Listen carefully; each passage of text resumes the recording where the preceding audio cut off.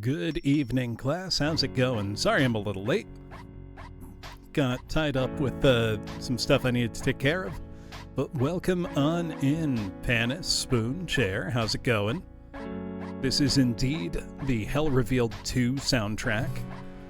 Killer soundtrack for a brutal, brutal megawatt that I honestly have a very hard time recommending to anybody. Though there are some maps I love. Yep, this track is called Old Bones. Let me put on my favorite track, which is for map 15, I think.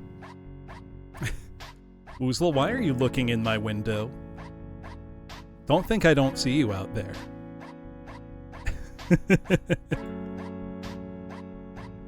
There, he retreated. Oh, who was playing Doom earlier, Meaty Spag? Yeah, I know he's cold. That's why he's out there and I'm in here, Hanabi. Now, here's my favorite track from the Hell Revealed 2 soundtrack. Yeah, if I'm cold, he's cold. Leave him out there. Make sure to keep the windows shut. This is Temple of Judgment from Hell Revealed 2 by Petter Martinson, and it goes insanely hard. It's so good.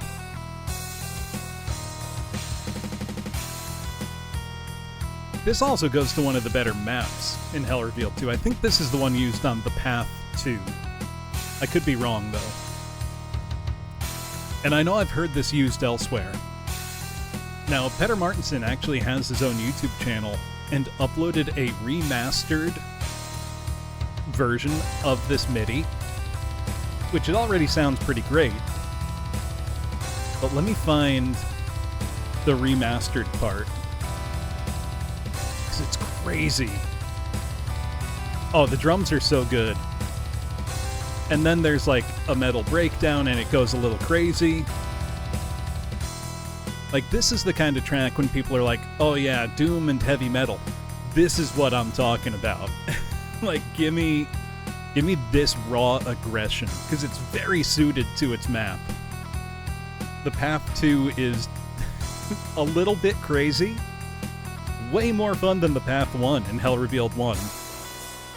But that's not the highest bar to clear. Hell Revealed 1 is just, it's so weird. Hello. Hey, Wise, 28 months, my goodness. Thank you so much. Let's hear the remastered version of this same thing. Oh, there we go. And this was actually uploaded by Thurbs, by Petter Martinson. It's like, okay, let's go.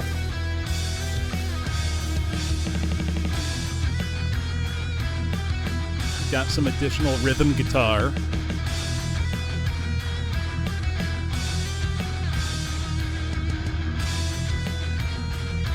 I'm probably never going to stream either Hell Revealed. This is as close as we'll get. Is just enjoying the soundtrack to Hell Revealed 2. Because, like, it doesn't get much better than that. It's so good. I don't know. I do have fondness for both of the Hell Revealeds. Because they capture two very different things. Hell Revealed 1 captures the madness, the burgeoning insanity of Doom circa 1997. You know, Plutonia junkies who decided these maps are too easy, we need a real challenge. Hello, Zarzak. So Jonathan Donner and Haggai Niv made Hell Revealed, which is filled with inscrutable gameplay, unbelievable death traps, and a lot of what became Slaughter gameplay. Hell Revealed 2 is only 6 years later. Rat Orly, this is a boater hat. I wear it because I like to sing barbershop quartet music and record it by myself. And I quite like how the hat looks. It's hard to believe Hell Revealed 2 was only 6 years later. I think it was 2003. And gameplay had come a long way since then. There are 4 of me, that's true. Also, yeah, here's the breakdown coming.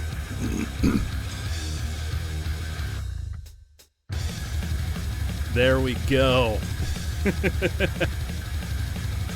Now just imagine you're facing down a crowd of like 80 revenants, 10 cyber demons, and this is like thrumming in the background. I mean, any hat can be used as a weapon if you hit somebody hard enough with it. No, it's not rock solid. They're usually made of straw, so they are firm hats. I mean, I have one. They're not soft-brimmed hats, but it wouldn't hurt very much if I threw it at you. That's enough of that, though. I want to play Eviternity 2. I've been looking forward to this all day. It's kind of what's been getting me through the day. So I'm going to change into my dooming attire. Give me just 1 second. Which means I'm trading this in for far more substantial headgear. Though I can always wear the hat on top, should anybody like. There we go. Now I'm ready for some Doom. So let us go over to our Doom screen. Hey, 25 stream streak. That's amazing, Kaneko. Thank you so much. But let me go ahead and get Eviternity 2 up here. Just had to check my settings because I was playing another map yesterday, but it was also MBF 21, so the same compatibility level as this, so there's no problems. For anybody who doesn't know what this is Eviternity 2. This just came out 1 month ago, and it's an incredible new 36 map megawad. It's a sequel to is it 2016 that Eviternity 1 came out? Or 2018. It was somewhere around, I think it was 2018, Eviternity 1 came out, which immediately became one of the best modern Doom megawads ever made. This here Eviternity 2 was developed in secret by kind of a superstar team of mappers, MIDI composers, texture creators, and it's really debuting a new set of the Doom texture set OTEX. Is why these textures look so nice, because a lot of them are brand new. And I'm about halfway through now, and I've got to say, this is one of the most incredibly fun, creative WADs I've had the pleasure of playing. Now, I can't remember quite what map. I think we stopped at map 16 last time. Or did we? No, we stopped at map 15. Yes, that's right, because the map immediately prior to this one, I'm also going to turn the music up a little bit. The map immediately prior to this one had been the secret map, map 33, which was incredible. It was basically a platforming level. Let me confirm that that's correct. And I'll just show you map 33 quickly. This is map 33 Catalyst. It is essentially a platforming level in Doom. And it's one of the most unbelievably cool things I think I've ever seen. So you can see the lasers kill you, so don't get hit by the lasers. And it starts out, you know, pretty easy. A lot of time, a lot of margin for error. And it very quickly becomes much less forgiving. Whoops. Like that. It's one of the coolest maps I've ever played, I think. I absolutely loved it. It is Subway Surfers, but way cooler. Also, if you slow down at any point, because you could if you want, you could, you know, hold S to backpedal.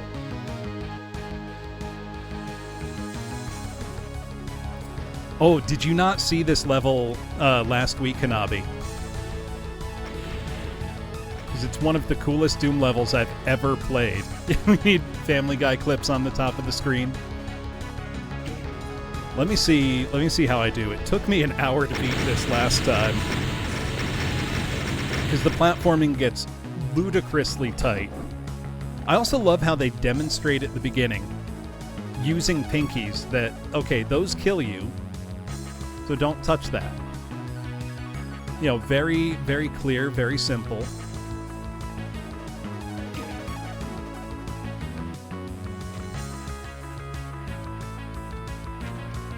This is really just a test of your platforming skill and pattern recognition.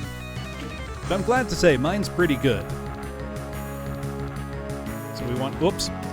I say as I immediately eat shit.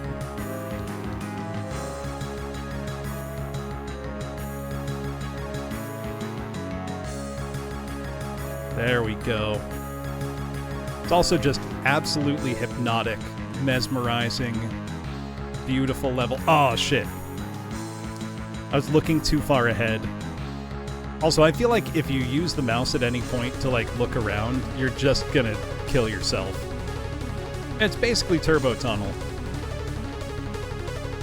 This might be harder than Battletoads. I don't know. I think this might be harder. It's certainly longer. That's for sure. Thankfully, we have an incredible track MIDI in the background for us.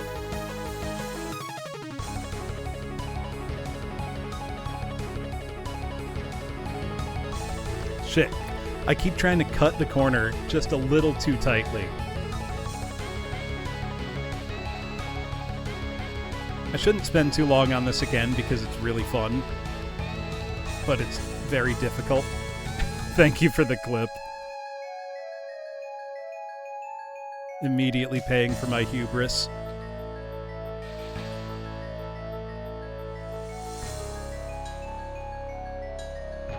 There we go. Oh, it's so good, Cliff. Oh, I'm going to turn the sound up a bit.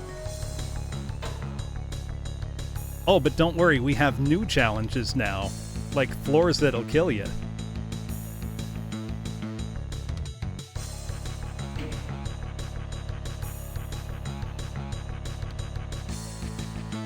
Oh yeah, no, behind you there is a wall of flame constantly following you, so that if you don't, like if you try to slow down, you'll die.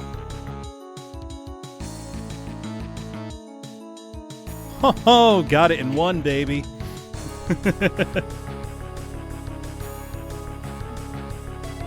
Like, how cool is this?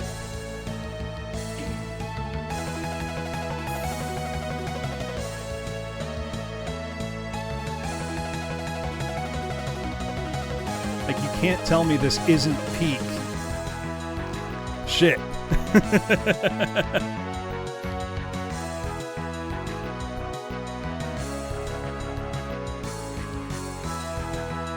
Just one of those pure gameplay zen type things. Ah, oh, damn it. It was so close. I can't wait to see people speedrun this and go like backwards the whole time, or just do an insane SR40 approach somehow to go even faster. So I'm sure they can. But yeah, if we look the other way and go backwards, we're going to see very quickly flames overtake us. Now, what the difficulty levels do is they either get rid of the flame wall behind you entirely and slow down the base speed of the conveyor belts that are moving you along. So they did manage to implement difficulty levels even on a platformer level, which I think is incredibly cool and creative. There you go, Baxter. Less wrist strain now.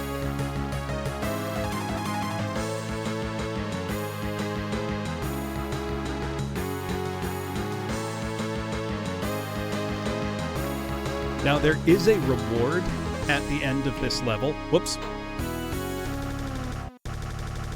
Which is a BFG and a perforator, which is the new custom weapon they made for this WAD. Unfortunately, because I play Pistol Start, I won't be carrying those forward with me.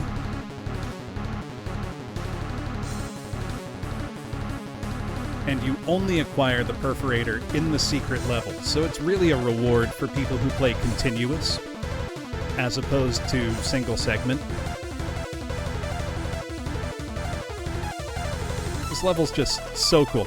I'm not going to play it all the way again, because I do want to get on with the rest of it. So now we are on to Map 15, Rubicon. Also, as always, if the sound is off, you know, if the game's too loud or anything, let me know. I think it might be a tiny bit loud. Let me turn it down. Oh, I would absolutely say the level itself is the reward spoon. And this is the final level of Episode 3, Petrified. Yeah, that right there was a better Sonic game than we've had in years. So I assume these hurt. Yep. So we got 5 secrets on this map. Quite a fair few.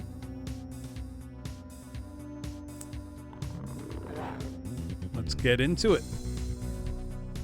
We've got some Mancubi. Let's take out hit scan enemies first, as always. Try to deal with these nightmare demons quickly too. Oh, and this crowd of, I forget what they're called. They're like returned corporals or something. They're a variant on an enemy that showed up in Eviternity 1. It's kind of cool to see them here as well. I've heard mostly bad things about Superstars. It might just be that Superstars is, you know, it came out on the same day as Super Mario Bros. Wonder. So it's like, well, you're not standing up to that. So that's one of the most, you know, creative and visually interesting 2D platformers we've had in ages from any company. So, you know, a kind of bland Sonic game isn't gonna stand up to that. It's like Sega really wanted to relive the old days where people were comparing Sonic directly to Mario. And they forgot that that didn't really go well. Yeah, because Sonic Team, their last really good game, Hanabi, was like Phantasy Star Online. I'm convinced Sonic Team doesn't understand what makes Sonic games fun. And I feel like I have a significant body of evidence to back up that point by now. Also, do you see that plasma flying through the air here? That is from an astral arachnotron. That's true. They make good Puyo Puyo games. I wouldn't say Sonic was never good, but what I would say is that when you look at what was the Japanese Sonic 2, which is how Sonic Team internally thought of Sonic CD, compared to the American Sonic 2, which is, you know, the Sonic 2 we got, it's kind of clear who made the better games. At least to me.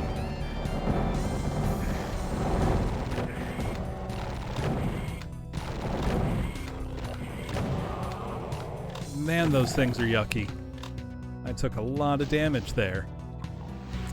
It's treating us quite well. Quite well indeed, Deet.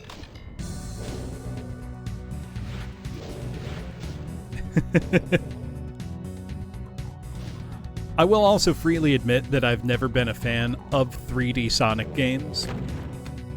Yeah, I like Knuckles Chaotix. I think it's a cool, creative game that when you learn to play it on its own terms, it's very fun and rewarding. I don't think Sonic CD is bad. I just think Sonic 2 is way better. It's weird that we've never gotten a re-release of Chaotix. What are you? Excuse me. Are you a purple Archvile? Is this just the Eric Andre bit? What if it was purple? Yep. It is a projectile teleporting Archvile. Thankfully it dies in one SSG blast, but yeah. Babe, wake up, new Archvile just dropped. Yeah, the thing with Sonic 1, in my opinion at least,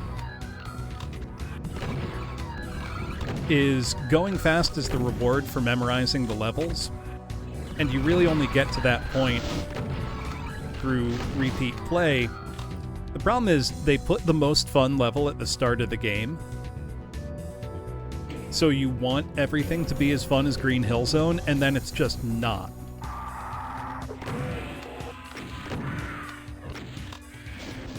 Because then you get to, you know, Marble Zone or whatever it's called, and you're like, oh, this is just a normal platformer.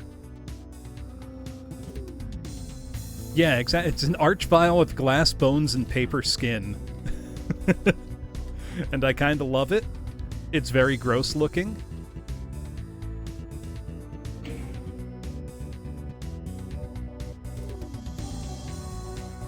No. Sonic was good. It just wasn't... Ooh, that's dangerous. What if I say it was good, but it was almost never great? I'd say Sonic 3 and Knuckles is great. Plus, it had lock-on technology. How can it be bad? Any game with lock-on technology has to be good. Also, as a kid, I played an unbelievable amount of, like, the endless Sonic 3, you know, 3D special stages by plugging Sonic 1 into Sonic and Knuckles. I played so much of that.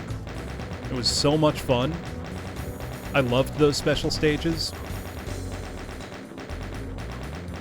See, that's the beautiful thing, Hanabi, is once you accept that you can just like stuff and nobody has power over you when you're like, yeah, I like it, so what? You reach a stage of freedom from that. So I feel like that's got to be a secret, and there's a way to get there. Oh, my copium supply is limitless. Can't make it from there, I don't think. Can I make it this way? I've heard people say Frontiers was fun. Watching gameplay of it, I just don't think I would enjoy it, personally. Petya, I haven't found a map in this so far that I didn't like. Also, map 33, Catalyst, right before this. Absolutely amazing. I don't think I can make that. Yeah, and since when did, you know, mid become an insult? Know what I will say I did kind of enjoy as a Sonic game was Sonic Lost World on the Wii U. I thought that was okay. I thought it was perfectly serviceable. I liked that it had bright colors, and that's about it. I like that it very transparently was trying to be Mario Galaxy, because Mario Galaxy is good.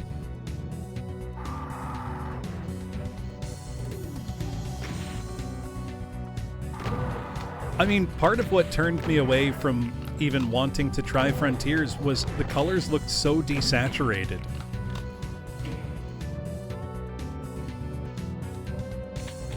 And it's like, what? Okay, but what's wrong with the colors in a Sonic game being bright and attractive? Wasn't that, you know, part of the point? Oh, this is a diabolical encounter. That's an astral, Mancubus, who are incredibly deadly. Two of them. Yup. Thanks, Deet.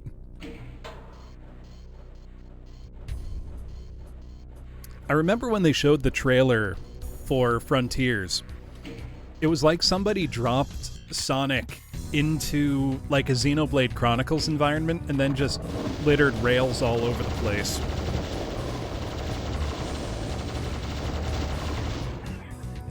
Yeah, they are super nasty.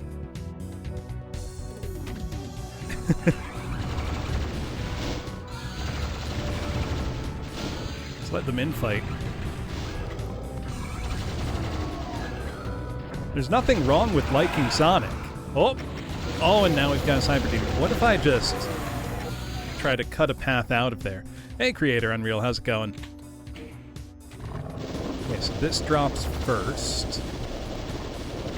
I'm going to try to get myself a little safe spot back here for a minute.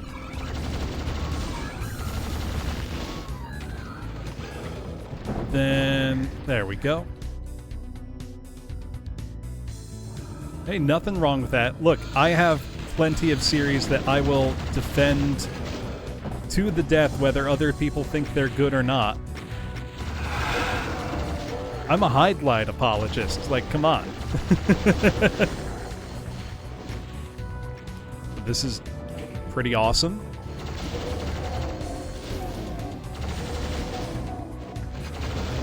Sonic Roboblast 2 is an incredibly impressive bit of fan work. I mean, I loved Sonic Mania. Absolutely loved Mania. Because Mania captured and distilled very well the things that I love about the Genesis Sonic games. And I'll freely admit, I never cared for any of the 3D Sonic games. I didn't like Sonic Adventure when it was new. And I think over time, I've come to like it even less.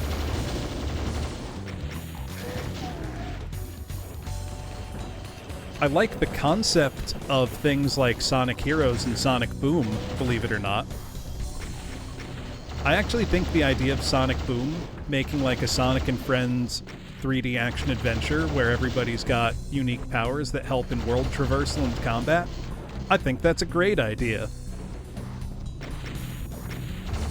The execution was just quite poor. And I'm not even very willing to blame the developer for how Boom turned out.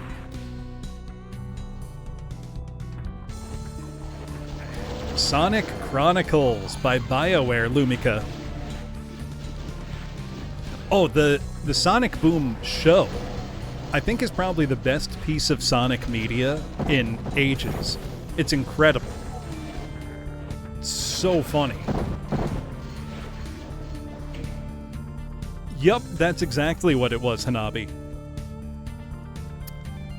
They were told by Sega to develop a Sonic game for next-gen consoles and to make it a 3D action adventure, like with Sonic and Friends, and here's the new character designs to match, you know, our TV show.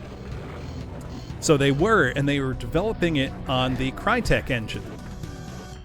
You know, the engine that powers the Crysis games. And then, with less than a year to ship, they were told, by the way, this is for the Wii U. And no, you can't have more time. This needs to ship by the holiday. So they got it to run. Yep, it's a CryEngine, I think CryEngine 3 game. Just an engine straight up not supported by the Wii U. Now they got it to run, but it was an ordeal. And honestly, I think those developers should be saluted for managing to get it to work at all. How you doing, Protostar?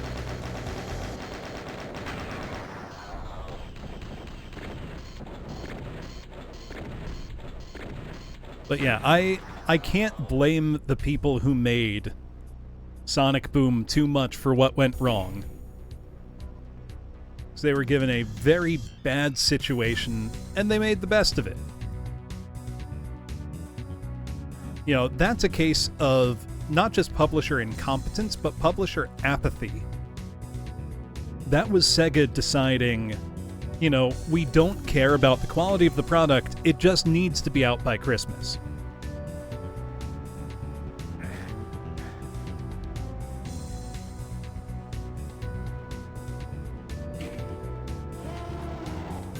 Yeah, they did a Sonic 06 again. It's weird to think back on Sonic 06 and realize that that was to commemorate the 15th anniversary. Gotta develop fast. Unfortunately, they seem to have made that their mantra.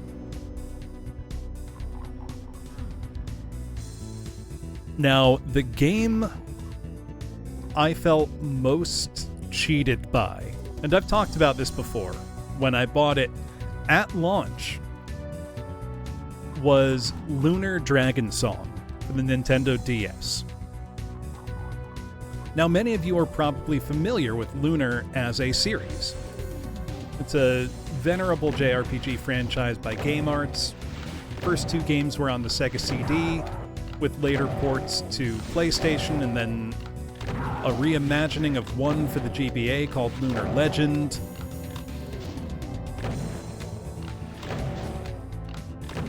You know, it was a very influential series. I love it. I love it dearly.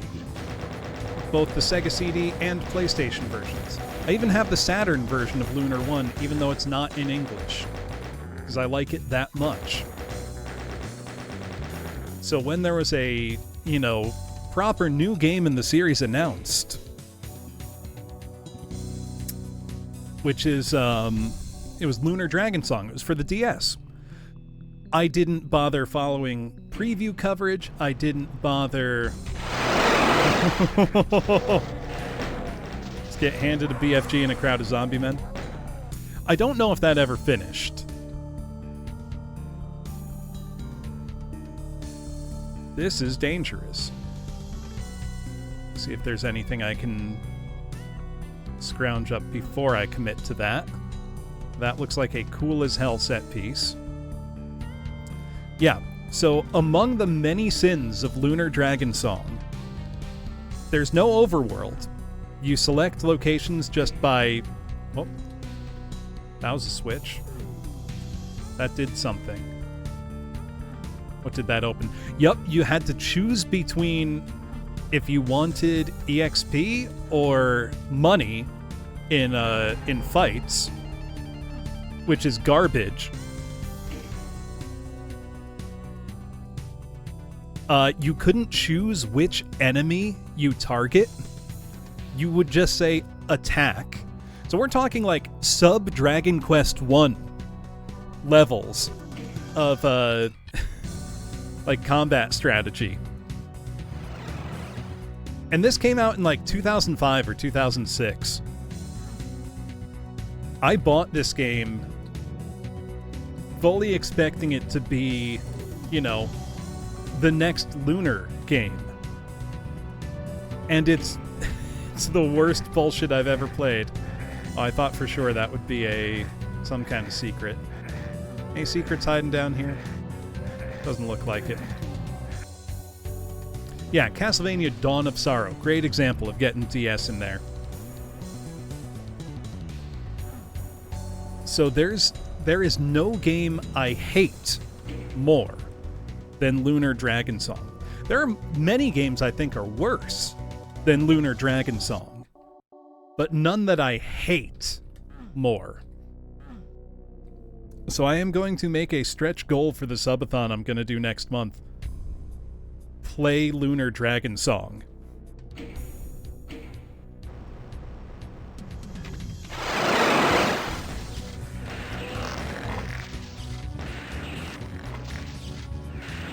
There we go.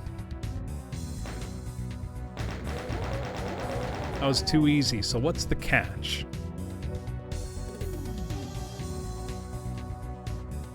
See, I feel like if I had gotten a way too safe remake of Lunar, that's, you know, that would be disappointing. But a new game that's so bad it's embarrassing just hurts. And the other thing is, it's insanely ugly for a DS game. There's gorgeous DS games out there. And this isn't one of them. I bought it, like, day one, meaty spag. And I thought, you know, oh, I'm not even going to bother with the previews. It's Lunar. How can it be bad? How's the Switch 2? You really just given me... Is that my whole secret, or was that not even a secret? What's going on here? Oh, no. Oh, no. I'm locked in now.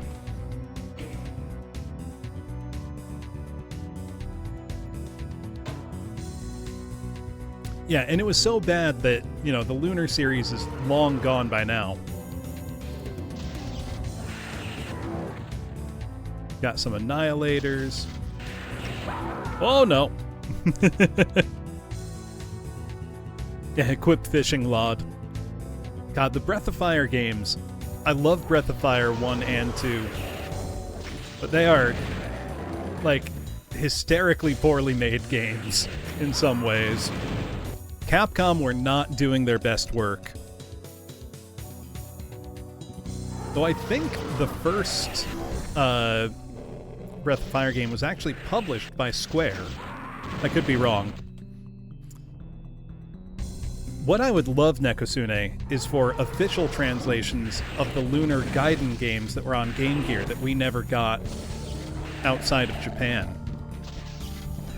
That would be cool.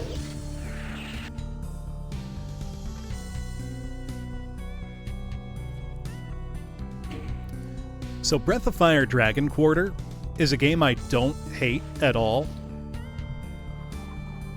Oh yeah, Death is an insane map, Protostar. I love it.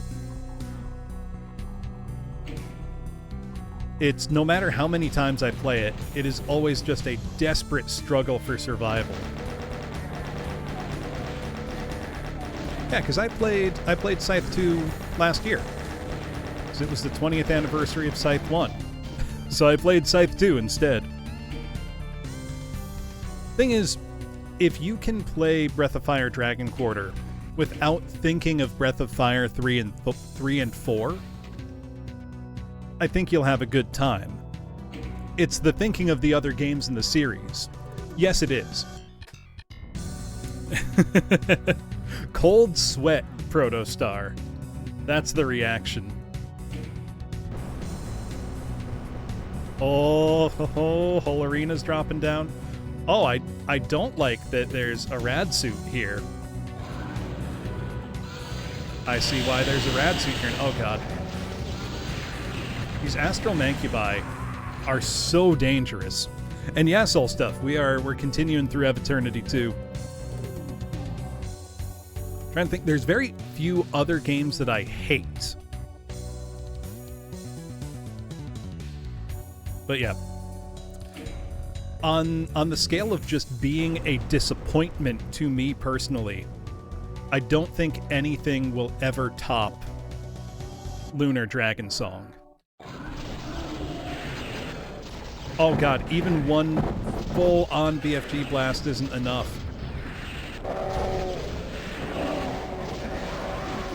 That's insane. So I didn't play the Jedi Survivor games, the new ones. And I didn't play Mass Effect past 2.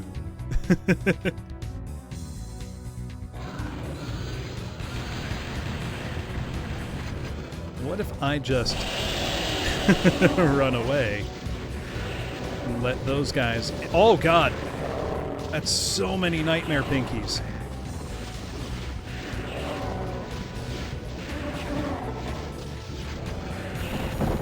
This is a pretty awesome fight design, though. One that Scotty's really not messing around with. Pick up a rad suit, refill. Oh, and we've got several Annihilators. Just, you know, for some spice.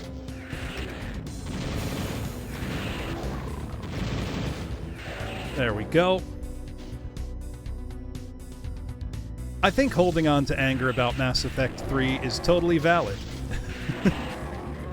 Because you were promised, you know, choices that mattered. That was the whole point of the series, was choices that mattered. And then you just didn't get them. That sucks.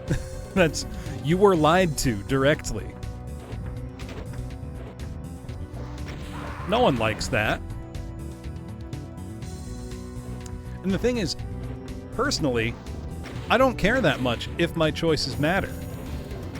But I do care if you tell me they matter and then they don't. You know what I mean? Also, I'm going to try to get on that tightrope. I'm going to be honest, the only Fallout game I really like is the first one. Like, Fallout. There we go. Nice little two-shot.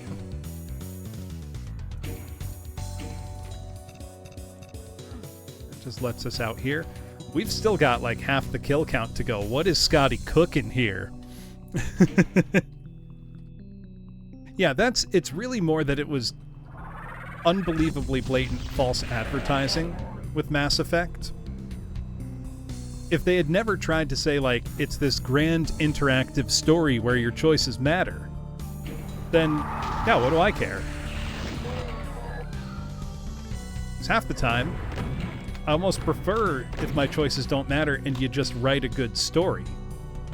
You know what I mean? Oh, Sonic 1 GBA, Nekosune. I think the most incredible thing about that is it was probably developed in-house by Sega.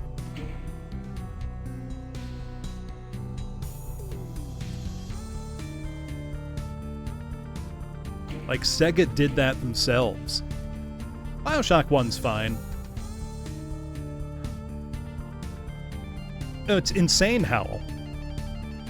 And it's like, at that point, there were that came out in 2006. The GBA was 5 years old. It was on its way out as a platform. Yep, same day, because it was supposed to be celebrating, you know, the 15th anniversary. And then that's just what they released.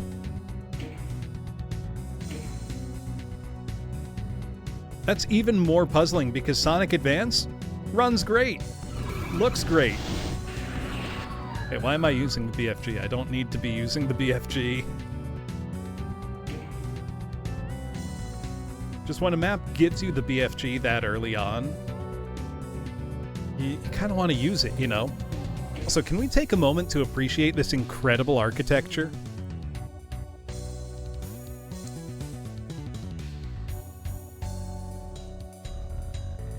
Like, this whole wad is gorgeous. I haven't even pointed out that it's raining right now, and the rain stops when we go inside. That's magic. Okay, maybe I would have wanted... Yeah, maybe now I want my BFG.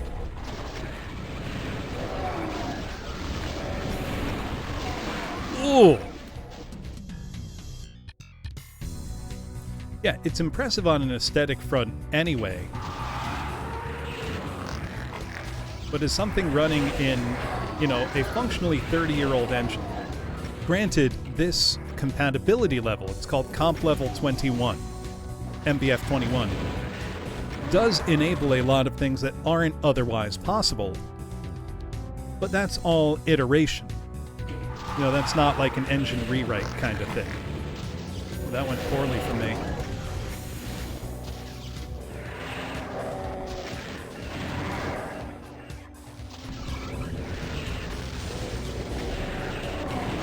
Oh, if I get stuck, I'm dead.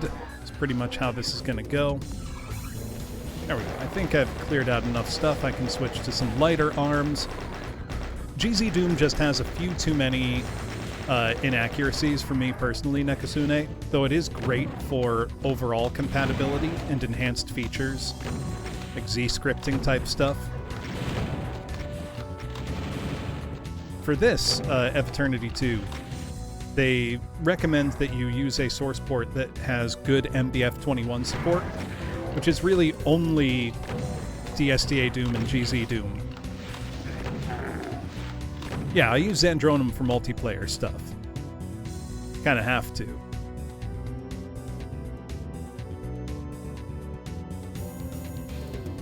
That could have gone better.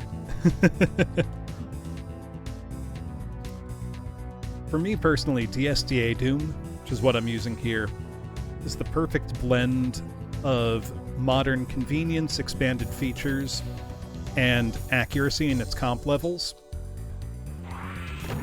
Because even when you set GZ Doom to, you know, comp level 2, it's not quite accurate. There are still some things that behave differently than they should. It's very minor and won't bother or even be noticeable to most players. Hey Adam, thank you for the raid. What were you up to? I'm amazed I got away from that.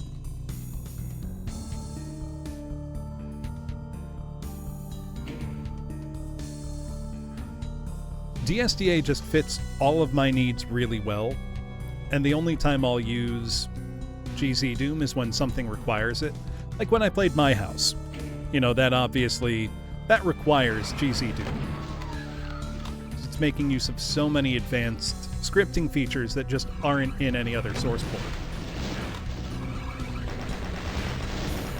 Oh, they have multiple attack types. That's cool. Those things are frightening. I don't think I like them.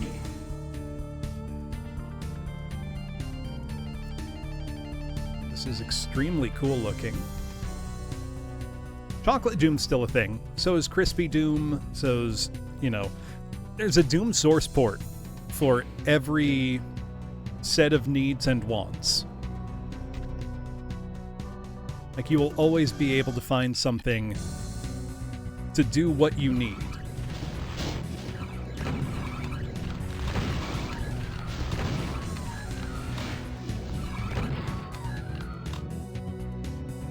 Man. This new Archvile type is sick.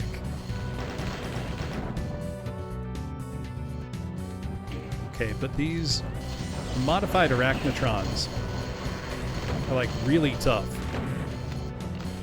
Some Broforce, very nice.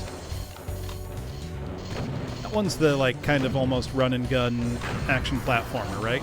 Am I thinking of the right thing?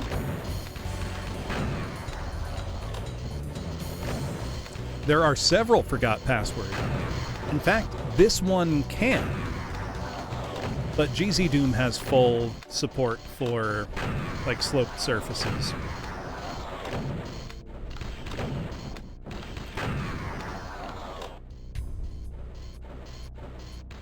I mean, there's also, you know, GZ Doom supports full 3D objects. All kinds of things you can do. Yeah, I've seen it before, Nekosune. Very impressive stuff.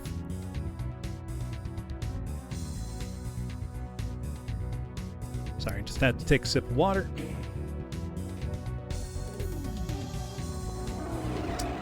Let's see, so we got some Archies, some Cyber Demons, Spider Mastermind. I think that's the first Spider Mastermind we've seen in the WAD.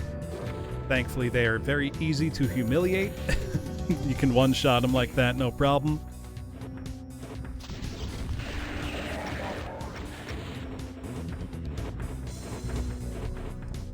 Let's see. Oh, I failed to one-shot that Spider Mama. Unfortunate. Wonder if I should try to make the, whoops, wrong side. I'm gonna say if I should try to make the Cybers deal with them, but that seems unnecessary. There we go. Much better. Now, I don't have enough to one-shot both Cybers just yet.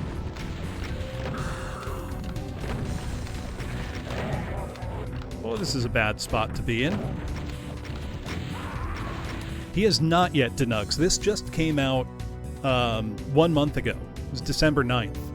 He played Eviternity 1. This sequel was not even announced to have been in development. And it just dropped as a surprise for Doom's 30th birthday. Which, What an awesome surprise. It's incredibly good.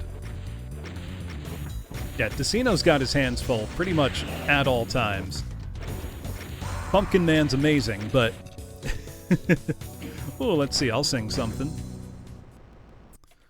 What do I feel like singing is the question.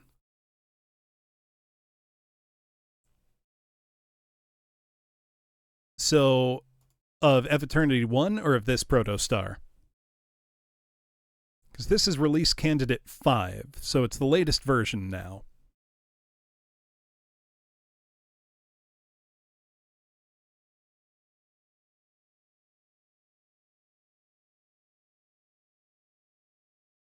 Oh, yeah.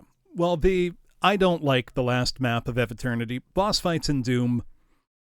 The only boss fights in Doom I've really enjoyed, Elementalism had some pretty fun ones, but generally not. Just do what Scythe did. Eric Alm got it right 2 decades ago. Give me a big final fight, a big skills test. That's all I want.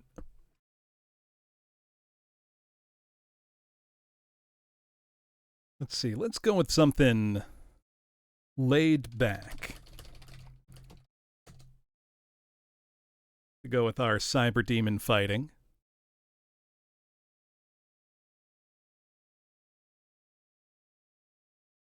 Let's make sure I've got the volume balance right.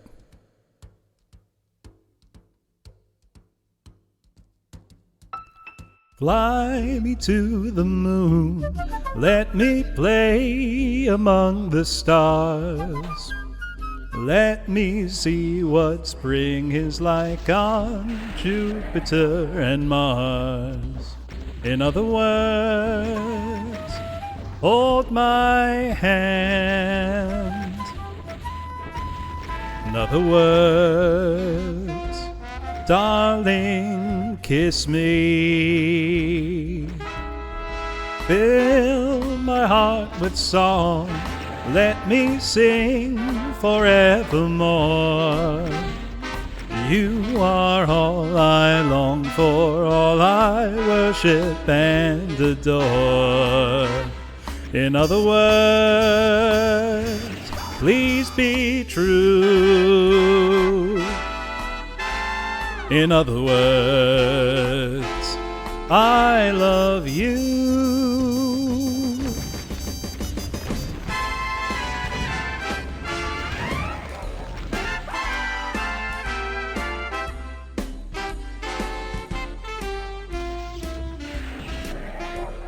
It was a trickier encounter than I would have assumed.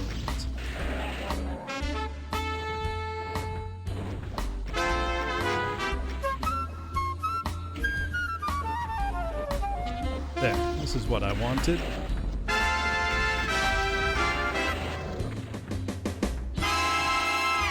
Fill my heart with song, let me sing forevermore. You are all I long for, all I worship and adore. In other words, please be true. In other words, I love you.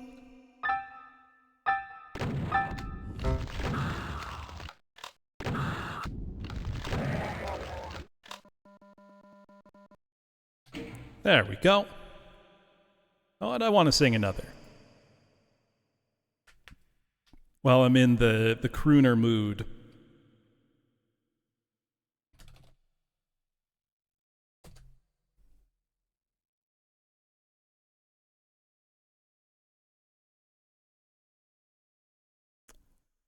What else fits?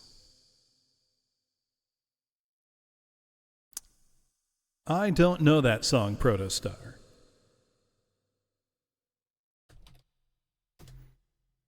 I sing this one all the time, but I like it, so I'm going to sing it more.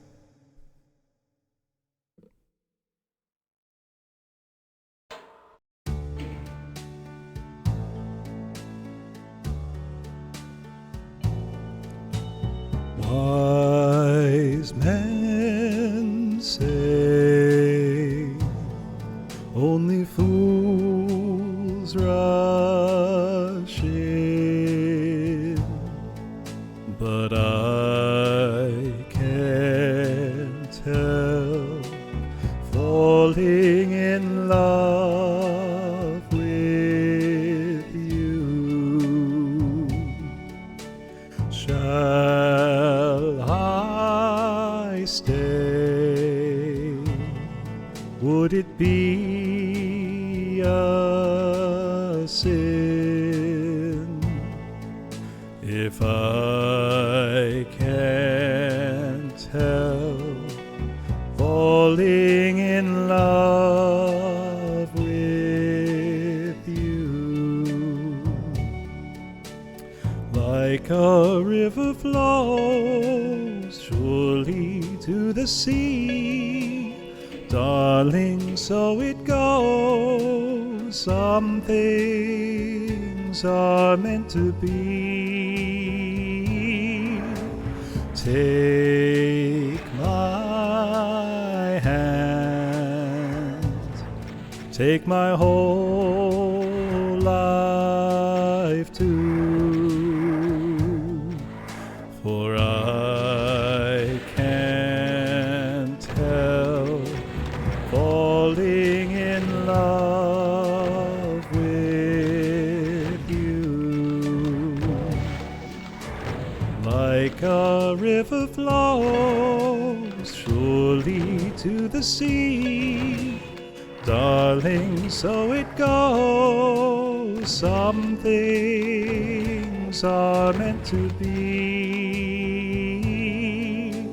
Take my hand, take my whole life too, for I can't help falling in love with you, for I can't help falling in love with you.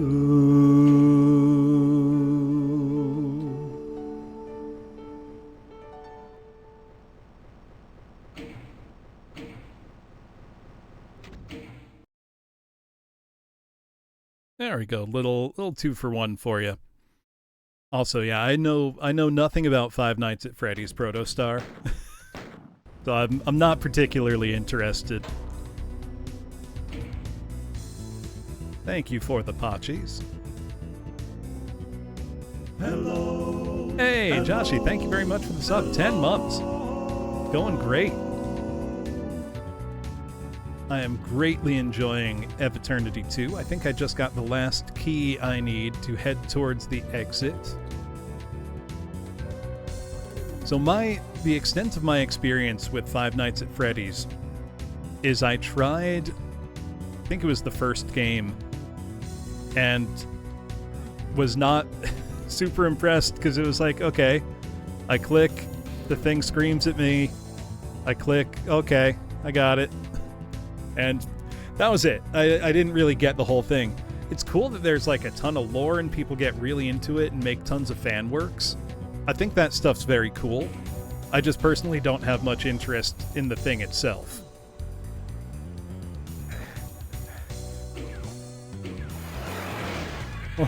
Those are all astral cacodemons. Not just gonna let me have the exit that easily, huh? Well, I'm missing 100 kills. That's the exit. Or is it? No, it is. So where are the rest of these baddies hiding? There's got to be like a big secret fight that I'm missing. I don't know if I want to go hunting for it or not.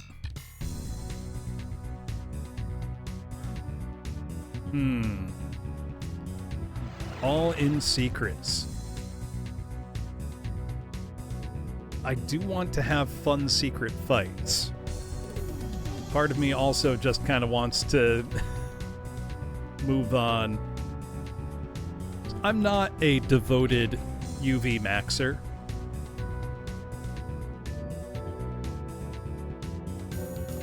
Oh yeah, forgot password. That's very much what the Scythe megawatts do. Their final levels, particularly Haunting Dreams, map 30 of Scythe 2. It brings you back to all locations you've visited earlier and kind of rearranges them as extra hard challenge fights with just one huge interconnected hub world as a big fight, and it rules. It's incredibly fun. I really liked the reveal early on in this map of, what do you call those archviles? Also, look at those. Tiny, tiny sectors built to make those pylons. Just awesome detail.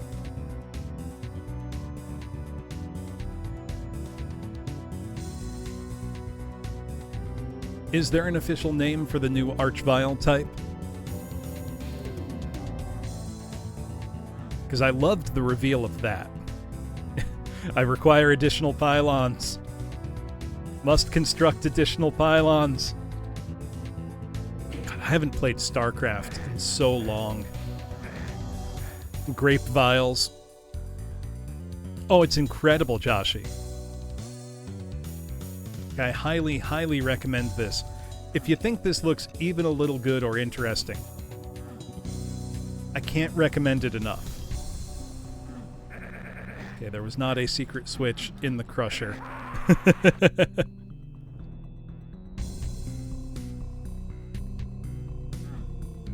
And like with all Doom stuff, one of the best parts of this is it's totally free. Like, you can just download and play this. It doesn't cost anything. I know I hit a switch over here. I think if a Doomwad insists on ending with an Icon of Sin fight, I prefer it to be very straightforward and tasteful. Anomaly Report by Valkyrie Force. It was either 21 or 22 that came out.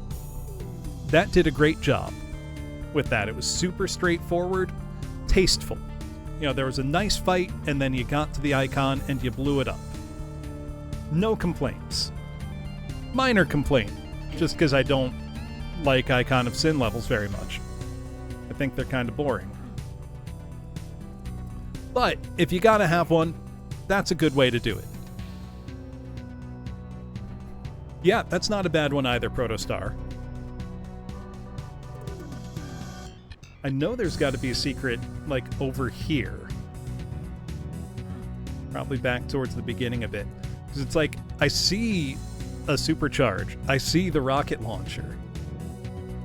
I don't know how to get to them. It's bothering me. I don't see any shootable switches anywhere. This whole area feels bizarre to have. It's not connected to anything. But it doesn't really appear to be. I may just move on, instead of trying to find whatever secret fight this is.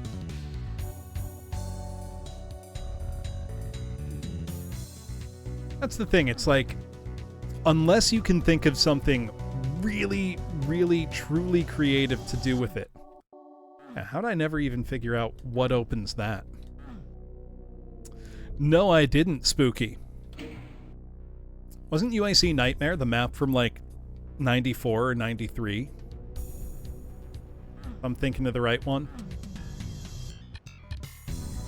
What the hell am I missing?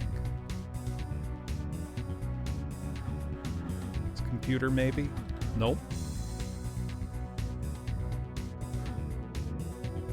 Took a bite out of one.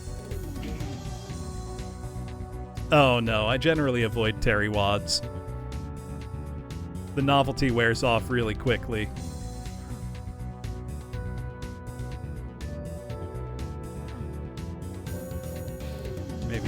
purple switch or something.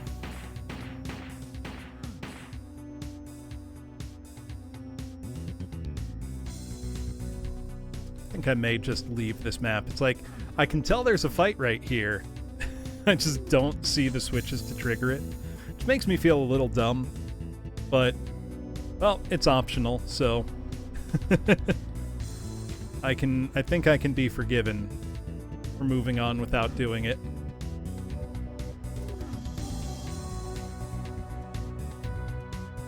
Just not seeing where any of these would happen. Let's drop me down into the poison. Yeah, no clue.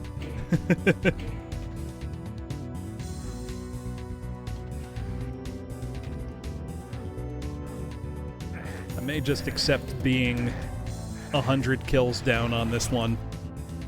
Sorry, everybody. Secret's too well hidden. I'm dumb. Plus, I want to move on to the next episode. Sorry, Scotty. Your map was really fun, but I didn't find the secrets. No secrets? The foe retort.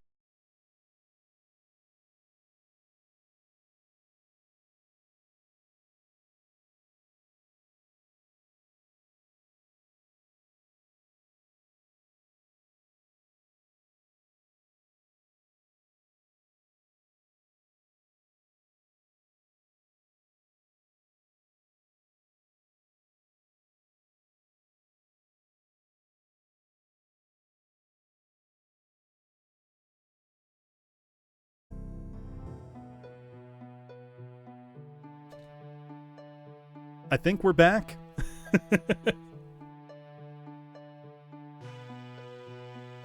Twitch just didn't want you to see the story text, I guess.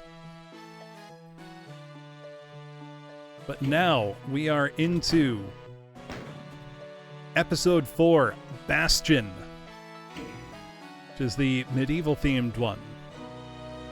This is map Barbican. Look at these carpets. Look at the stonework, the detail. Look at the trees. Already loving this.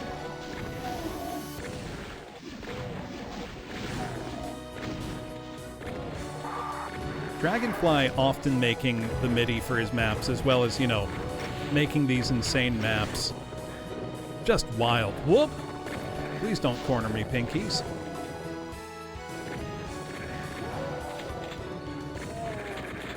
Oh, chain gunner got me. Yeah, right? Episode 1 of Eviternity also so good, because it did an awesome job introducing all of the main gameplay concepts just kind of all at once. Also, I feel like this is going to be a secret-dense episode, given that, you know, it's castles and whatnot, and those are really good places to hide stuff. And I'm cool with that. Also, I saw one of them purple vials. I need to come up with a good name for them.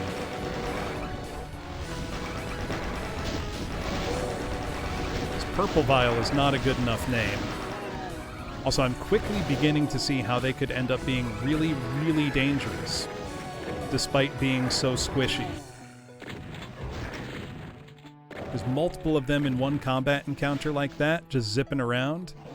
It's a recipe for disaster.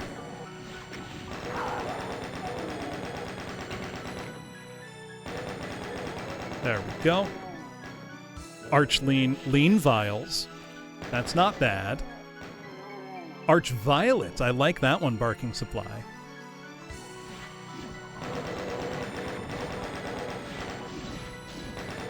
Good suggestions all thus far. Arch fiends. It's a distinguished sounding name. I'm just thinking of the Eric Andre, like, Season 1 bit of what if it was purple? Only with the Arch Vial. And it's making me laugh to think about that. Arch Friends. These guys don't seem very friendly to me.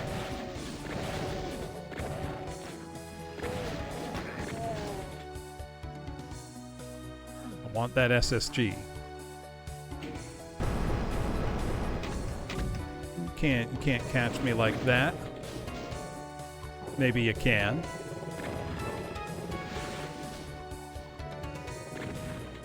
Nice music for this one, too.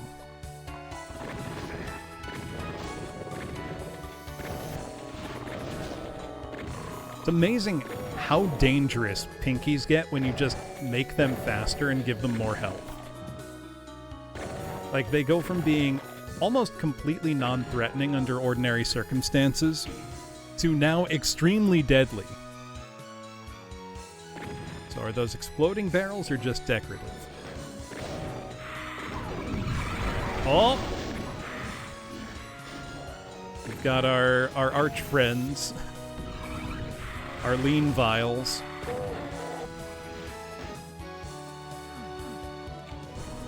Oh! If you're giving me this many rockets and a megasphere for free, that means shit about to go down. Alright. I'll play your game for a bit, I guess. I don't think I wanted to lock myself in here just yet. If I get cornered like this... Oh, get out of my face. Get out of my face. Alright, we're alive.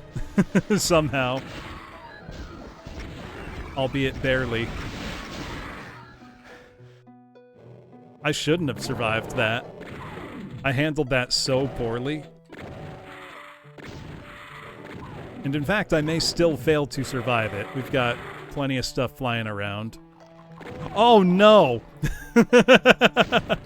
A regular Archie's down there.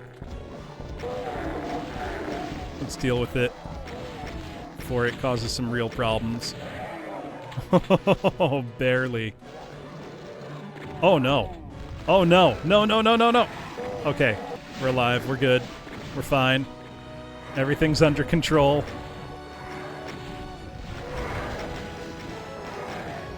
Map rules. Get out of my way. There we go.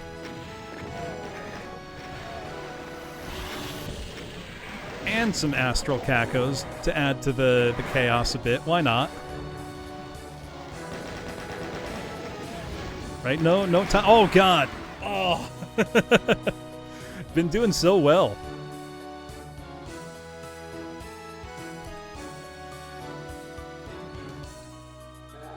That was all, like, really sick. It's going good, Honktown. Let me not do that fight yet. In fact. Let me explore more and hopefully equip myself better. Yeah, Eviternity 2 is no slouch in the difficulty department. It's definitely a step up from 1's difficulty in pretty much every aspect. But I'm not complaining about it. The maps are extremely polished and very, very fun. So it's like, yeah, bring on the challenge.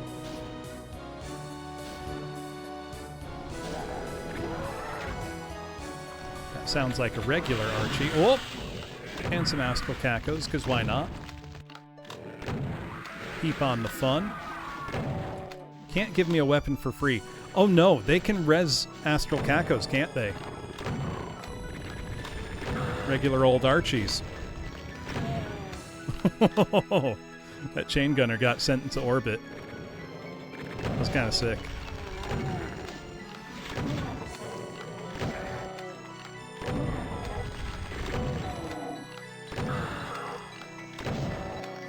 Stop resurrecting stuff in my face.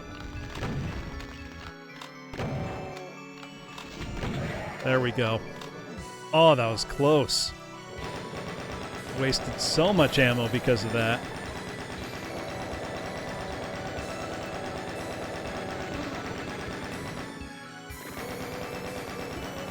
God, that was cool, though.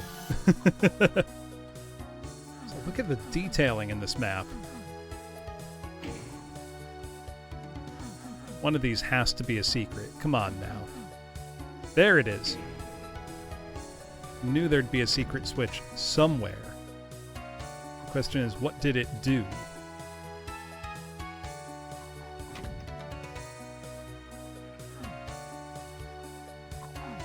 Did it open that?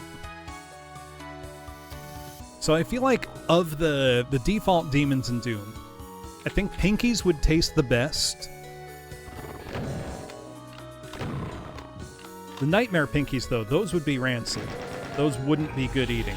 There's our secret. Okay, that's a pretty good secret. Oh, do we get a big outdoor fight as a reward for our secret? We get a berserk. I like that. What do we get when we hit this? That would be a great episode transition. And I'm trying to think if anything like that's been done before. There is a map, I think it's in Poggers, or Poogers, sorry, that does something similar.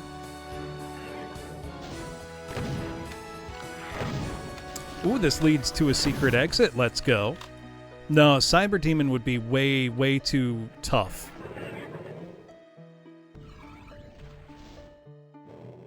There'd be just all gristle. No good eats there. I feel like imps might taste good.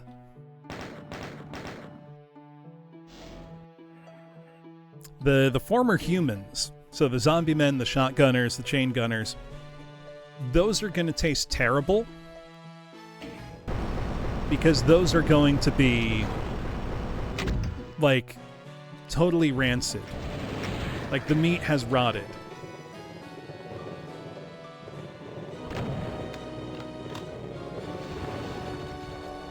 Let's let the Annihilator do a lot of the work for me.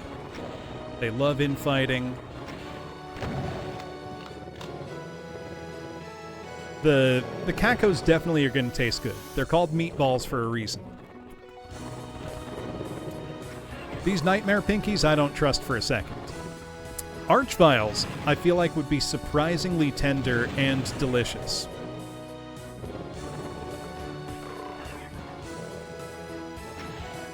Yeah, Barons, they probably have a fine steak taste, but you gotta slow cook them because they'd be too tough otherwise.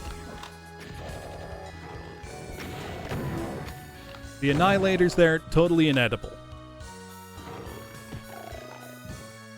The Masterminds, I feel like the Mastermind's brain would start to decompose so quickly that you could, like, spread it on crackers or toast, and it would probably be a lovely, mild flavor. That's my guess.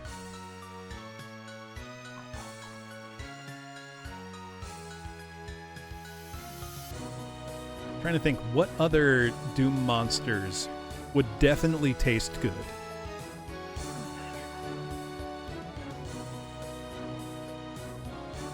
Oh, a Mancubus would be like the slimiest, sweatiest meat you've ever touched in your life. Totally inedible. Hot take. Hell Knights are chicken and Barons are beef. They look similar, but they taste different. That's my new headcanon for these. Yeah, the Mancubus, it would be so oily. Like you wouldn't be able to get a bite down.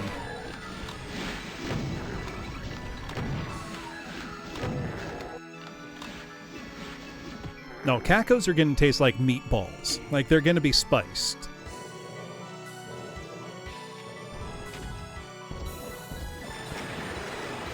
Whoop. Oh, that was terrible. We need that juicy caco meat.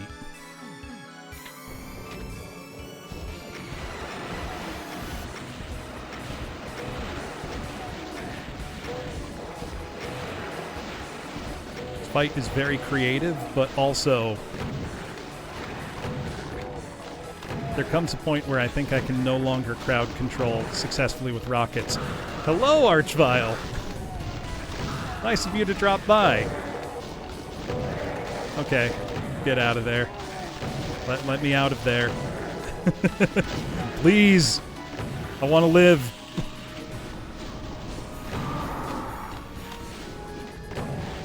Damn it, I walked right into it. Yeah, the Icon of Sin is just John Romero.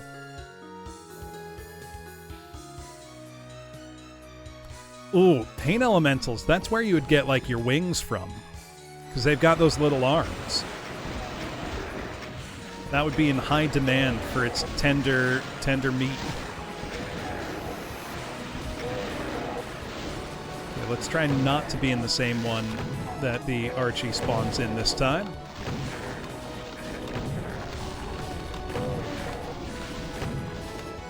Alright, now we can better deal with the crowd.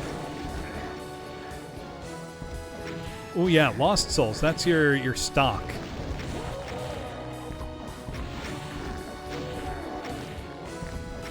There we go.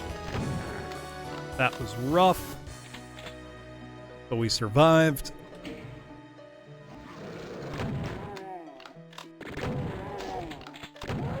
I see you there, Archie. Don't think I didn't notice. Don't you do it! There we go. Ooh, Arachnotrons. Anything with, you know, a lot of brain like that is actually going to be quite tender and good. Because I don't know if you've eaten brains before, but they're actually pretty tasty.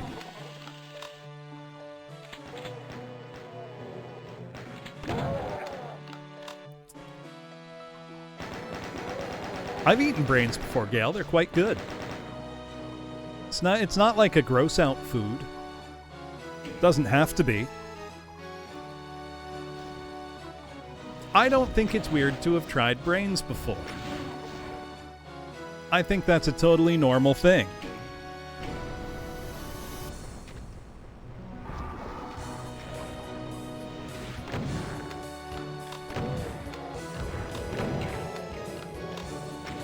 Ooh, on banh mi, that would be great.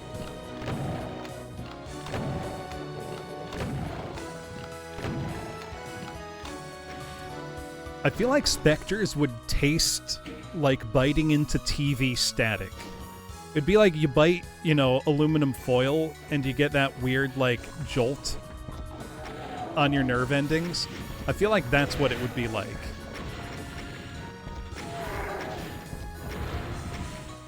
We got a Cyber Demon, we got a bunch of Revenants. Come here, a bunch of Revenants.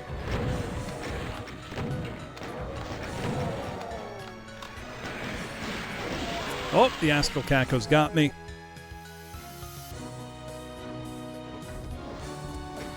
Where are the Astral Cacos? They came out to surprise me over there.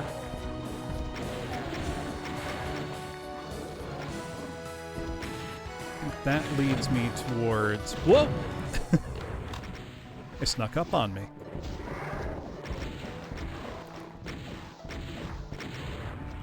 Nah, Revenants, they're all bone. Nothing to eat there. Okay, so it's when I cross a line depth they appear. Got him. I feel like they significantly nerfed the Astral Caco both in movement and in health, and I'm really glad they did. Because they were just not fun in Eviternity 1. They would spoil any encounter they were in. Yeah, but look at, like, that face meat on the Cacos there. That would be, like, the really tender stuff. That would be the good stuff.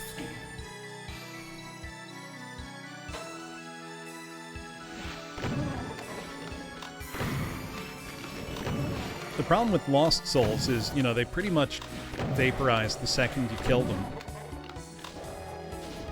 So it's like, how do you use them to make stock when they, you know, break so easily? Now, you could try making stock from Revenant bones, but it would go bad so quickly. Like, the broth would just be rancid. Is it, Aaron? How do you do the camera controls? Do they function similar to, like, old school Kingsfield? Where you've got to use the face buttons to look up and down? Because I would dig that. Whoa! Alright, there's now a cyber demon on the same floor as me here. Okay, I feel like I'd get used to that control scheme. That doesn't sound so bad. Gotta hold for stronger attacks. Yeah, that's the kind of game where you gotta remind yourself, like, don't grip the controller too tightly. You know what I mean? Probably not Nekosune, because Doomguy doesn't say much. The talking's a pretty big part of Strife. Hey Armand, welcome in. What were you up to? Always a pleasure to have you.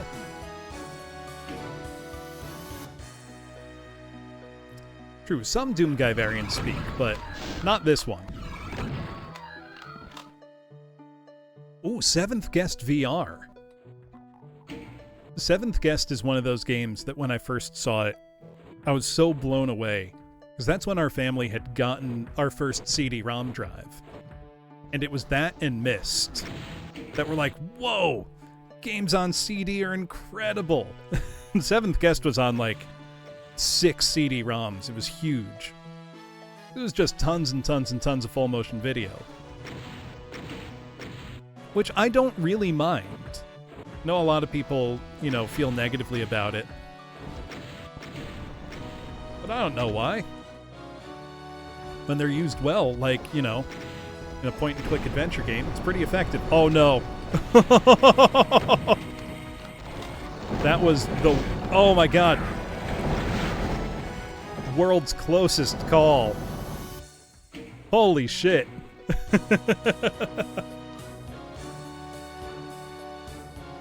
I barely got out of there. Probably shouldn't have gotten out of there. So now I need to get back in somehow.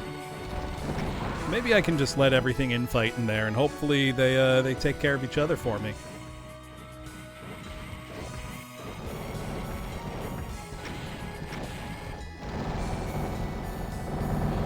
Yeah, it very much was, you know, a point-and-click puzzle adventure game. Very much of the style that was popular back then.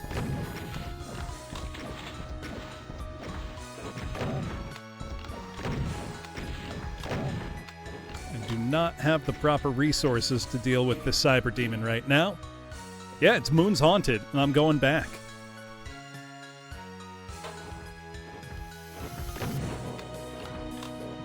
Moon's Haunted, Cox Shotgun.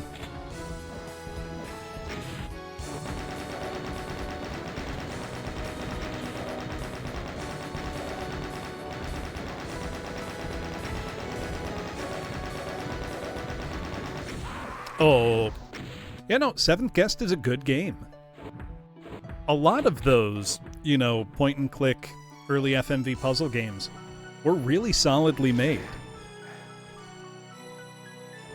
So that's kind of when,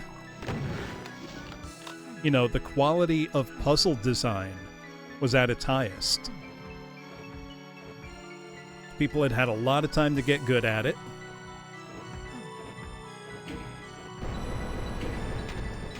Okay, what's the catch?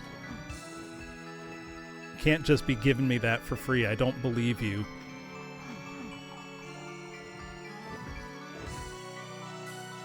Know what series of puzzle games I really liked? Point and click like that? They were kind of a direct, you know, rip-off of Myst, but I thought they were really good. Oh yeah, all the LucasArts ones, Nekosune, I really like. But I loved Atlantis and Atlantis 2. Because they were kind of bonkers. Like, they were games made by lunatics, and I mean that in a good way. Pissed. Oh, Day of the Tentacle's great. But for more, I guess, serious is a good one. Atlantis No Nazo had a sequel. Fun fact about Atlantis No Nazo is that it was nearly localized and brought to the US as Super Pitfall 2. But because of the terrible reputation that Super Pitfall had, that did not happen. And having played both, I can safely say Atlantis No Nazo is a much better game than Super Pitfall. Super Pitfall is really bad. Which means I should stream it. For actually good Pitfall games. Oh, it's like almost non-functional. I love Pitfall 1 and 2 on Atari 2600. Those are genuinely great games. Pitfall the Mayan Adventure on Sega Genesis is really, really good. Then I think they did a Mayan Adventure 3D that I never played. Hello, Bones. Yes, that was one of Jack Black's first acting jobs, was the commercial for Pitfall. Much like how an early acting job for Paul Rudd was being in the Super Nintendo commercial.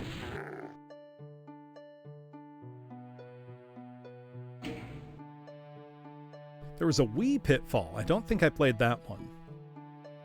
Pitfall is such a fascinating series, because it's an unbelievably important series in the history of gaming.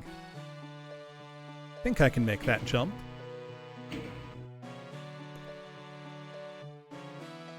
God, the Paul Rudd Mac and Me thing that he just keeps doing to Conan is so funny.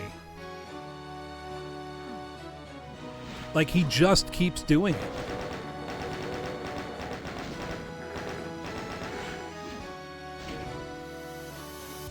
He managed to get him even on the podcast. That's incredible.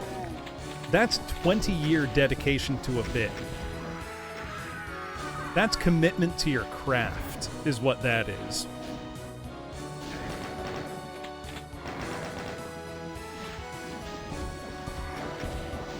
So Paul Rudd is aging, freakishly well. So he still looks like he's in his mid-30s, and he's in his mid-50s now.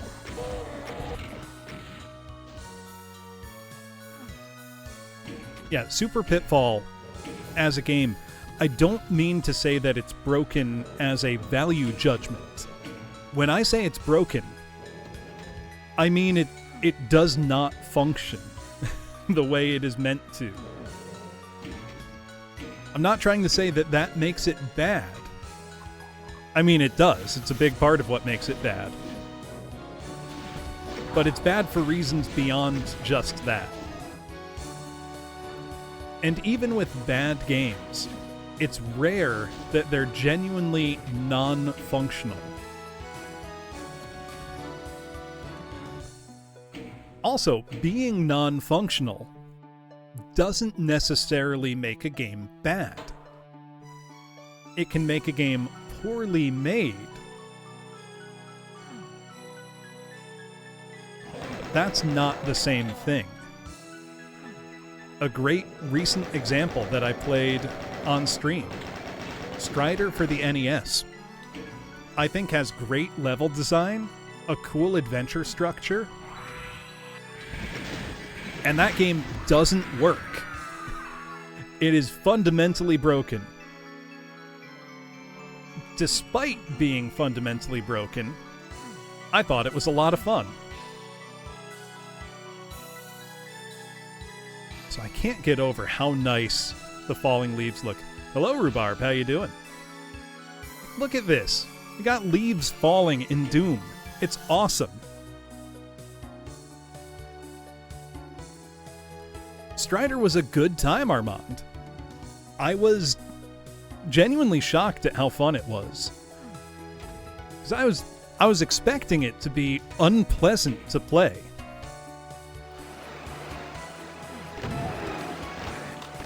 Dooman's going great, Tachikoma. Eviternity 2 continues to be really, really good. Not really a surprise, considering the folks who worked on it are, you know, some of the best Doom mappers out there.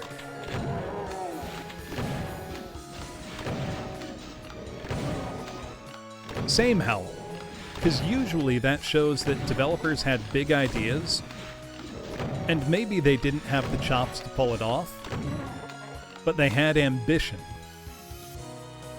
And I like that. I appreciate that. I think we should reward ambitious designers.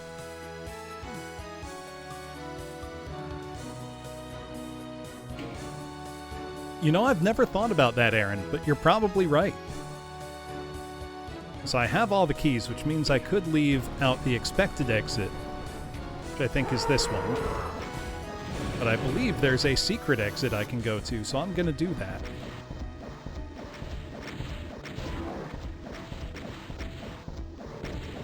Ooh, Alpha Protocol's another great example. Fundamentally broken, but no worse for it.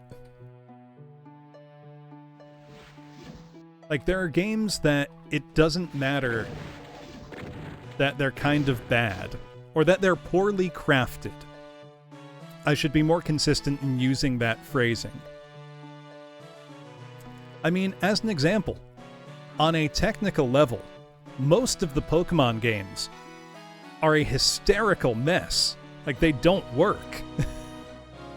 To get them to work at all, they're held together by, like, hopes and prayers. Didn't stop them from becoming beloved games.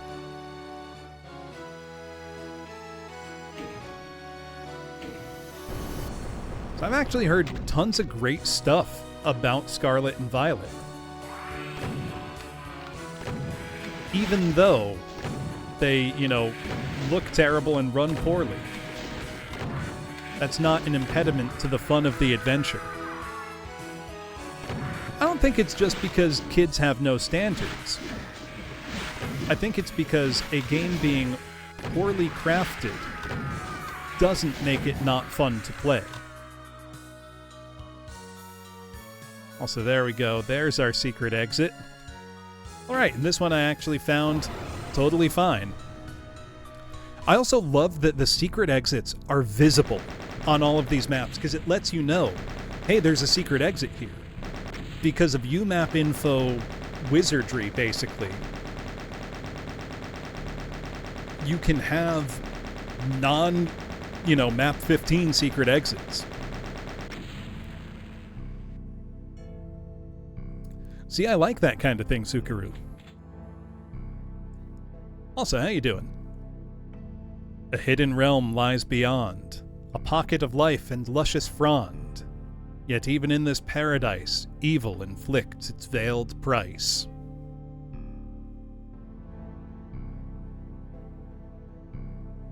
Let's see, this should be, I think, map 34 now. It is, map 34, Freya.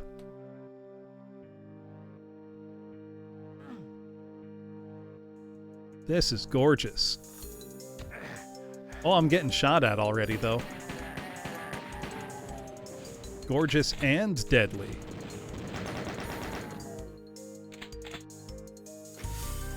Got a lot of plasma over there.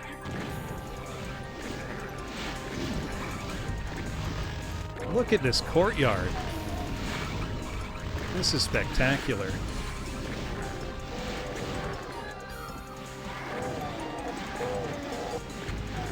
Music's nice, too.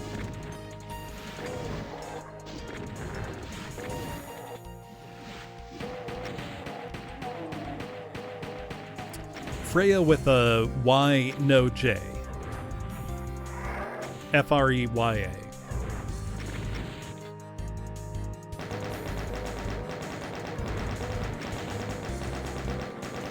Look at this. We got bricks, we got columns, pillars, leaves everywhere.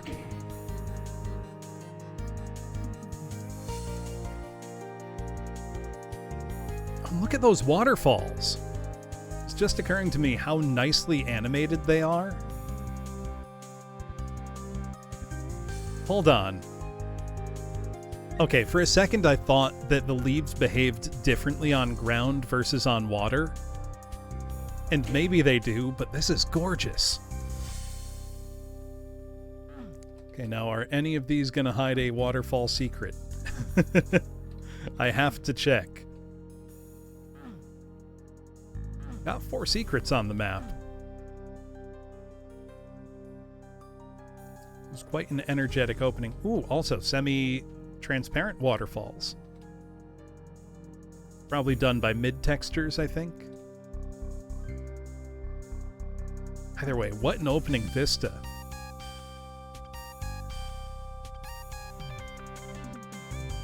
And, like, look at the ground there. It's gorgeous. Come on, go away. I want a better weapon before I fight you. Yeah, there we go. I want this. Whoop! Didn't mean to fall down there, so now we're in the thick of it. I've noticed that the purple vials have different behavior based on how far away from you they are. Like, they'll do the flame burst attack when they're close, they'll do the spread shot when they're far away. That's really cool. That means you can't just treat them one way. You've got to be situationally aware to deal with them. Makes them a bit more threatening than they otherwise would be. Because if it was just the gush of flame, they'd be pretty easy to deal with, I think. Hello, Mono. How you doing?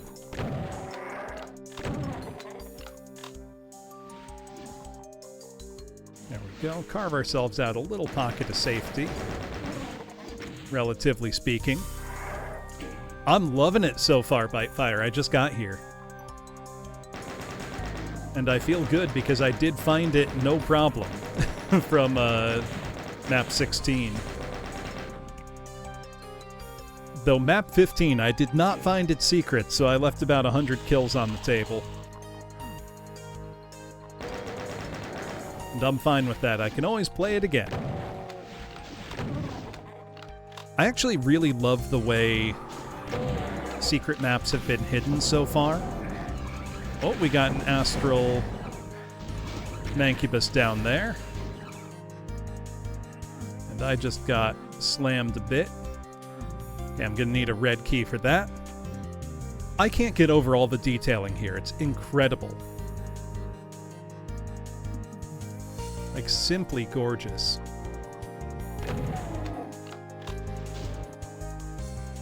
Can't go that way just yet, maybe. Whoops.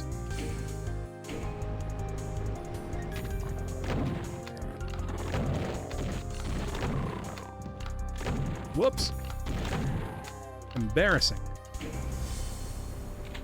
No waterfall secret. Now, which Doom is it in VR, Armand? Because I know there are... Like, there's a source port of, you know, GZ Doom to VR. Okay, is it like Doom 4? Doom 4. Doom 2016? Or like, you know, original Doom? What's the basis for it? I guess is my question. Because I've personally tried GZ Doom in VR. And that was pretty fun. I've also tried Doom 3 in VR, but not the official port. Did the unofficial port somebody made for, you know, Quest headset devices.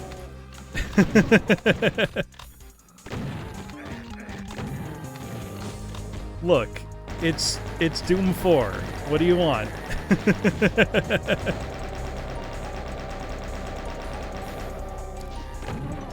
Is it Doom VFR? Because I know that's a separate thing, too. Yeah, VFR, that's what I thought it was. Yeah, unless we want to call Doom 64, like, Doom Gaiden. Which now I want to call it that. They still should have called it, like, Doom the Absolution, which I think is what they were planning to call it originally. They ended up not going with that name, instead calling it the much less inspired Doom 64. Which gave a lot of people the wrong idea about what the game was. Because a lot of people just assumed, oh, it's just another port of Doom. And then they didn't play it. Whoops! It's a Wii U thing, you wouldn't get it. No, I wouldn't, Nintendo. No one did. That was a pretty textbook face rocket, Nugs. Yeah, it's what so many people thought. And why wouldn't they? You know, so many other things that got, released on N64 were just Thing 64. And honestly, I kind of love that naming convention, even if it's not particularly helpful.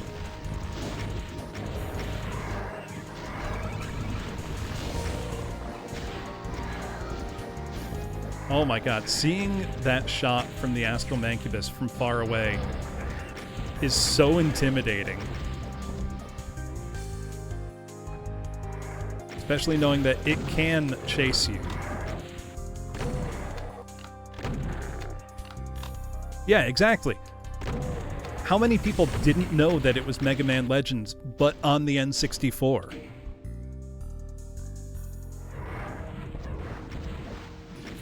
Also, I'm just going to go ahead and say Mega Man 64 is pretty good. I don't know why so many people are hating on it.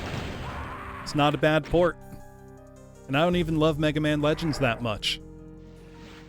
I love the look, idea, everything else of Mega Man Legends.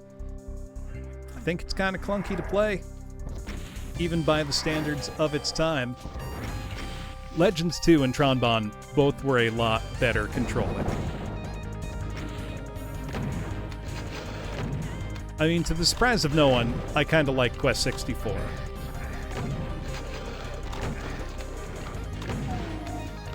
I like the system, the look, the world, etc. of Quest 64.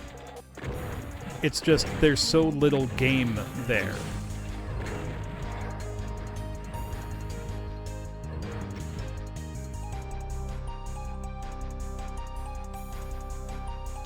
I liked Scrappy-Doo as a kid.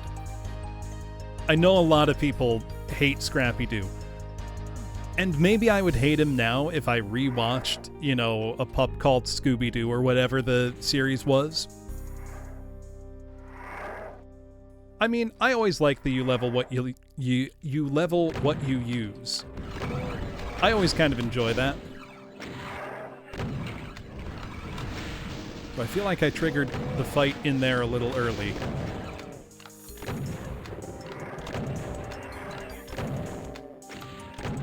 Why is Muppet Babies not streaming anywhere? Like, why is it just not available? I loved Muppet Babies as a kid, and I have zero clue if it's any good or not.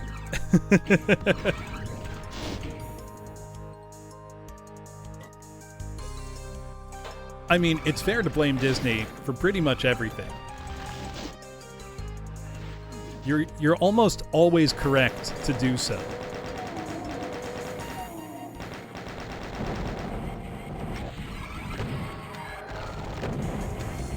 That purple vial just, took a bullet for the Astral Arachnotron. Also, we've seen Astral variants of many enemy types. Does that mean we're going to get an Astral Revenant at some point? Because I don't think I can handle that. Was Teletubbies not already Teletubbies babies? I thought that was, the point. This map is so pretty. That requires the blue key.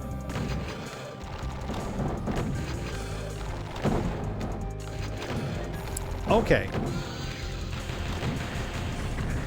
Maybe I just got lucky with RNG for a second there. But if you can keep kind of close distance to the Astral Kako, you might be able to just lock him into that pattern. Not Astral Kako, Astral Mancubus.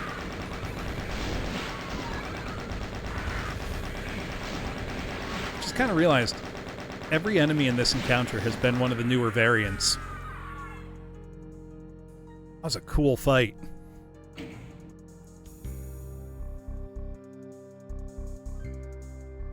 Yeah, red herring. And that's a joke that as a kid, like, I totally flew over my head. Because why would I get it? I'm a kid. I don't understand these concepts yet. So give me that.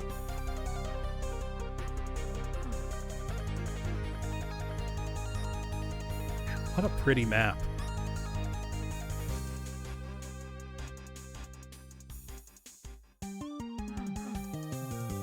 Looking for secrets. Hey, Damato, how's it going?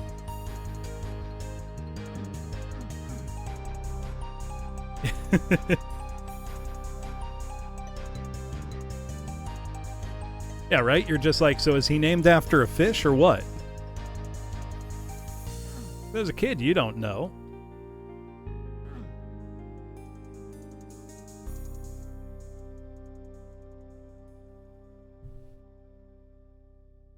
Scooby-Doo is the kind of franchise, though, Hanabi, that can do a crossover with literally anything and somehow it works. It somehow makes sense.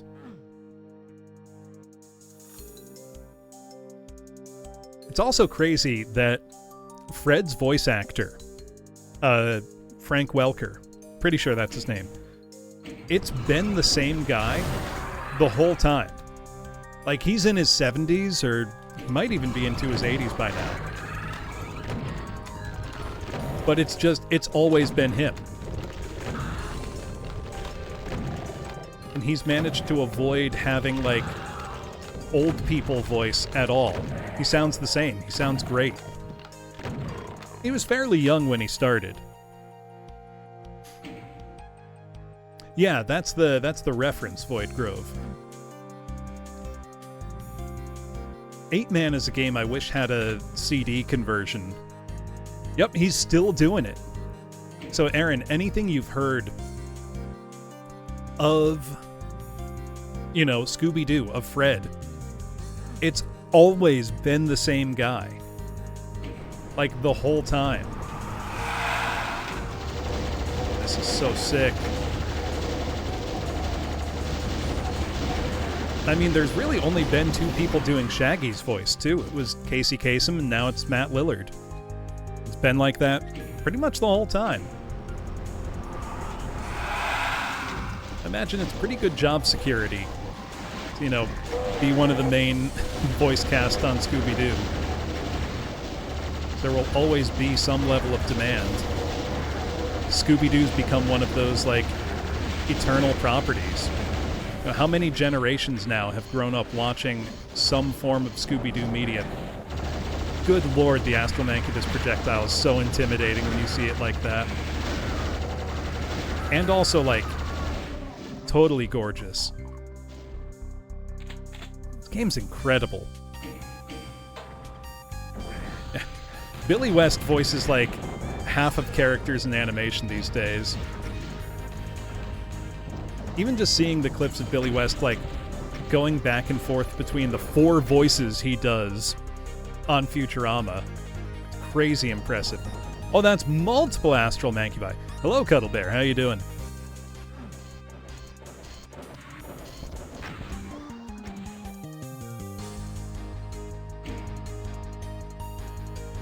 This is so cool.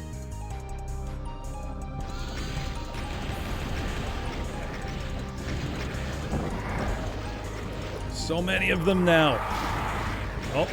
Oh, get out of there. Oh, I'm hosed.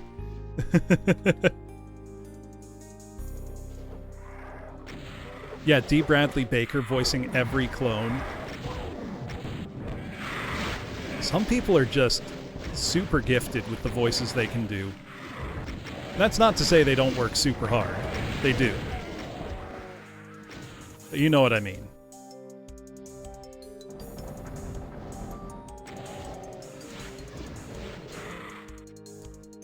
He is the least weird person.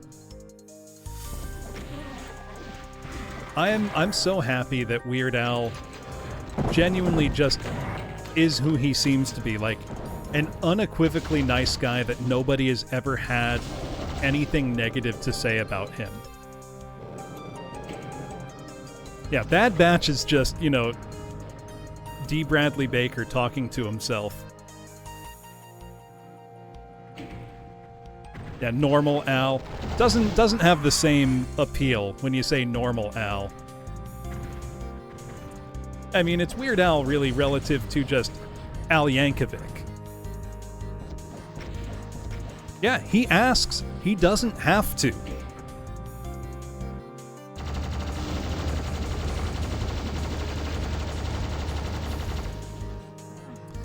If I'm remembering right, Armand, didn't, what's his name? Mark Knopfler, the lead, you know, guitarist of Dire Straits, didn't he play the track on the parody? He asked, like, can I, you know, you can do it, but I want to play the guitar part.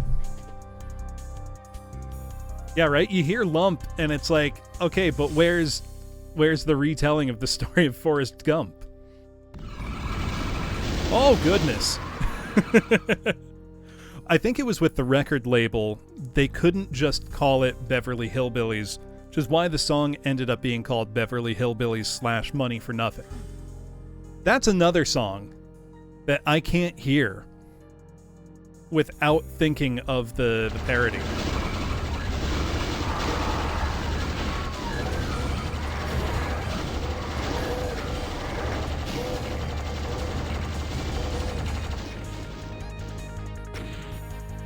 Yup. Well, specifically, he didn't want the chicken pot pie to be the parody because McCartney's a vegetarian. So is Al these days. He wasn't when he invented the Twinkie Wiener sandwich.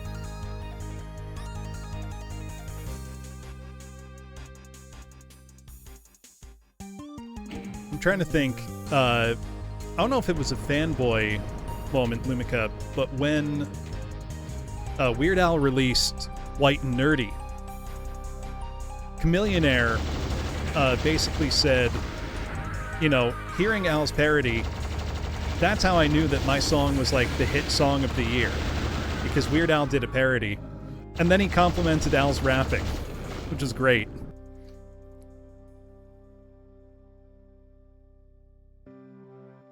And Al can rap pretty well. So Coolio later, you know, said he was wrong to be mad about it. And has since said, you know, that was my bad.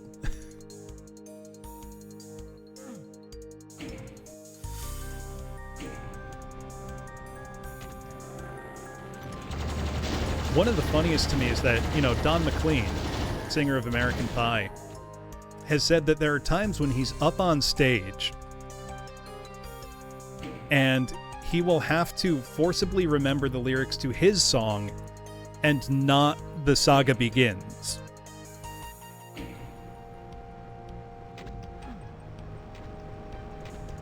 Oh, I know for a fact that I can't. Oh, good lord!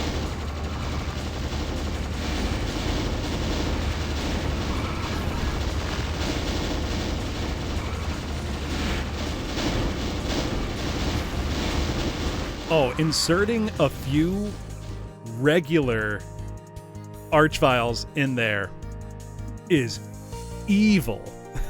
Like, completely evil. Those are purple Archviles, basically.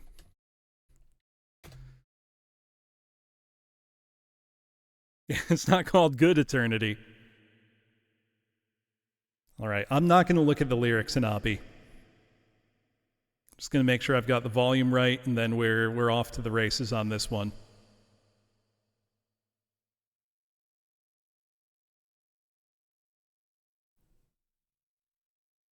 Make sure it starts. Long, long time ago, in a galaxy far away, Naboo was under an attack. And I thought me and Qui-Gon Jinn could talk the Federation into maybe cutting them a little slack. But their response, it didn't thrill us. They locked the doors and tried to kill us. We escaped from that gas and met Jar Jar and Boss Nass. We took a bongo from the scene and we went to feed to see the Queen. We all wound up on Tatooine. That's where we found this boy. Oh my, this here Anakin guy. Maybe Vader someday later, now he's just a small fry. And he left his home and kissed his mommy goodbye, saying soon I'm gonna be a Jedi. Soon I'm gonna be a Jedi. Did you know this junkyard slave isn't even old enough to shave? But he can use the Force, they say. How do you see him hitting on the Queen, though he's just 9 and she's 14? Yeah, he's probably gonna marry her someday. Well, I know he built C-3PO, and I've heard how fast his pod can go. And we were broke, it's true, so we made a wager or two. Ooh, he was a prepubescent flying ace, and the minute Jabba started off that race, well, I knew who would win first place. So yes, it was our boy. We started singing, my, this here Anakin guy. Maybe Vader someday later, now he's just a small fry. And he left his home and kissed his mommy goodbye, saying soon I'm gonna be a Jedi. Soon I'm gonna be a Jedi. Now we finally got to Coruscant, the Jedi Council we knew would want to see how good this boy could be. So we took him there and we told the tale how his midi-chlorians were off the scale, and he might fulfill that prophecy. Oh, the council was impressed, of course. Could he bring balance to the Force? They interviewed the kid. Whoa, training they forbid, because Yoda sensed in him much fear. I'm singing. And Qui-Gon said, now listen here, just stick it in your pointy ear. I still will teach this boy. He was singing, my, this here Anakin guy. Maybe Vader someday later, now he's just a small fry. And he left his home and kissed his mommy goodbye, saying soon I'm gonna be a Jedi. Soon I'm gonna be a Jedi. We caught a ride back to Naboo, 'cause Queen Amidala wanted to. I frankly would have liked to stay. We all fought in that epic war, and it wasn't long at all before the little hotshot flew his plane and saved the day. And in the end, some Gungans died, some ships blew up and some pilots fried. A lot of folks were croaking, the battle droids were broken, and the Jedi I admire most met up with Darth Maul, and now he's toast. But I'm still here and he's a ghost. I guess I'll train this boy.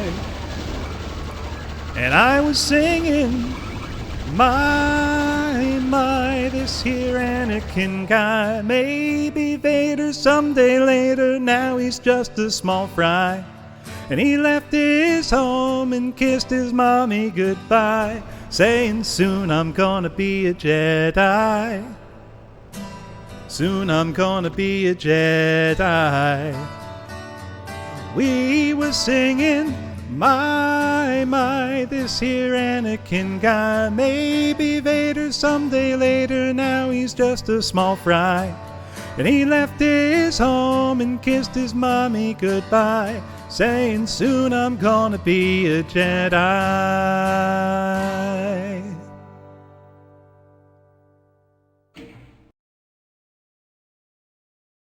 Yeah, I don't need to look for that one at all. God, I love that song. Also, that song powered me through to win that insane fight. That I think was the easiest of the secret maps so far. Awesome map. Perdita. Map 17. Also, I'm positive I missed a perforator in that last map that would have made that final fight a lot easier. But I missed it, so I'm gonna live with it. And I don't play continuous anyway, so it doesn't matter.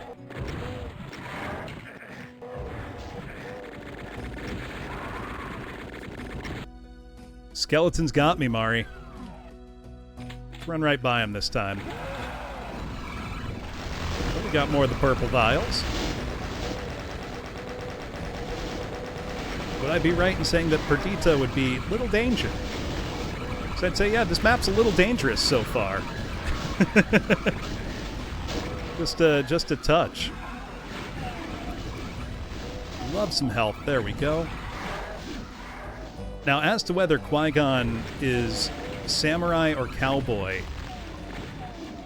take this as you will, but I know Lucas's first casting preference for Obi-Wan is actually Toshio Mifune, because he was such a big fan of him in Kurosawa's works, and that's kind of how he envisioned the Elder Jedi statesman role being. For Qui-Gon, I think he's just 100% Liam Neeson. I don't think we can, read too much into that. Let me turn up this MIDI. This sounds good. That was a hell of an opening encounter. Oh yeah, this is the good stuff. Yeah, I mean, that's the best part of the holiday special, and it's not even close, Nekosune. The holiday special is one of those things that you watch thinking, it'll be so bad it's good. And then you watch it, and it's like, no, this just, really sucks. Genuinely 100% is unenjoyable. It's fascinating. Also, this is so close to being similar to Greensleeves. Oh yeah, that's the only way anybody's got it, Howell. It's still only really available in bootleg form, except for the Boba Fett animated sequence.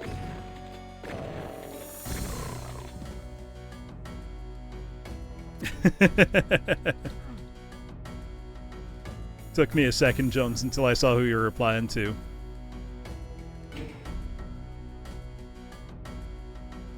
I think as far as Qui-Gon specifically, more than, cowboy, samurai, whatever archetype, he's like a weird mystic. That's the point of his character. Okay, I'm gonna need to do some quick moving for that, and I think maybe an SR40 run. But I want my SSG.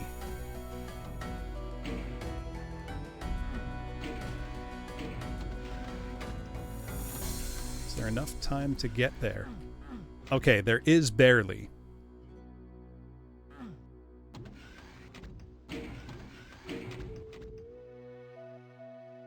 See, I don't know if I'd go so far as to call Qui-Gon well-written, but I think that's definitely what Lucas was going for. There we go. Secret SSG acquired.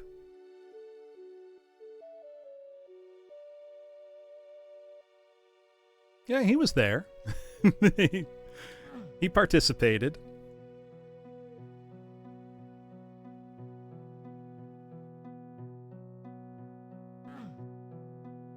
So, man, when you think of all the Jedi needed to do to prevent disaster was just not suck so bad and be like, hey, we just adopted, this slave boy. Maybe we should, I don't know, buy his mother out from slavery? Just a hunch. And then it's like, no, the Jedi must not interfere. It's like, that's all you do. You just interfere all the time. Just toss the kid a bone. Also, can we take a moment to appreciate this torch right here? One, yeah, only a Sith deals in absolutes. God, how does George write this shit and not stop to think about it? But look at the torchlight, like the flame coming off of the torch onto that, and then we can look at it from multiple angles. The shit's nuts for Doom. Shit goes crazy.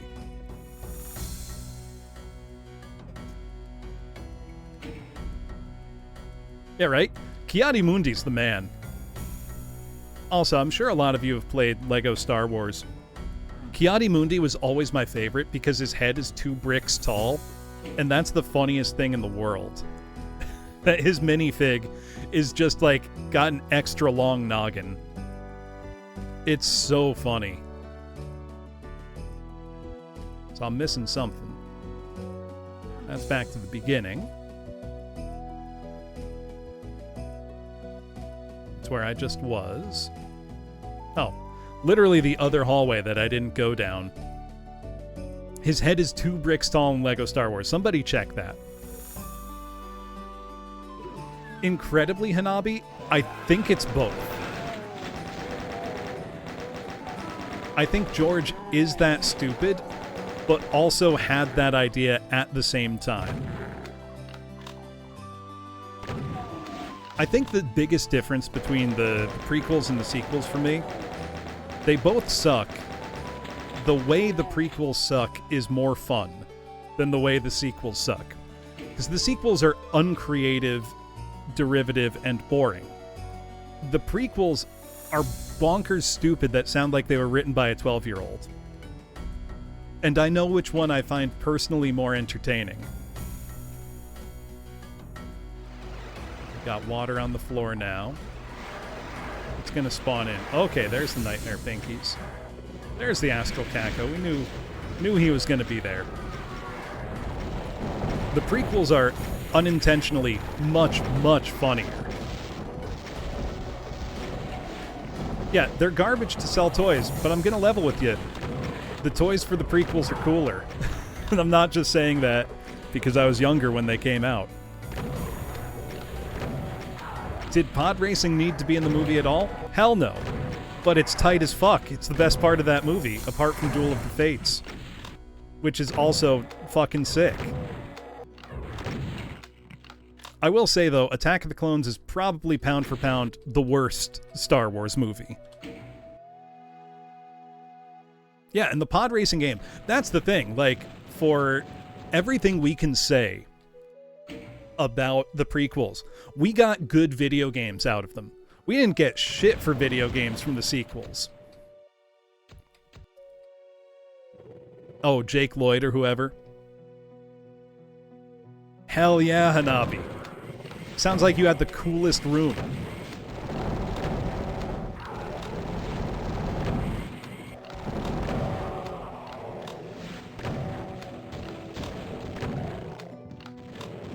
Was there a Lego The Force Awakens?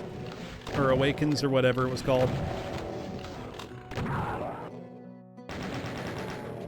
If there was, I didn't play it. Was it any good? Ooh, we got a village out here? This map is sick. How these maps just keep getting more and more impressive.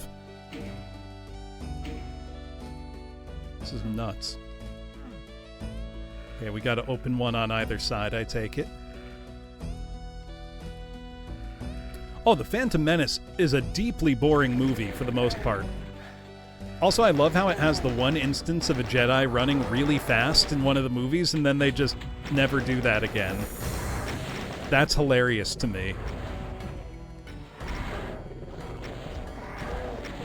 Attack of the Clones is just a bad movie, though.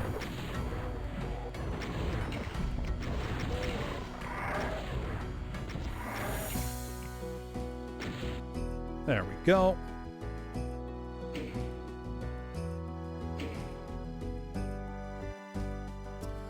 I'll be curious to see what the Dark Forces remaster is like, because we only finally just got a really good source port for Dark Forces, which I replayed back in May. And I've got to tell you, especially with the source port, Dark Forces holds up amazingly well. Also, Kyle Katarn remains the coolest, just in general. He's the man. Yeah, exactly. And we only got the source port very recently, which is still being worked on and should support Outlaws before long. You can't hide a secret on me like that. And that will be exciting. Explain multiplayer? Easy. It's fun. It's that simple.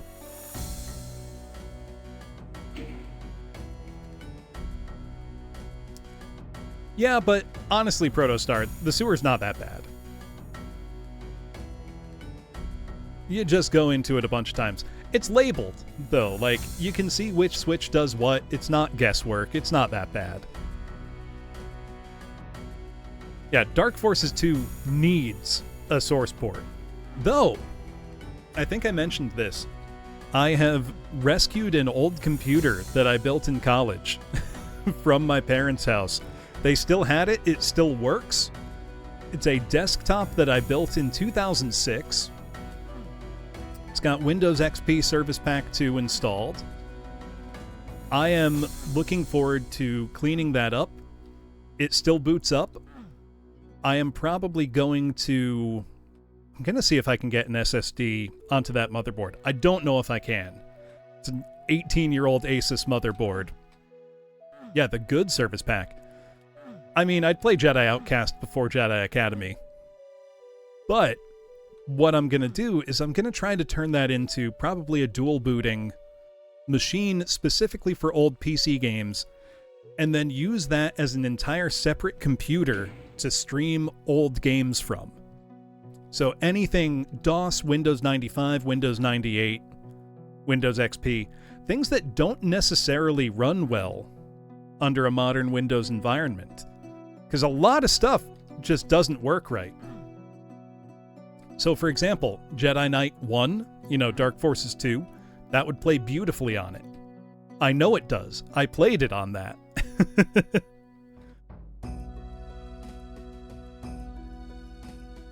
That was a good computer. That served me well for a long time. And then when I moved out of my parents' house, I think I gave it to my dad to use for flight sims that he likes doing. That's not a switch. That's just a little smear. Did I soft lock myself, or am I just blind? Dark Forces 2 is kind of annoying, but I like it anyway. But yeah, this PC, it's still got a floppy drive, so I don't need to finagle with any external anything. It would just work. I'm definitely missing something here.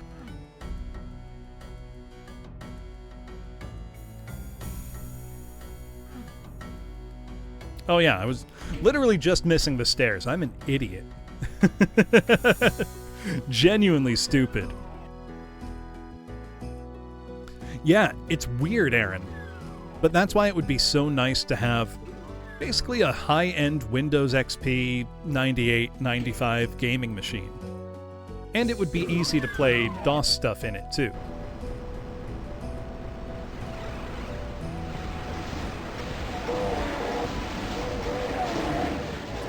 Also, what Outlaws is getting, Nekosune, will be official support from TFJ, or TFE, the Force Engine, which is the modern source port for Jedi Engine games, of which there are only 2.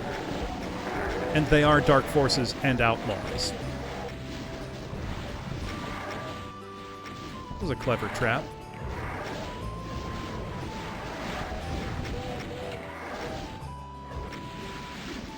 Bit boxy.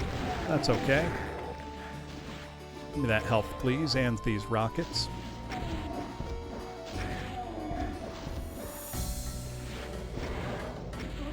I was very impressed, though, with the overall performance of the Force engine when I played Dark Forces on it. Worked really, really well.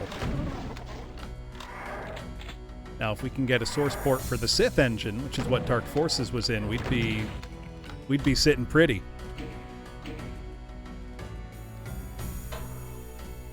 It's messed up, right, Cuddle Bear?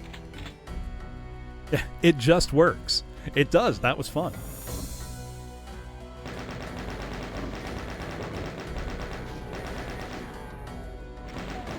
If I wanted to be really extra about it, I could do like a dual boot hard drive situation and just try to partition, you know, entirely for DOS gaming.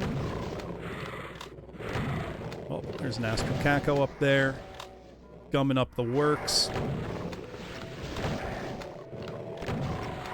He's over here. Yup. Get out of here. Oh, I got stuck. It just works.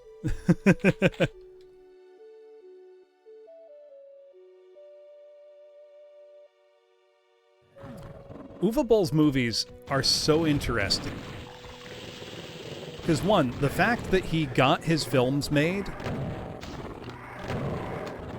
is pretty incredible.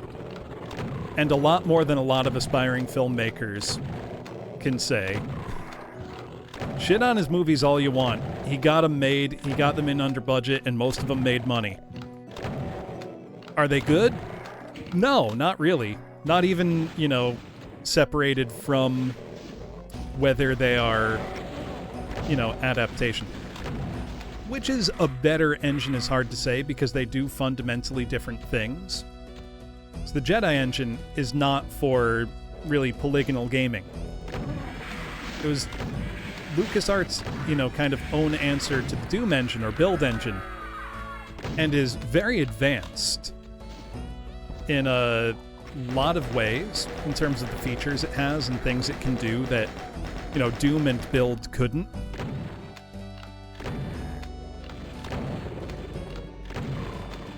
Whereas the Sith engine was a 3D engine kind of competing with Quake 2. And works pretty well. LucasArts used to be one of the premier gaming developers. Of adventure games, of, you know, games that blended genre. They were a top-tier developer for a long time. Only they weren't actually allowed to work on Star Wars games until I think 1993 or 1994 because of some licensing deals. Which is pretty cool.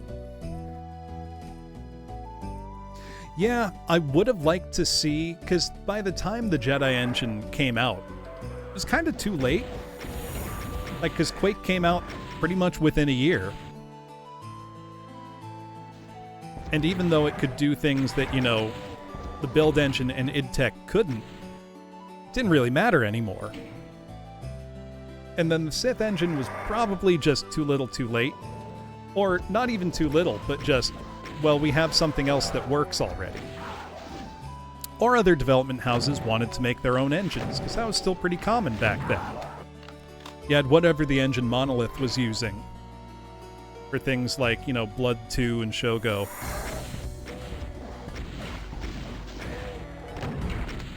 Which, you know, regardless of the quality of those games as games, that engine's pretty impressive. Lift Tech, that's it.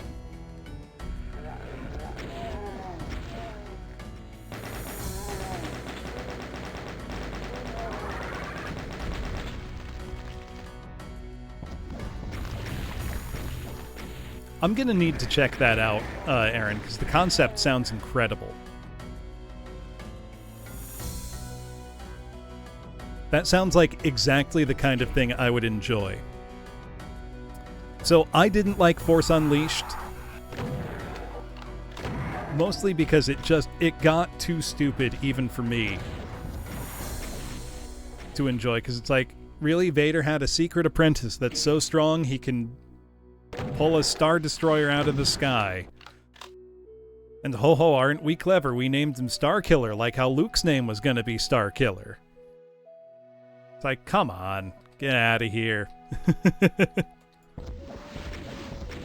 Besides, KOTOR did the Starkiller reference better by just naming an NPC Starkiller. I love X-Wing. I still have my original floppies, Sarzak, and the manual and everything. I love that game. And I have the B-Wing expansion pack, which was sick. Somebody explained to me how B-Wings are so cool, even though they do not matter. They're still the absolute coolest thing. Somebody explained that to me.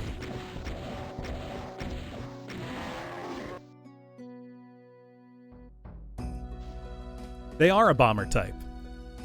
And they look cool as hell. I'll tell you why I love B-Wings in particular. Specifically because of Rebel Assault 2, which I know a lot of people shit on FMV games. I'll die on the hill that both Rebel Assault games are very fun, and especially as a Star Wars fan, as a kid at that time, seeing essentially new live-action Star Wars was amazing. It was so cool. Because it's like, wow, they shot like new movie footage for this. And as far as gameplay goes for FMV games, they handle it pretty well. I was really expecting something to spawn in behind me there. You know, they don't hold the candle to, you know, X-Wing versus TIE Fighter, but they're not meant to. They're supposed to be an impressive multimedia gaming experience. And they were. Call it nostalgia for, you know, a bygone era if you want. But I think even somebody playing that now would find them, if not amazing, then fun and charming. I can't get over Plumbers Don't Wear Ties. How is that game real? Like, how is that... Who was that for? Did they know that 30 years later, somebody would get drunk and laugh so hard they almost passed out playing it? Because that seems like it was tailor-made for that exact scenario. Oh, good lord. Oh, no. Bad things are happening here, folks. Yeah, how'd it get a re-release? I mean, Night Trap, I sort of get that getting a re-release.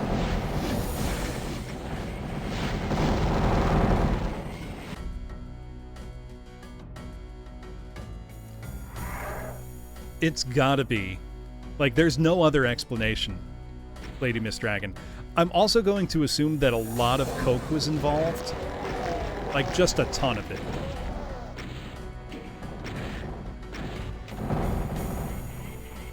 So that's the only logical explanation. Holy shit, did all that blood just flow out? That's so cool! That's so cool! I just gotta survive. Easier said than done, apparently. Alright, let's go. The Astral Arachnotrons at least seem to stun pretty well. More than can be said for the Mancubi counterpart. 5 HP in a dream, let's do it. Nope, I'm dead. I'm dead. I'm so dead. I'm not dead. Make a cheeky save.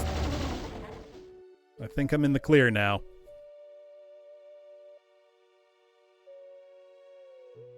Shadows of the Empire was another...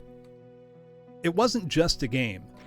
Shadows of the Empire was like a multi-pronged, multimedia effort. Toys, comics, a game.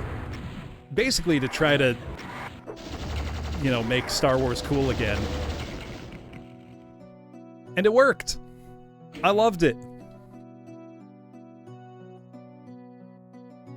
That would be so funny if that was the reason. Nekosune. Yeah, the Buick LeSabre that you can get in Rogue Squadron on N64.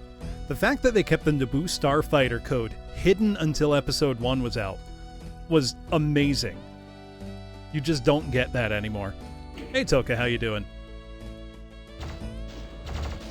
Can I get through here? I don't want to waste that whole box of shells.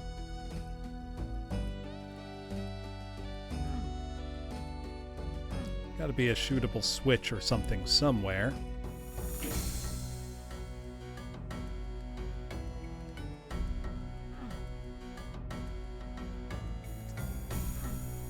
Maybe see where this takes me?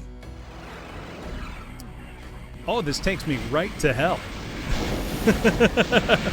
Well, I'll sing something, Burnsy.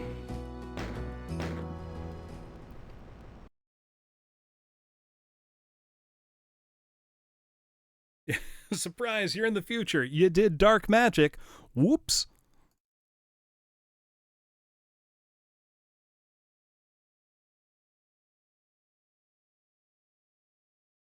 See, what do I feel like?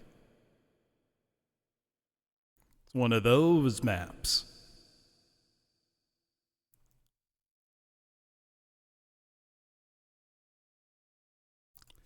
You know what? It is Wednesday, and everybody loves to shop on the Wii Shop every Wednesday.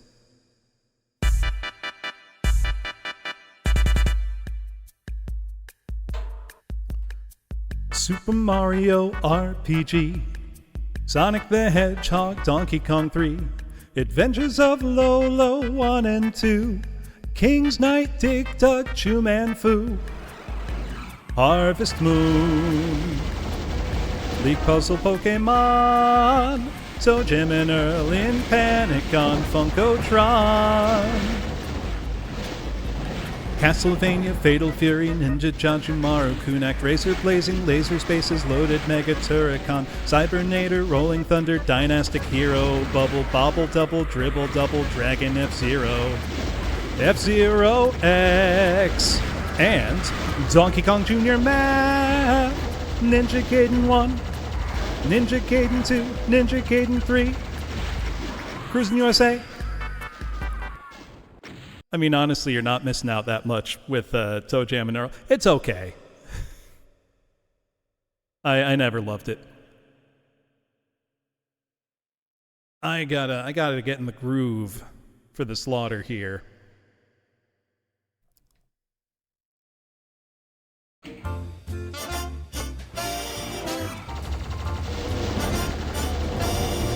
Somewhere beyond the sea, somewhere waiting for me, my lover stands on golden sands and watches the ships that go sailing.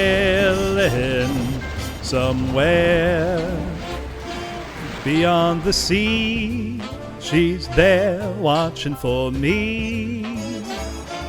If I could fly like birds on high, then straight to her arms I'll go sailing. It's far beyond a star, it's near beyond the moon. I know beyond a doubt my heart will lead me there soon. We'll meet beyond the shore, we'll kiss just as before. Happy we'll be beyond the sea, and never again I'll go sailing.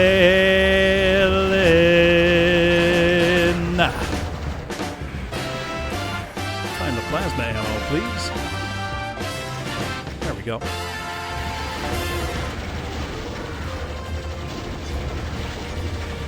Oh, sloppy play is gonna get me killed.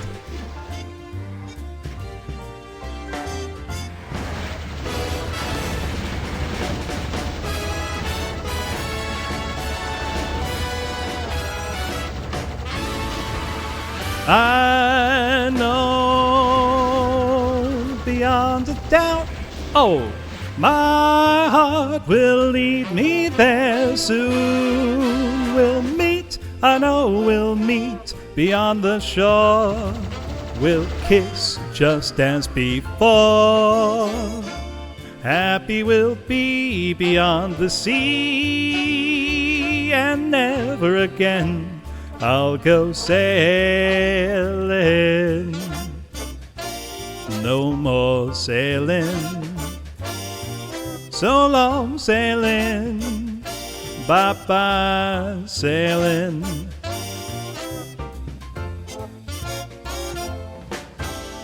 And there's our yellow key.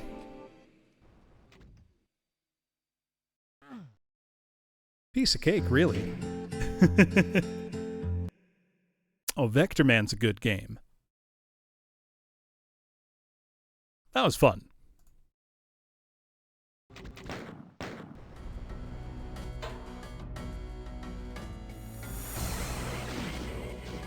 The song did indeed help me get in the groove. Conquer the rest of the map, no problem. Well, that's a lot of Astral Cacodemons now. And a Cyber Demon. You spoil me, map. Throwing this much fun my way? Well, I shouldn't waste plasma on the Astral Cacos, because I want to use that on the Cyber Demon if I can. Use my rockets. There we go. 4 HP, that's plenty. Let's make a save. Also, I love maps with time travel shenanigans like that.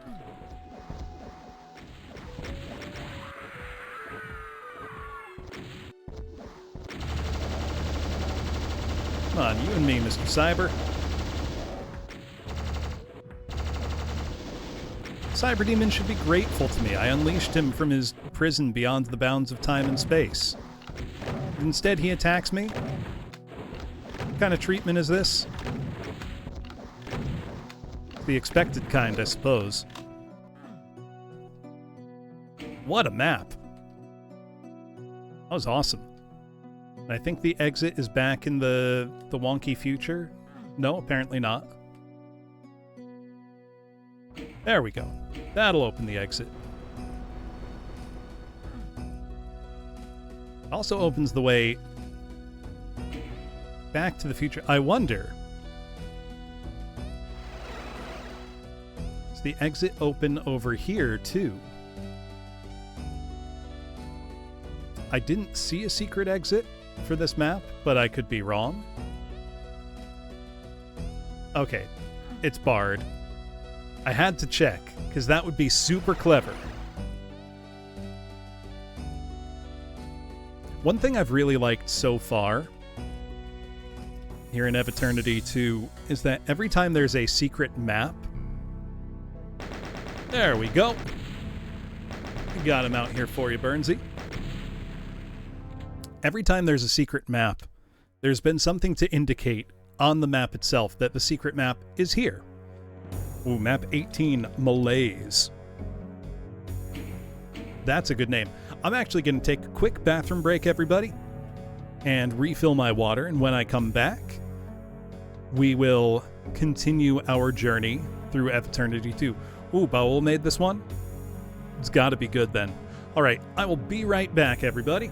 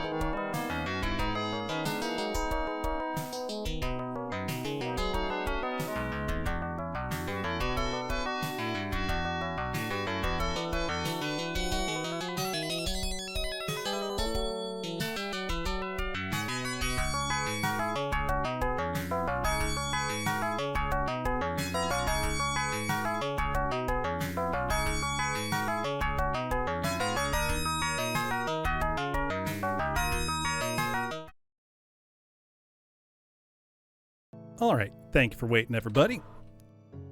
Now on to Map 18, Malaise by Baul.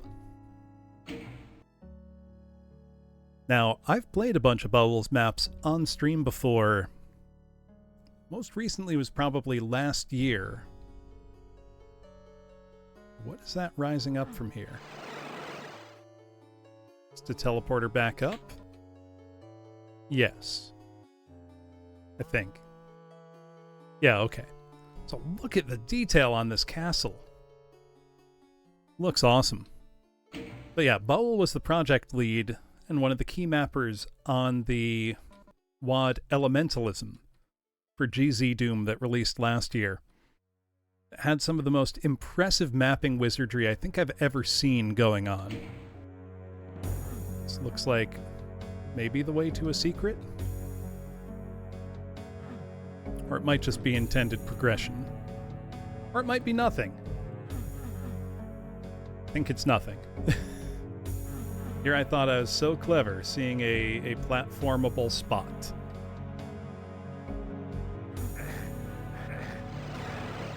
Well, let's not do that then. Thought I figured something out.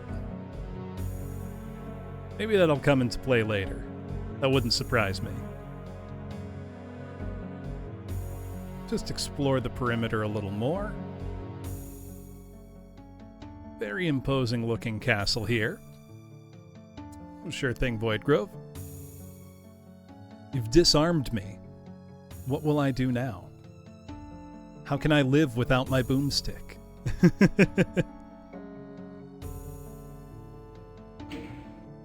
Well, into the castle, I suppose.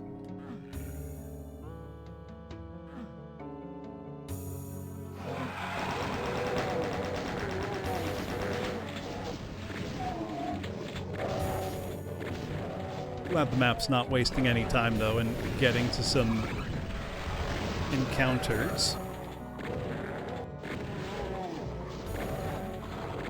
Whoa! Almost got stuck. Would have been bad. There we go. Nice little opening.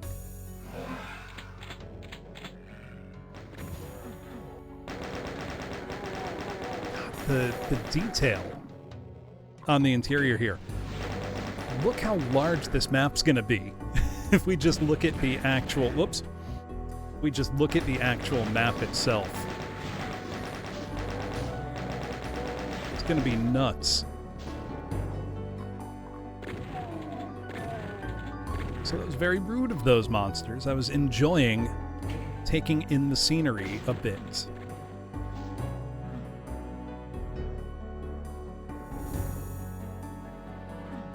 Blue key required. There's a backpack down that hall. Fully expecting there to be waterfall secrets at some point. Clear out this courtyard, which again, how many different tree models did they make for this? Because this is, it's just so detailed.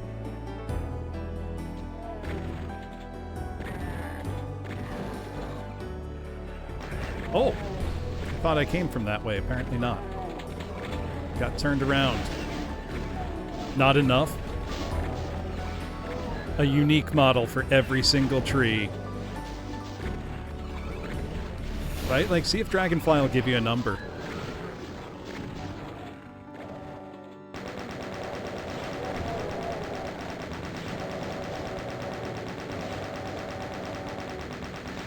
Run these fools down. I mean, this is already a pretty hefty file size. I think, what, it was almost 70 megabytes, maybe more. That's insanely large for a Doom WoD.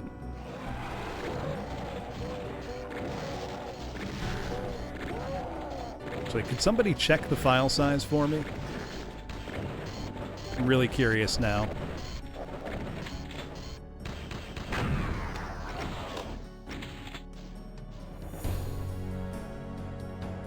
Look how cool it all looks.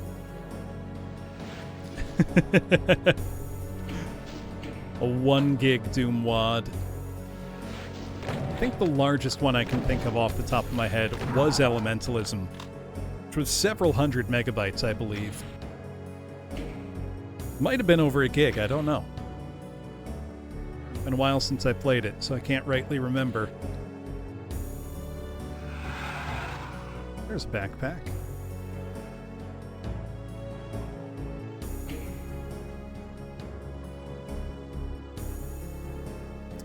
This is the kind of thing, I know My House really blew up in popularity in kind of the public consciousness. Doom is always kind of in and out of the public consciousness. It's pretty safe to say it's a, fixture of the gaming landscape forever at this point. 266 megs. What's RC5? It's the most recent one.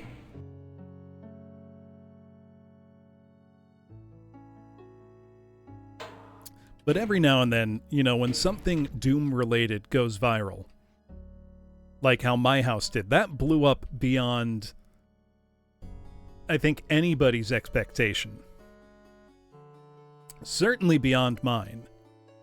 And I was very early to it. I played it within a week or two of its release. I streamed it. And then it caught the attention of, for lack of a better term, normies, non-Doom knowers. Oh my god, look at that mesh floor, torches underneath. And while My House is extremely cool, a work of art, it's not the most representative thing of what people do with Doom. So I kind of wish that, something like this, or Ancient Aliens, or Valiant, had caught public consciousness the same way. Because I think this is an extremely impressive showpiece of what people do with Doom. And how vibrant and alive the scene is. This took 5 years to make. Nobody involved, is getting paid for this. This is a fan work of higher quality than most commercial games. In my opinion. Obviously, I'm biased. Because I love Doom. But I think you know what I mean.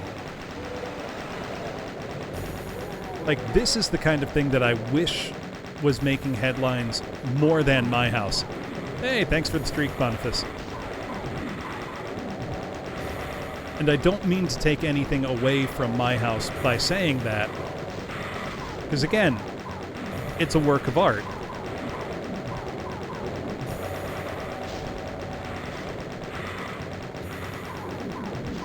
But I wish the things that people who aren't Doom enjoyers knew about and thought of when they thought of Doom weren't the gimmicky things, but instead the extremely well-made passion project. I mean, there's hundreds of WADs released every year that are truly exceptional. People who have been doing this for decades.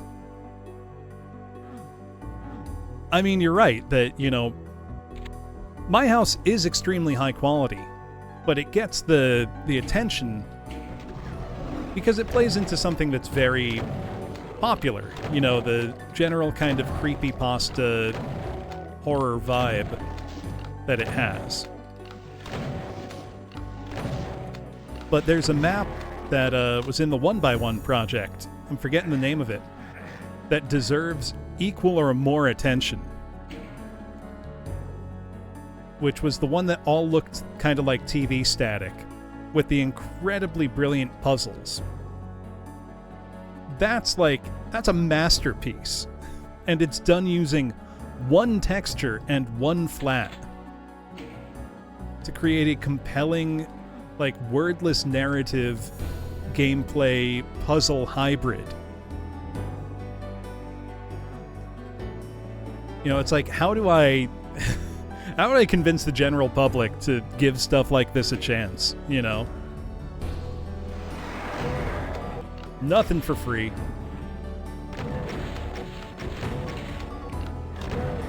I want to supercharge, I gotta work for it. It's alright by me.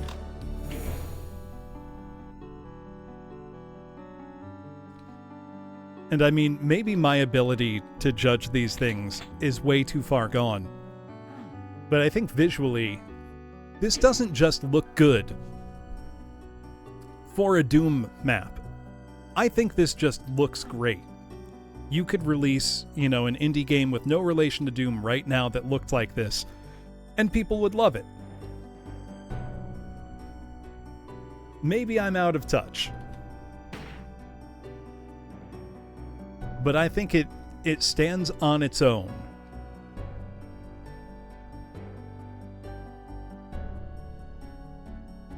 Well, don't really need it, but not for the health, but I would like the punch good ability.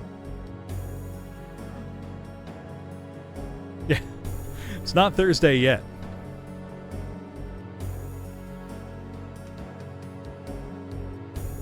I'm a day early, I know. Also, can we talk about how funny it is that it's no longer Hall and Oates, but Hall versus Oates in a court of law, because they're embroiled in a legal battle against each other. I've heard a bunch of people say that, Spoon. I'm gonna have to check that out. It is, literally, they are in court, like, suing each other right now. Which is extremely funny.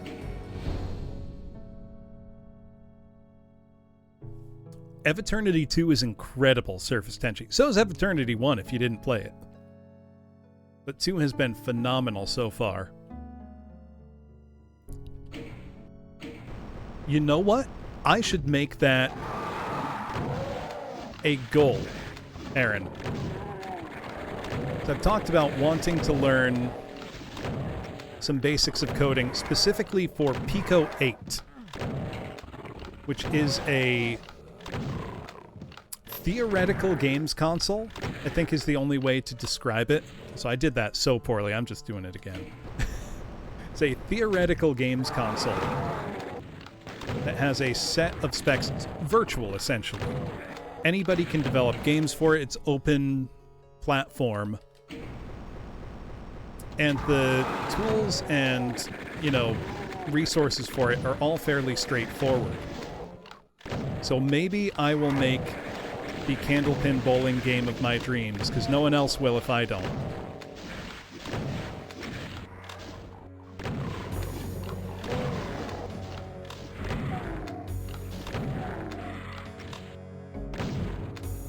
I'm looking forward to hearing what you think about it, Tomat Dow, because it really is excellent.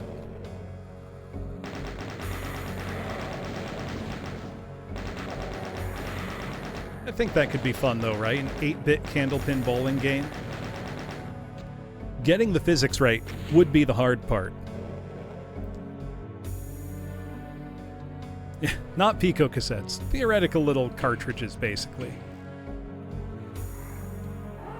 And I believe people have made their own physical Pico 8 consoles and cartridges, which is very cool.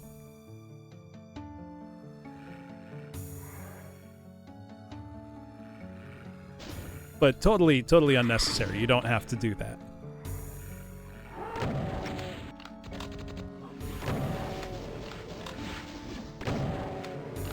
How many SSD blasts does it take at point blank to take out the Annihilator? I have not checked.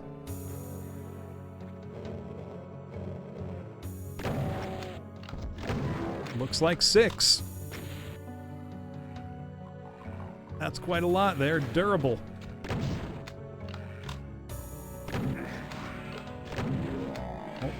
Here in Astral Caco, there it is. Whoa! It got behind me. Good at doing that. Oh, that was bad. That was oh.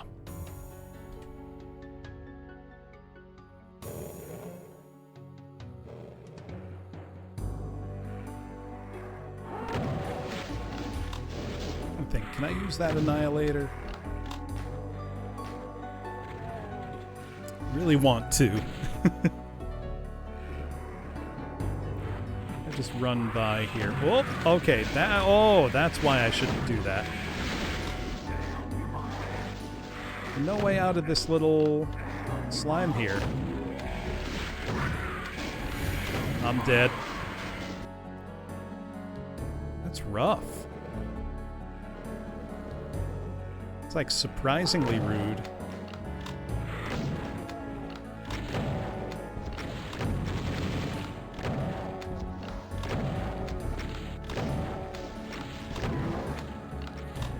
That was uncomfortably close. Okay, let's do it from a distance. It is absolutely Doom time, Mr. Alex Raven. This is Eviternity 2.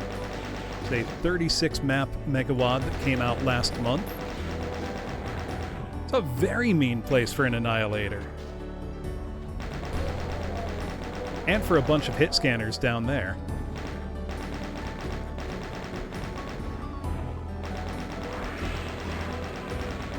Oh, woke up the Astral Cacos.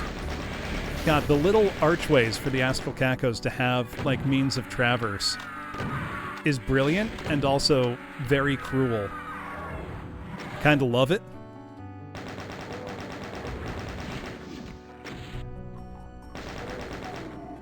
There we go. Sometimes you gotta be a little careful. No, that's not usually how I play.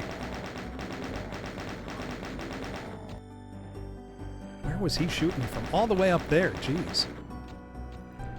Sometimes the chain gun is your best friend to snipe things from afar. Or the regular shotgun. Also one of the better sniping weapons in Doom.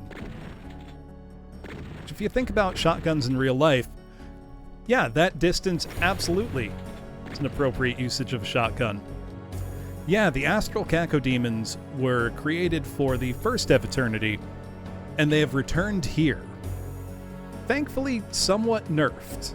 They're not quite as overwhelmingly terrifying.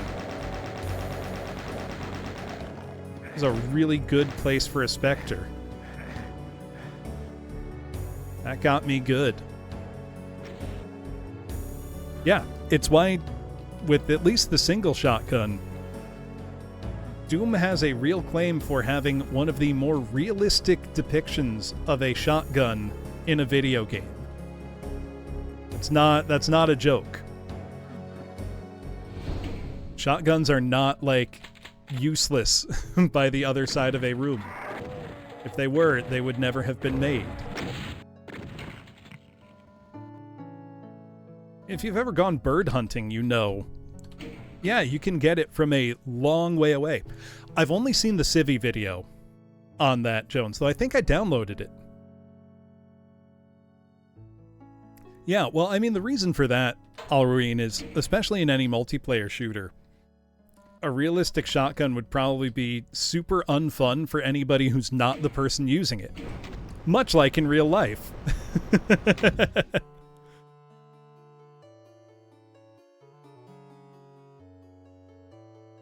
I don't trust this hallway. Yeah. That's what I thought. Oh, I walked right into that.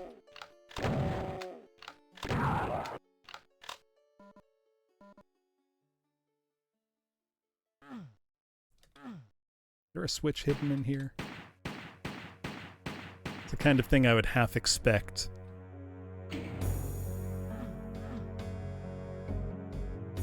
So what am I missing?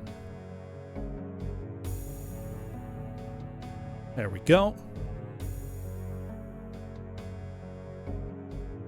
That's incredible, Jones. Minecraft really does have something for every situation.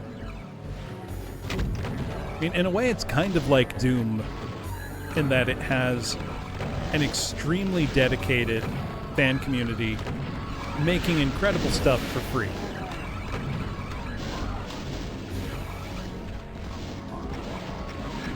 Minecraft is a game I would be shocked if it ever really died. You know? Doom, I'm now very confident in saying, I do not think we will ever see the end of Doom. Like, there will never be a point at which people stop making Doom content. It's survived literally 30 years now. Not only survived, it is maybe more popular than ever. Why would I change your mind when you're right? I think you could probably, set up the code, Void Grove. It just wouldn't run at anything resembling a functional speed.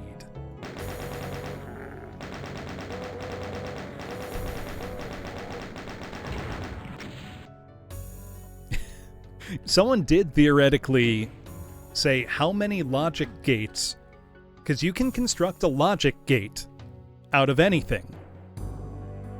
So basically, the way Alruin saying run is not quite accurate, but you can make analog logic gates,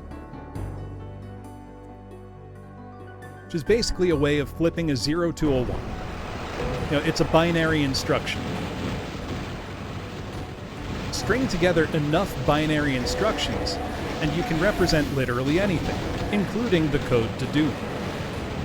It's like the same way someone figured out how many miles of knitting would it take to represent Doom's code.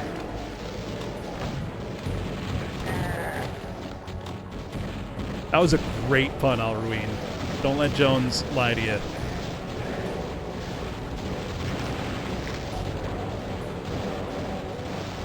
This fight is frantic as hell, and I love it. Basically, I had no room to maneuver at the start, and a very deadly crowd around the outside. I can now start to try to whittle down as I get more room to move.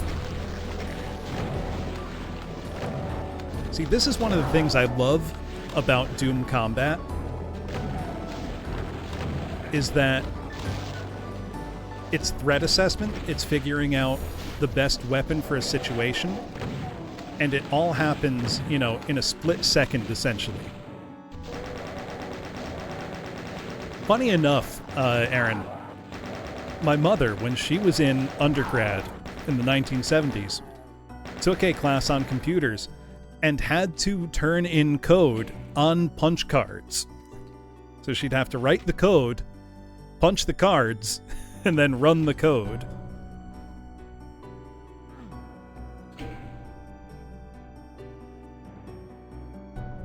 It's actually some of the earliest practical applications of computing devices in the 1800s were automated looms, were weaving machines with punch cards that gave the instructions on how it should operate.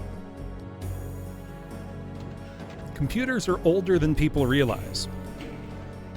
Digital computers are much more modern, but analog computational devices go back almost 200 years now.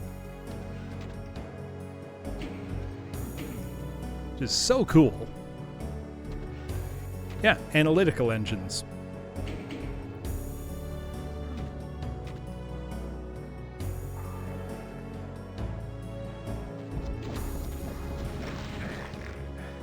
I love that sound. Just things getting turned into a red paste. Yeah, the Antikythera mechanism. Which unfortunately was the plot MacGuffin for the most recent Indiana Jones film.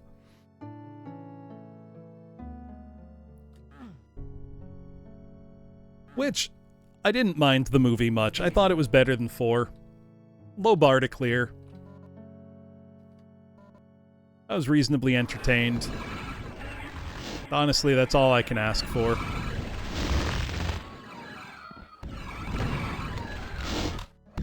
Not everything can be Raiders. That's a near-perfect movie, in my opinion. And expecting everything to be that good is, maybe a little unfair. Where's the last one of these purple vials? Oh, there's more than purple vials down there. Oh, dear.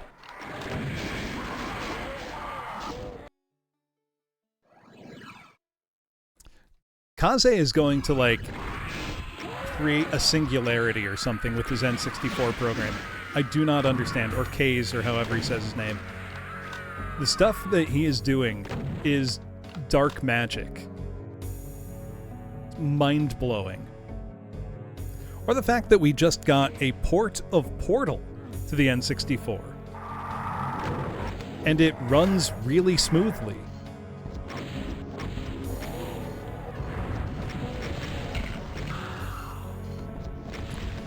Yeah, pretty much. The budget, Toka, was somehow $300 million. Which, there's no reason any film should cost that much money. There's no such thing as a film that looks like it was worth $300 million. It's just not possible. Indiana Jones 5 cost $300 million to make.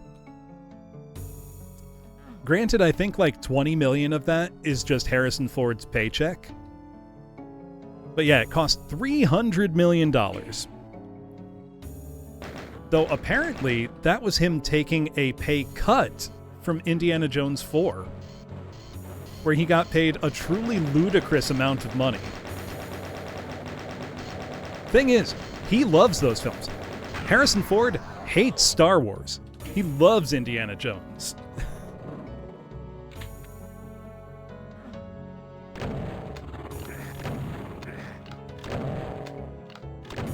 I'm very thankful there won't be another because the dude is 80. I do not think he's got another one in him. I will say, he did surprise me with how well he moved in the newest one. And apparently, he did insist still on doing some of his own stunt work. Which is insane because, again, he's 80. And not only that he's 80, even when he was young and did his own stunt work, which he did, he, like, tore the shit out of his back doing Temple of Doom. They even left the take where he did it in the film, which is hysterical to me. It was, the scene where he's fighting the assassin in his, bed chambers in the palace. He, severely pulled a muscle in his back and had to be sidelined from filming for weeks. They just left that take in the film. And yeah, Sarzak, he didn't even want to come back for Empire. When they lower him in the carbonite, he's like, thank God, I'm done. And he went out delivering one of the best lines ever. Is the, I love you, I know exchange. Which was ad-libbed.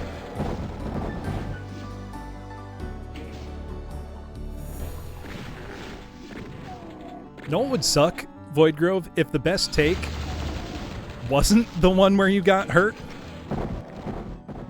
Oh, they're violent, Alruin. They're powerful. Oh, wow. The Annihilator had no chance against the Astral Mancubus.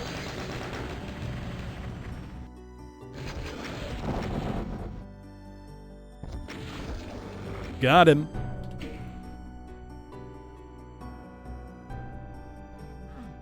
Yeah, because that was Saints of 7S. That was a, or is it Saint of Sevens? That makes more sense. He came up with that line on set. I think it was supposed to be, I love you too, was what he was supposed to respond with. And I guess Harrison was like, that's dumb, George. I'm going to say the line I came up with instead. And he was right to do it.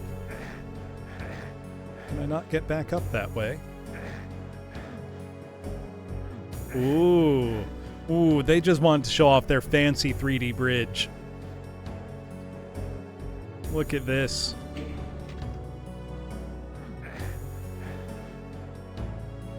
So what you're seeing right there, class,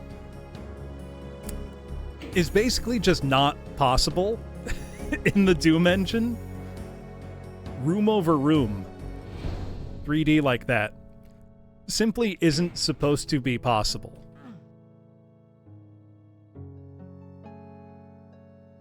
And yet. I'm curious, can I go back under it? I can! What the fuck? Okay, now I really don't understand it. I thought maybe... I don't know. I'm stumped now. Oh yeah. Give us the big fight. Let's go.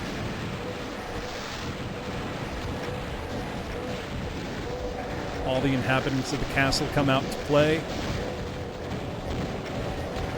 We cut a path forward with rockets and then move into it. God, I love doing that. Anytime you have a crowd that's spaced out just so, and you can essentially cut a path through it with rockets, is unbelievably cool to me. One of my favorite things in Doom. Alright, let's use our own plasma here to rebuttal. I would like to live. Therefore, we'll hose down the problem with plasma. There we go. First try. Piece of cake. Game rules. It was so good. Oh, are we going to get to watch another big bridge rising up? Yep. That's a simple one, though. Still grand. So I don't think there's a secret exit on this map. That was awesome.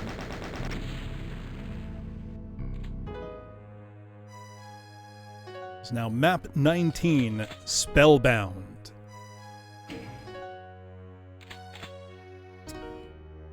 Any map that starts off by just handing me a rocket launcher, I'm pretty into this.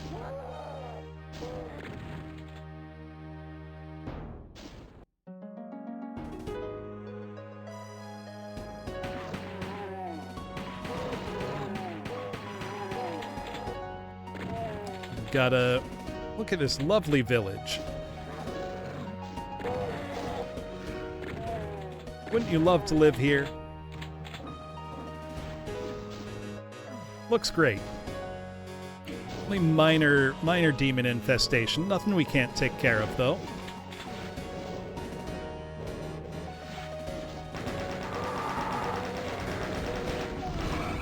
The locals are a bit prickly, it seems, but we can work on that.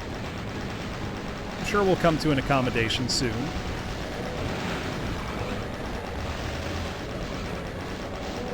By which I mean, I will depopulate this place.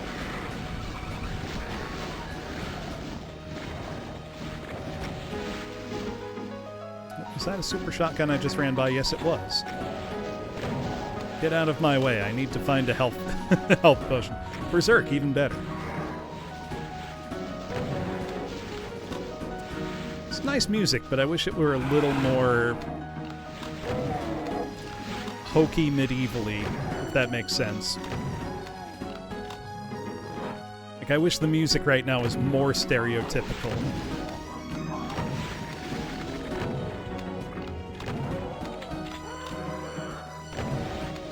It's still nice, but I'm in the zone right now. You reach that flow state.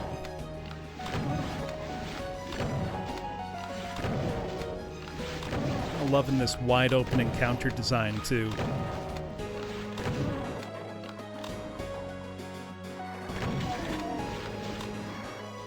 Alright, could really use a rocket launcher. So let's work on that. So many trees. They're not just trees, they're pretty trees. That was the rocket launcher tree, apparently. Though, I need ammo, so we're gonna punch some cacos. A dangerous practice, but fun. So can I do anything with this? No.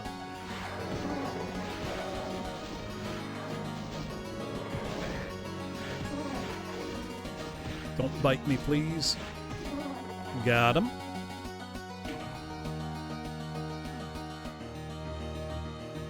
Yeah, right? Where are my loots and flutes at? Oh, I do have a rocket launcher. I'm dumb. I didn't realize I had picked one up. There we go. Well, that'll make things a lot easier. Now, where's our harpsichord? Where's my mead?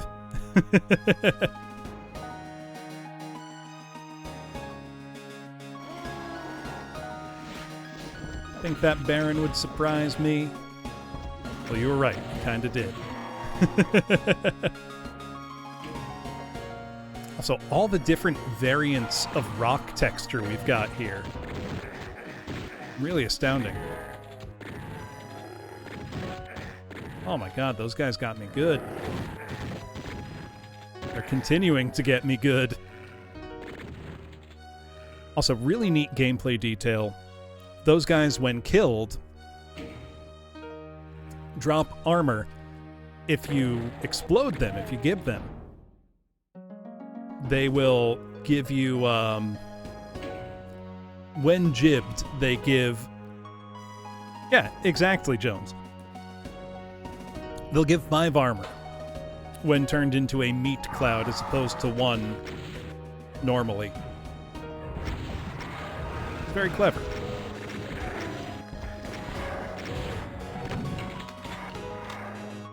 There we go. Now I've got my boomstick. Let's punch the pinkies. Good old pinky punching party. We love those. It's very fitting. How am I supposed to do them without it?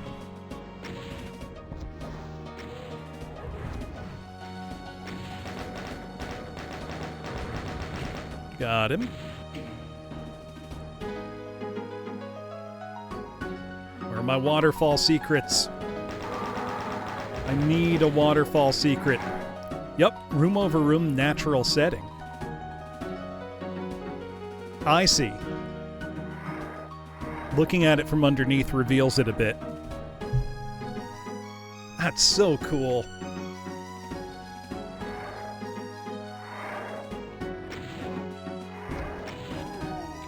This does make me want to, at some point, go back and stream, you know, like Requiem or something. You know, show, here's where, you know, Room Over Room 3D really first came into its own in Doom. Just so people can see how far we've come since then. Some of those maps, it's still insane that they're 1997. It's also very funny to me that the Megawatt Requiem got its name because the people working on it assumed, well, you know, Quake is out now. This'll surely be the last big Doom project. Back in, you know, 1997.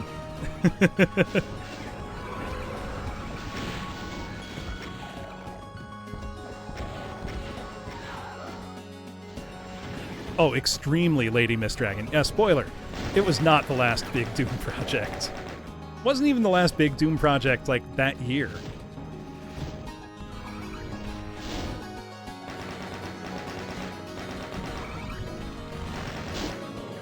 Know what I wonder? Know what would make 2024 incredible? Is if More Death Episode 2 releases. That would be really kind of unbelievable. Oh, I'm being given a choice here.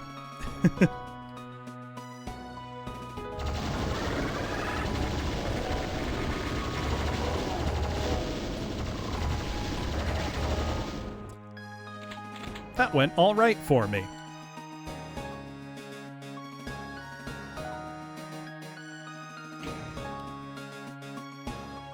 Seriously. I love Alien Vendetta. Especially when I played it for the 20th anniversary, when they added, the MIDI pack. It was so good.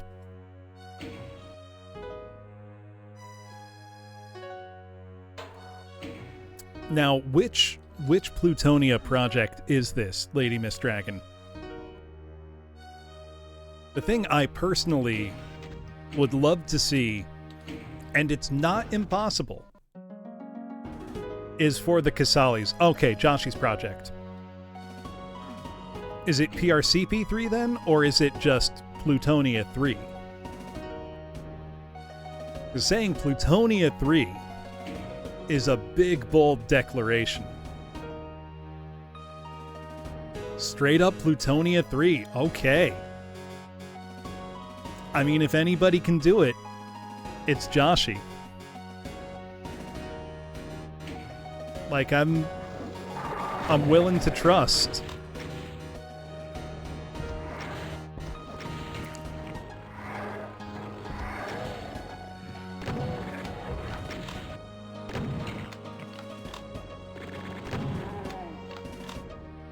Could you imagine Eternal just saying, like, here's a map. Have it. Or, imagine, and this is not at all in the realm of impossibility, imagine if the secret map... Plutonia 2 has Archviolence. Plutonia 1 has Hunted.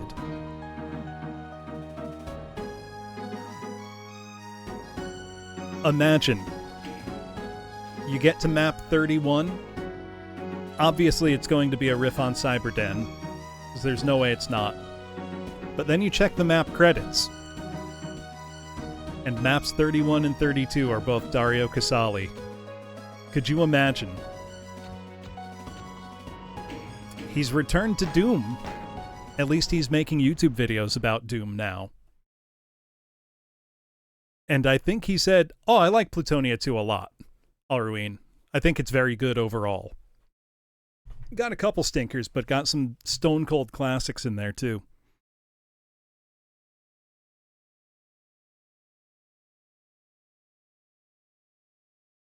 Let me see. What would fit a medieval themed map?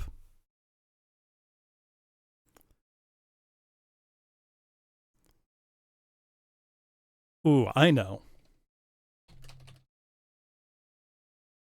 Gonna go with some Dio.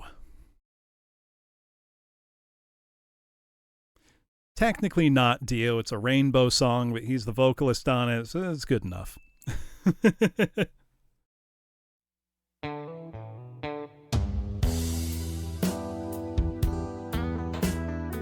is Catch the Rainbow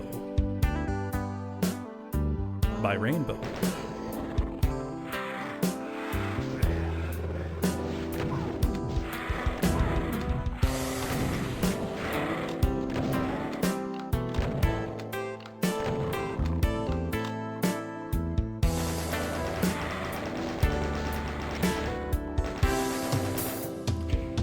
When evening falls, she'll run to me like whispered dreams your eyes can't see.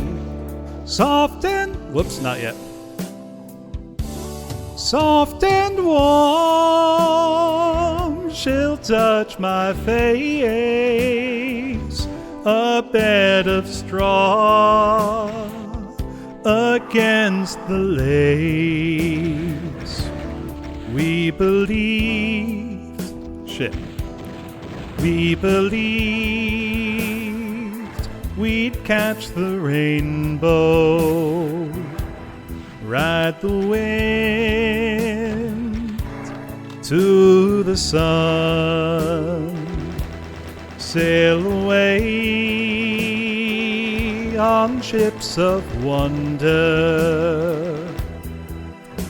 But life's not a wheel with chains chains made of steel, so bless me. Come the dawn, come the dawn, come the dawn, come the dawn.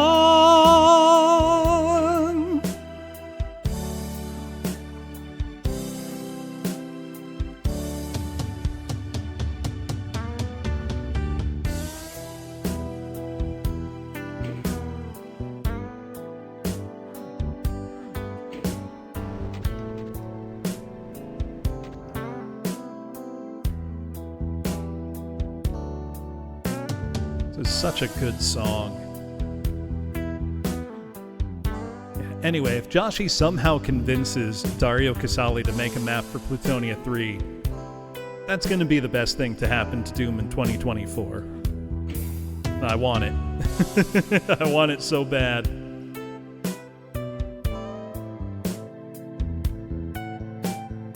What did that switch do?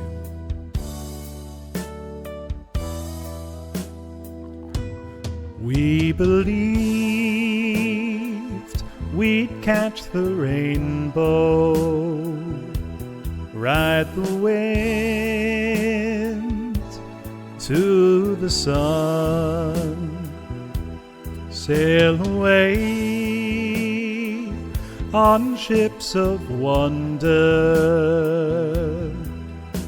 But life's not a wheel with chains made of steel, so bless me, oh bless me.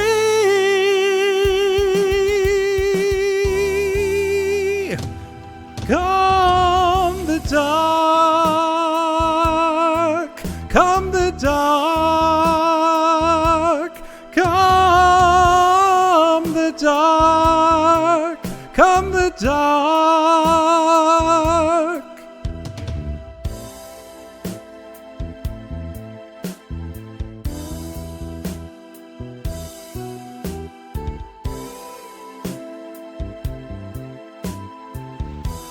It's back towards the beginning that I'm missing stuff. Definitely. This feels like an appropriate song for wandering around a monster-infested, medieval-esque town.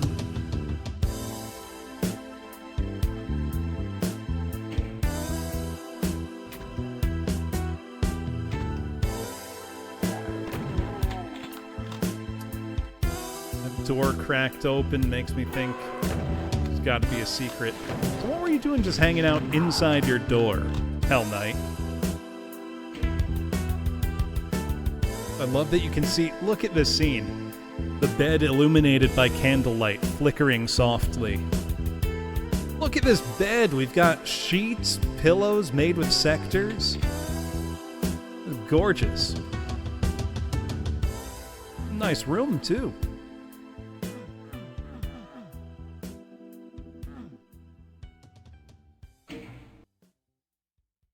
There we go.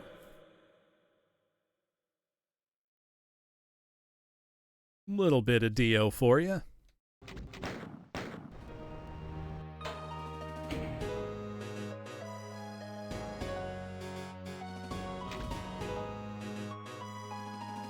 Yeah, I literally just missed one of the paths from the start. That's embarrassing. Night, Protostar. Hey, Grey Beret, how you doing? Good to see you.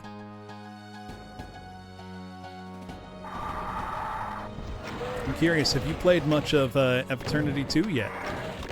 Oh, I saw an Archie over there. Multiple Archies. All right. I'm awake now.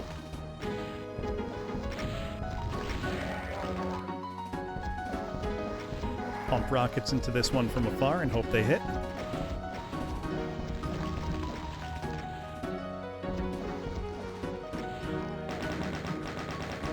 There we go. Oh, that poor Revenant's stuck. Let's help him out. There we go. That just being there in the open makes me suspicious of it. I don't trust it. So I want to try to get some more health before I go pick that up. Only seems reasonable.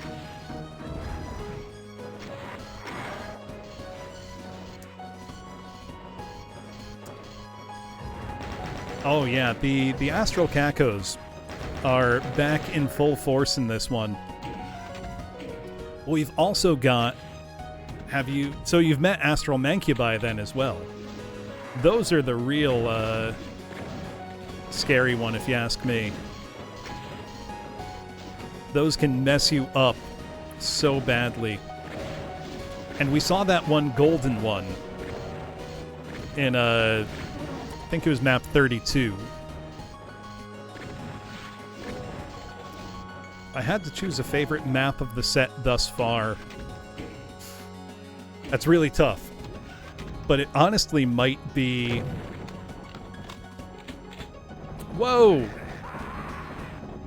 It might be map 33.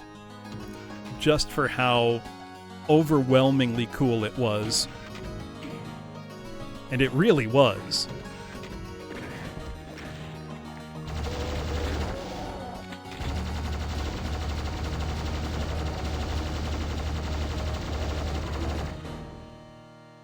It's just such a different type of challenge, too. Made it kind of extra fun.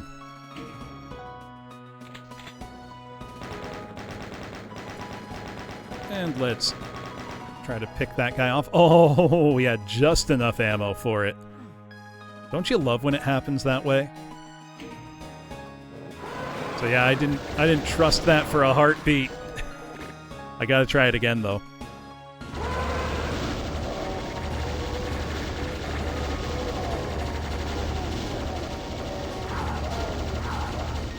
Definitively not worth it, but also worth it.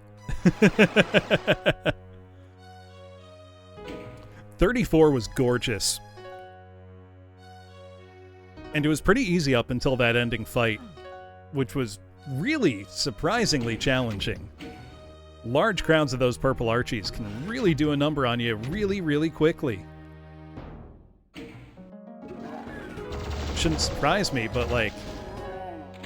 really quickly. Ooh. A bunch of dead stuff in a room with a megasphere. Surely nothing bad can happen if I try to go in there, right? Like, surely that's... There we go. That'll open that door. No. What has that switch done? There we go. Oh, God! Yeah, alright. So that's why everything in there was dead.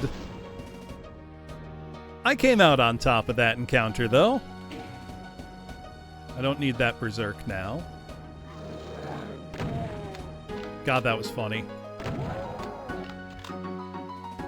That makes me think I can go outside the house.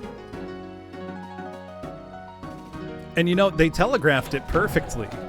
They're like, look, everything else that went into this room is dead. Corpses aren't just placed, you know, by accident in maps like these. They're there for a reason, and in this case it was to tell you there's danger in that room, and a lot of it. And I knew there would be, and there was, and I still wasn't ready for it. I think I handled it okay, though. I'm not dead. I cleared the lowest possible hurdle of not dying.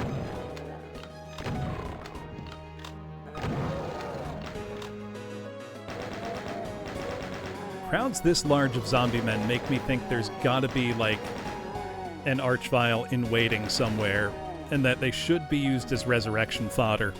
But maybe I'm overthinking it. Nope. I wasn't oh God. I wasn't overthinking it at all. I was in fact completely correct and justified in what I said.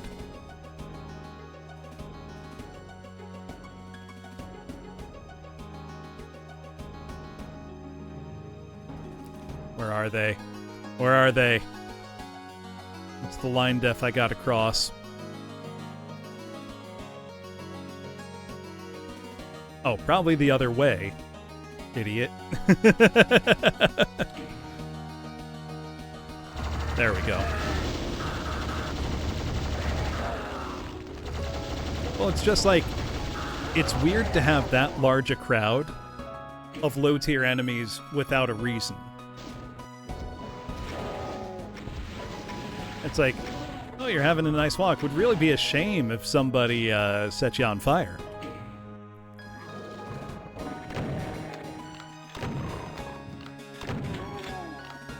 But, you know, being able to predict traps in a map like that is a big part of the fun of Doom.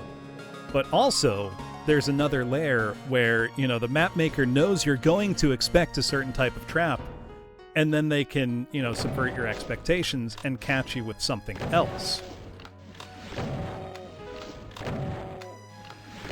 Part of what makes Doom so good.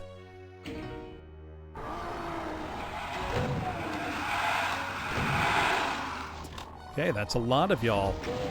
Well, you gave me rockets, so I'm gonna use them. And somehow, nothing more satisfying than this has been invented in video games. People have had 30 years to come up with something better, and they haven't. Changed my mind.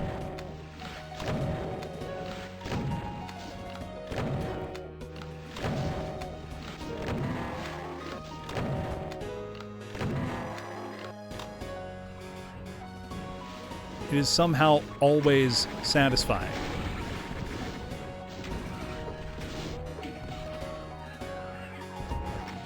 Even just the sound of imps jibbing is like perfect. Ooh, we got green grass. Lush little grove here. Yeah, that guy was no threat this time. Half of me is expecting to see the kill count start, like, rolling backwards. But no, I think I got it. I just missed one enemy somewhere. That was an awesome map. Like, it wasn't particularly hard. It was just cool. Also now, map 20, Dominion. Dragonfly and Bree made this one.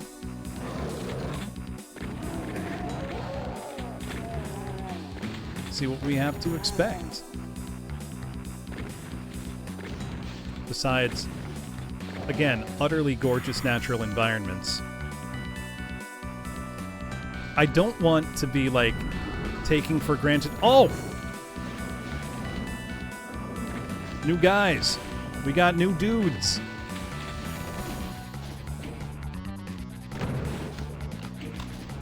What do I call you?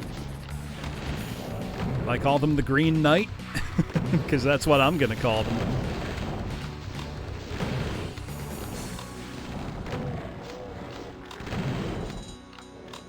New dudes. Nudes. Oh, that's a sick death animation.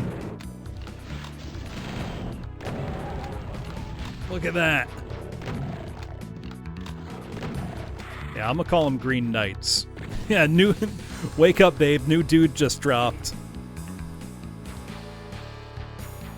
God, this is so sick. Also, Woozle, did you try out that map I sent to you? The new one by... Why am I forgetting their name? Played it literally yesterday. Why can't I remember it?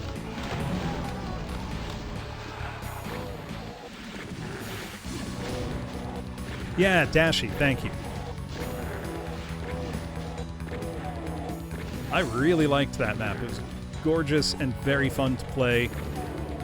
Great fights. Okay, so it's 2 projectiles and then a stream.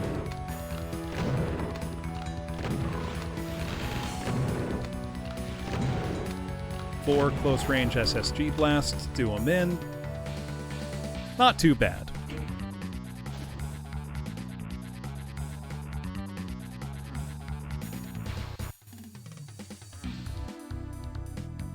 Excuse me. Sorry that I'm tired today, class.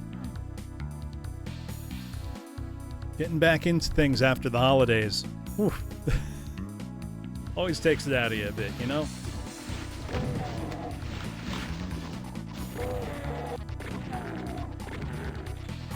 Go. Save a little ammo here. Nothing there for me. Don't see any shootables. A lot of health hidden around this map. I wonder. Is there a way into the hedge? Nope. I was thinking maybe that would be a clever secret. They do seem pretty deadly. I ran right into that. I hate when I run directly into a projectile when I'm trying, you know, close quarters to avoid them like that. I'm sure it's possible. I mean, if we've learned anything in Doom, if you can think it, there's a way to do it. Someone will come up with it. I can't get over how unbelievably smooth that, you know, 3D bridge was in Baul's map. That was like... I almost feel bad, because anybody who's not, like, a devoted Doomer would see it. Woozle, we have it. I'll show you real quick. Here's Parkour Doom.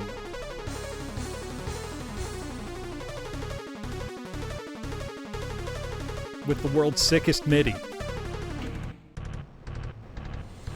Woozle, you show up to class late, asking questions we already have the answers to, and then interrupt things for everybody else because you wanted to see Parkour Doom. And that's okay, because I'm very happy to show it off again. The entire level is high-speed platforming. It's unbelievably sick.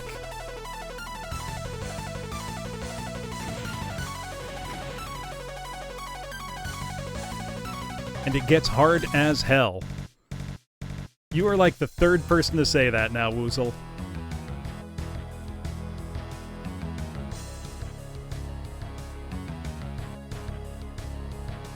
Woozle, get new material, challenge level impossible. Shit. I messed up.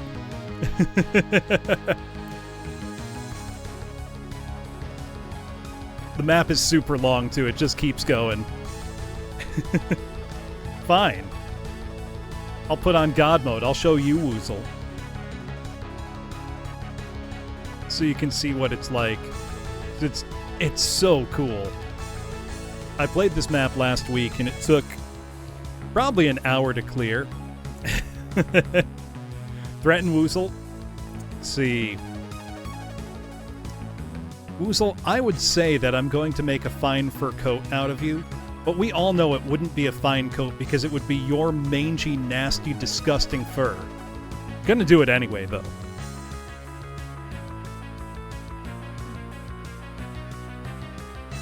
I know I had God mode on, but I'm pretty sure I just did that one no problem.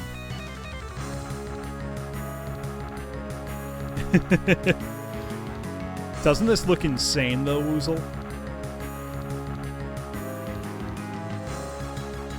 Oh, that would have killed me.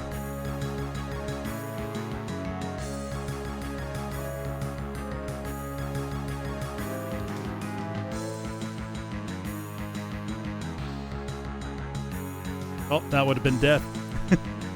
Now, this does still have difficulty levels implemented, because if you turn it down to a slower setting, there won't...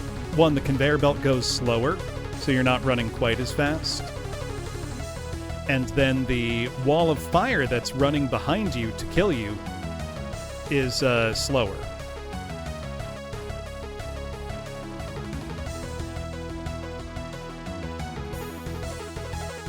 That would just make it, like, an unbelievable challenge. and almost not in a fun way, I think.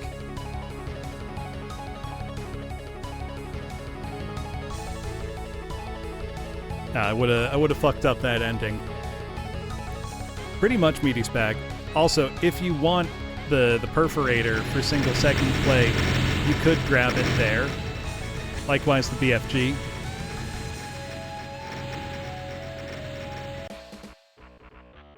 But that's not what we're doing. Back to reality. Damn, that dude bled everywhere. Look at that. That's so sick.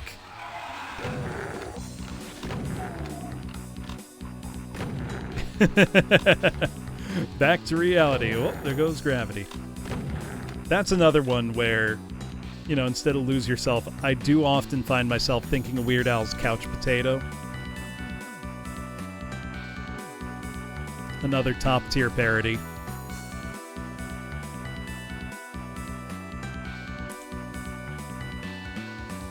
There's so many new trees. How are there so many new trees?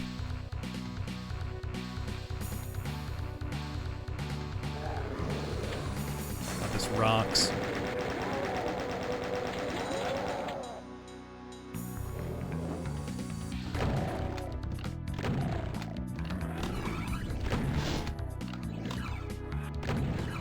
So Doom and Castle maps. Name a more iconic combo. Apart from Doom and Green Marble maps. So those might be more iconic.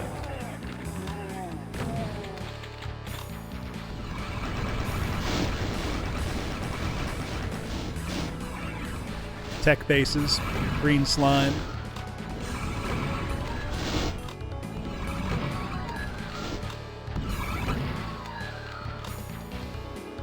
If you want a Fire Blue Paradise Jones, play Nova 3.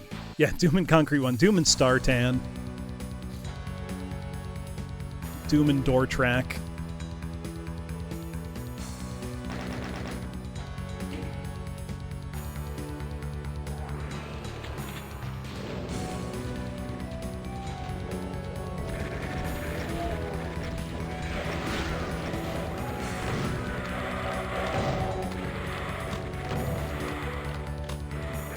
Oh, that's not good.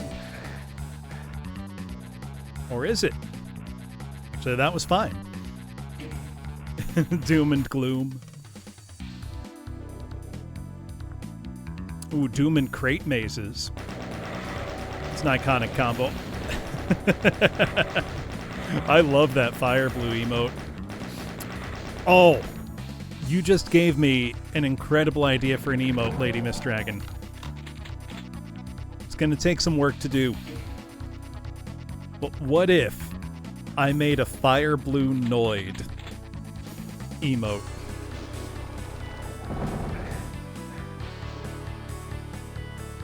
I think that would be the most aggressively on-brand thing I could create for myself.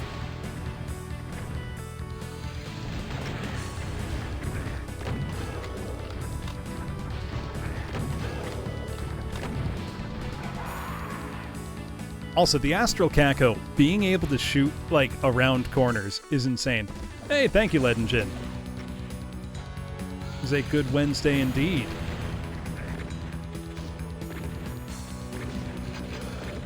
Ooh, I'll sing something. Fire Noid, it's perfect.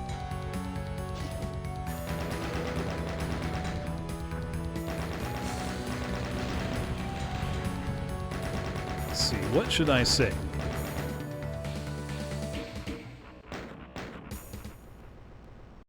We had kind of a medieval theme map before. What should I choose now?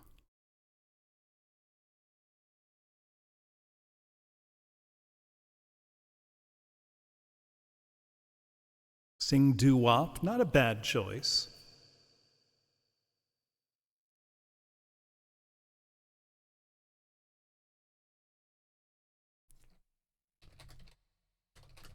Let's see.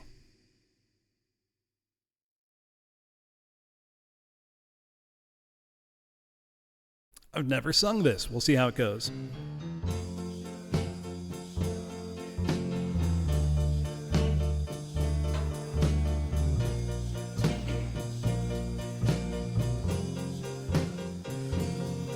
In the still of the night, I held you tight, 'cause I love you so. Promise I'll never let you go in the still of the night. I remember that night in May. The stars were bright up above. I'll hope and I'll pray to keep your precious love well before the light. Hold me again with all of your might in the still of the night.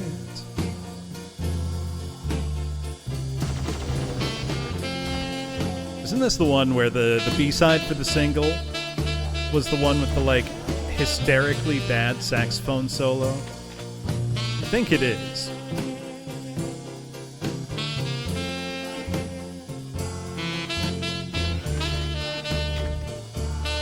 Somebody fact check me on that.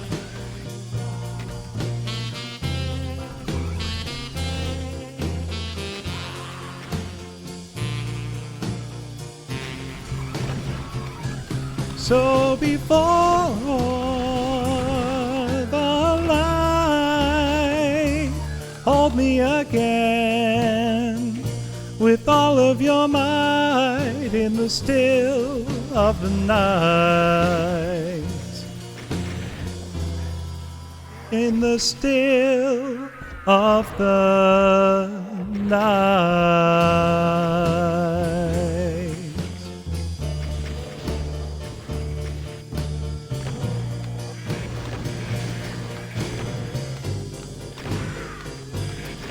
Night here is anything but still right now.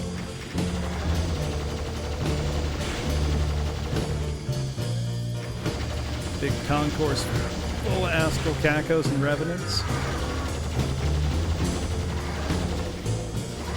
Also, I've got to say, singing this isn't the same without having your friends going, you know, in the still of the night behind you. Yeah, I've done it too, Lead and Gin, as barbershop. It's a great one. And it's one you can sing any of the parts pretty easily. You know what? I haven't sung this tonight. I want to keep singing.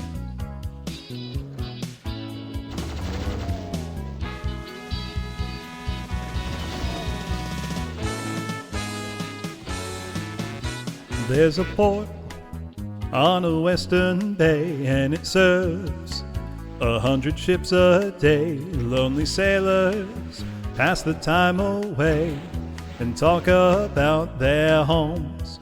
And there's a girl in this harbor town, and she works laying whiskey down. They say, Brandy, fetch another round. She serves them whiskey and wine. The sailors say, Brandy, you're a fine girl. What a good wife you would be. Yeah, your eyes could steal a sailor from the sea. Brandy wears a braided chain made of finest silver from the north of Spain. A locket that bears the name of a man that Brandy loved.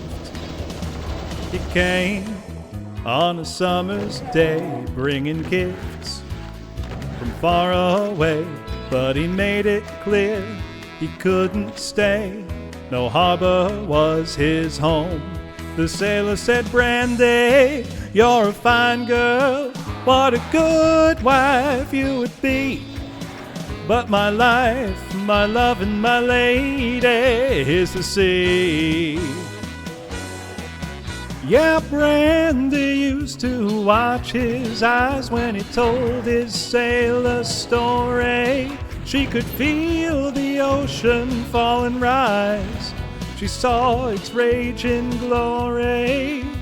But he had always told the truth, Lord, he was an honest man. And Brandy does her best to understand. At night, when the bars close down, Brandy walks through a silent town and loves a man who's not around. She still can hear him say, she hears him say, Brandy, you're a fine girl, what a good wife you would be. But my life, my love, and my lady is the sea. Yes, it is, I say, Brandy, you're a fine girl, what a good wife you would be. But my life, my love, and my lady is the sea.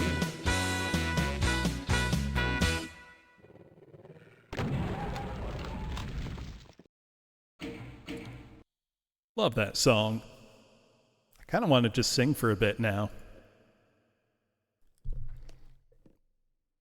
Her eyes could steal a sailor from the sea, but they didn't. Yes, Woozle.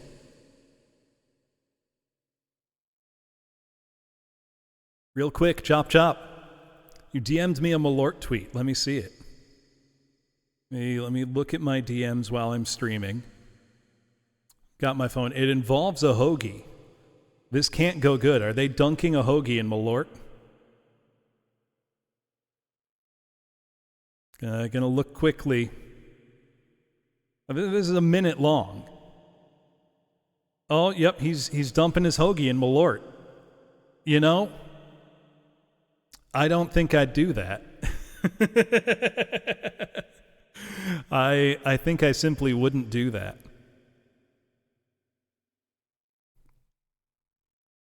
Ooh, let me choose something petty.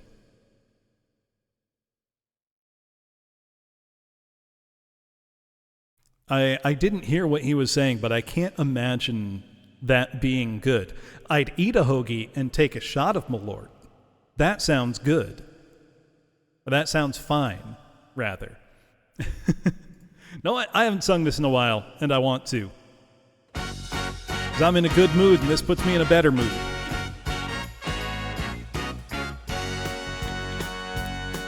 They call me Dr. Worm.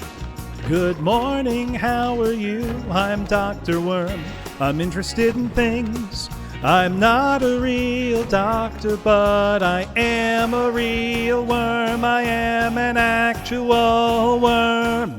I live like a worm. I like to play the drums. I think I'm getting good, but I can handle criticism. I'll show you what I know, and you can tell me if you think I'm getting better on the drums. I'll leave the front unlocked 'cause I can't hear the doorbell.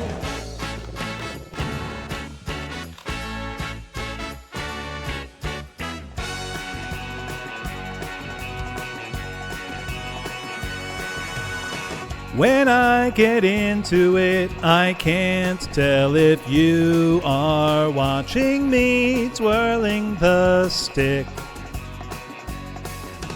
When I give the signal, my friend Rabbi Vol will play the solo. Wondering if I should just kill the cyber demon now.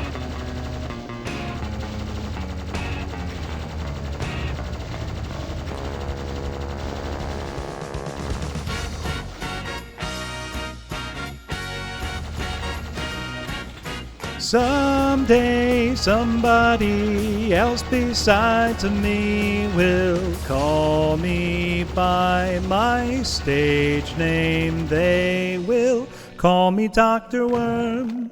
Good morning, how are you? I'm Dr. Worm. I'm interested in things. I'm not a real doctor, but I am a real worm. I am an actual worm. I live like a worm, and I like to play the drums. I think I'm getting good, but I can handle criticism. I'll show you what I know, and you can tell me if you think I'm getting better on the drums. I'm not a real doctor, but they call me Dr. Worm.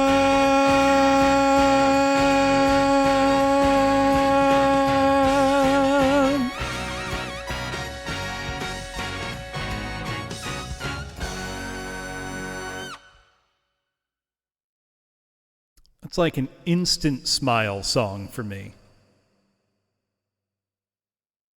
Just always feel good. Well, what has come up next? I can't even see. I hope it's more They Might Be Giants. It is, but unless this has the harmony track, this is going to be like unsingable. There's only 2 songs in me, and I just wrote the third. Don't know where I got the inspiration or how I wrote the words. Spent my whole life just digging up my music's shallow grave for the 2 songs in me and the third one I just made. Hey, I nailed the key.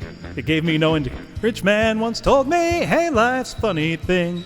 A poor man once told me that he can't afford to speak. Now I'm in the middle like a bird without a beak, 'cause there's just 2 songs in me, and I just wrote the third. Don't know where I got the inspiration or how I wrote the words. Spent my whole life just digging up my music's shallow grave for the 2 songs in me and the third one I just made. So I went to the president and I asked old what's his name, has he ever gotten writer's block or something like the same? He just started talking like he was on TV. If there's just 2 songs in you, boy, what do you want from me? So I bought myself some denim pants and a silver guitar, but I politely told the ladies, you'll still have to call me sir, 'cause I have to keep my self-respect or I'll never be a star, since there's just 2 songs in me, and this is number 3. It's a weird one from their first album that I really like, but it's supposed to have a harmony line the whole time, which makes it not quite as good without it.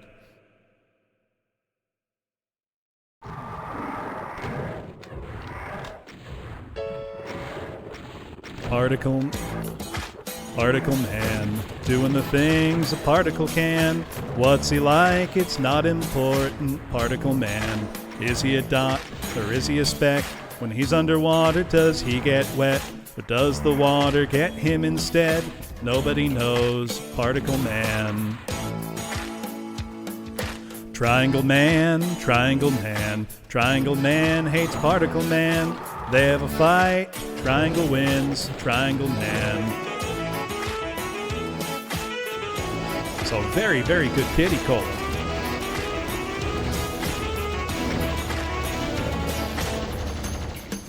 Universe man, size of the entire universe man, usually kind to smaller man. Universe man, he's got a watch with a minute hand, millennium hand and an eon hand. When they meet, it's a happy land. Powerful man, universe man.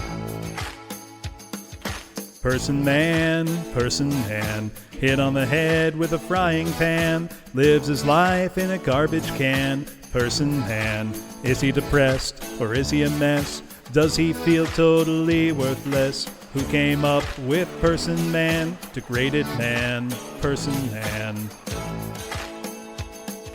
Triangle man, triangle man. Triangle man hates person man. They have a fight, triangle wins, triangle man. Moral of the story, don't fuck with triangles. My first introduction was Tiny Toon Adventures, Tiny Toons. They are the strongest shape. Don't fuck. Holy shit, where'd you all come from?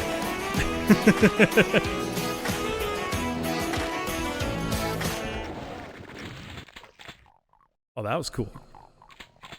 Gonna see what the YouTube autoplay roulette gives me for songs.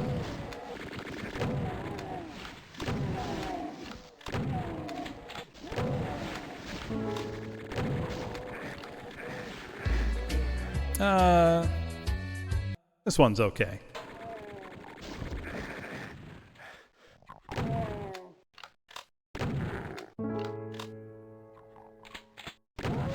All night in my office, when a man that I recently killed called me up from a phone near my building.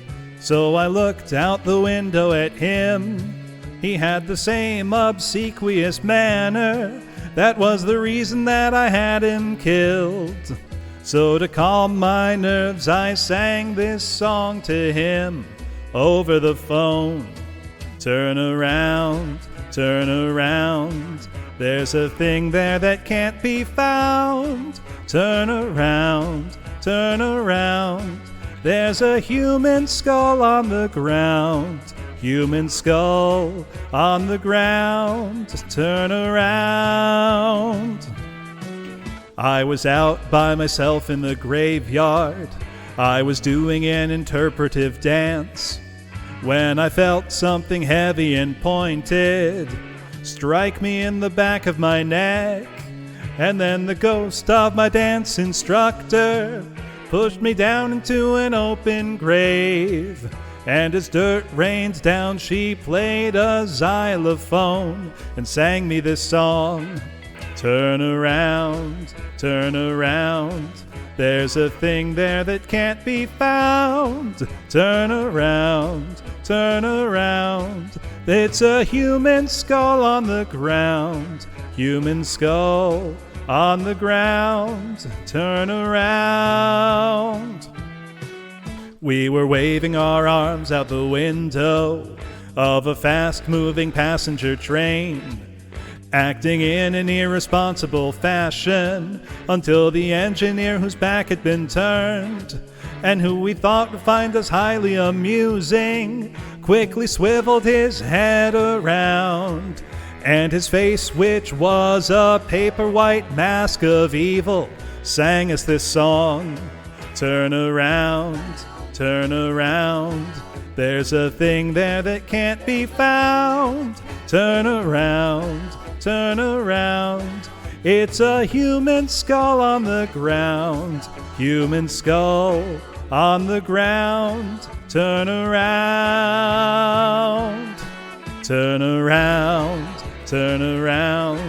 there's a thing there that can't be found.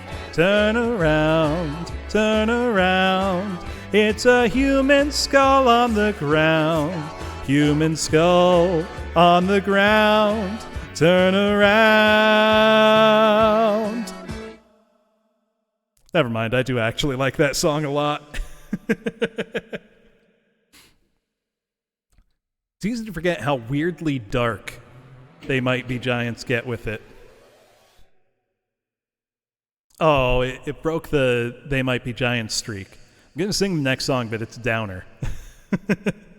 And it's not They Might Be Giants. So how the hell do I get that red key?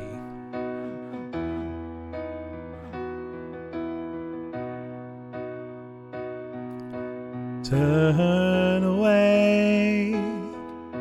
If you could get me a drink of water, 'cause my lips are chapped and faded, call my Aunt Marie. Help her gather all my things and bury me in all my favorite colors, my sisters and my brothers still. I will not kiss you,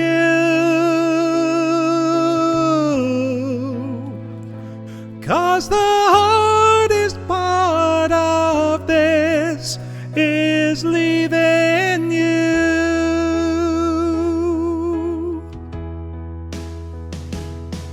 Now turn away, 'cause I'm awful just to see, 'cause all my hair's abandoned, all my body, all my agony. Know that I will never marry. Baby, I'm just soggy from the chemo and counting down the days to go. It just ain't living, and I just hope you know that if you say goodbye today, I'd ask you to be true. 'Cause the hardest part of this is leaving you.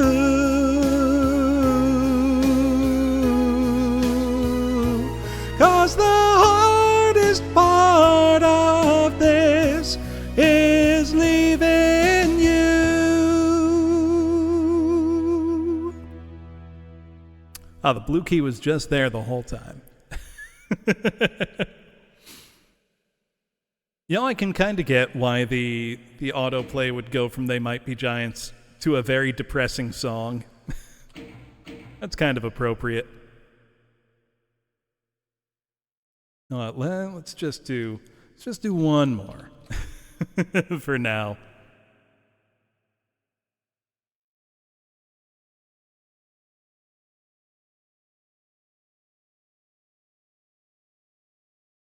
Have so many good songs too. That's the thing.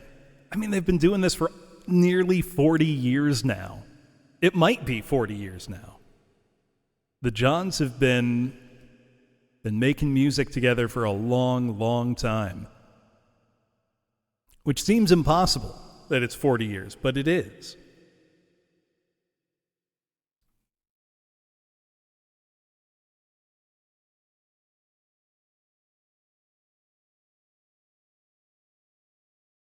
Sorry, I'm scrolling through a list, but it's 170 songs. And it's crazy just how many different genres it goes through. Or not genres, but eras of their own music. Here's a more modern one. This was 2016 or 2017.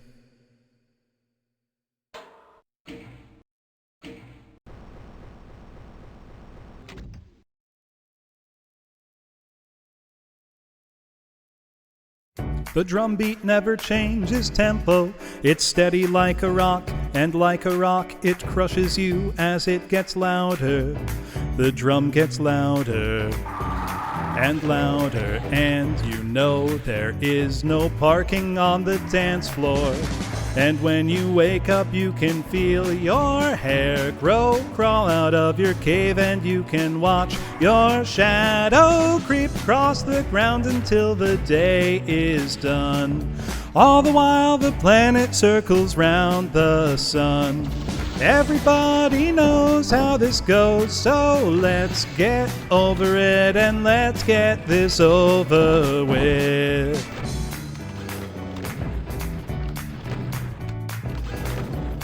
You're out of work, you still have a job to do.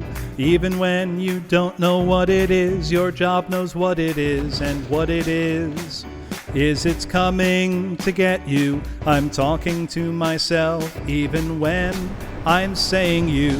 And when you wake up, you can feel your hair grow, crawl out of your cave, and you can watch your shadow creep across the ground until the day is done.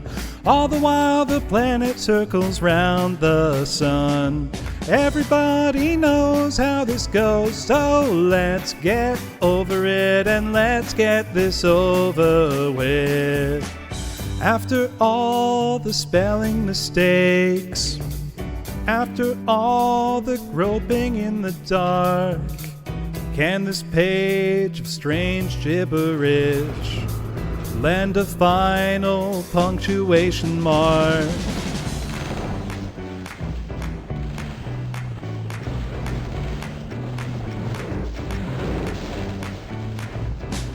You're still hanging round the clam bake after every clam has been baked.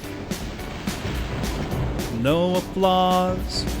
Awkward pause, hand extended, waiting for a shake.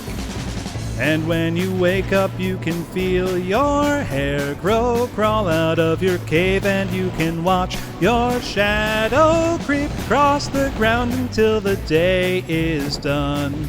All the while the planet circles round the sun.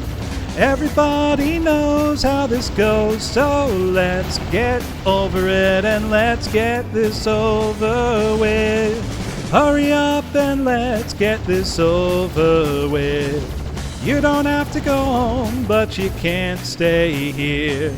Everybody knows how this goes, so let's get over it and let's get this over with. Thank you for the follow, Eld Games. How's it going? Any raiders just joining who don't know me, my name is Professor Bloom. I am a teacher, do a lot of singing, play a lot of retro games on real hardware, and a lot of Doom 2 custom megawatts, and this is Eviternity 2. What were you up to? I'll never know what you'll find when you open up your letterbox tomorrow. 'Cause a little bird never tells me anything I want to know. She's my best friend, she's a sparrow. And I'll never know what you never know, never want to know when you know what you are.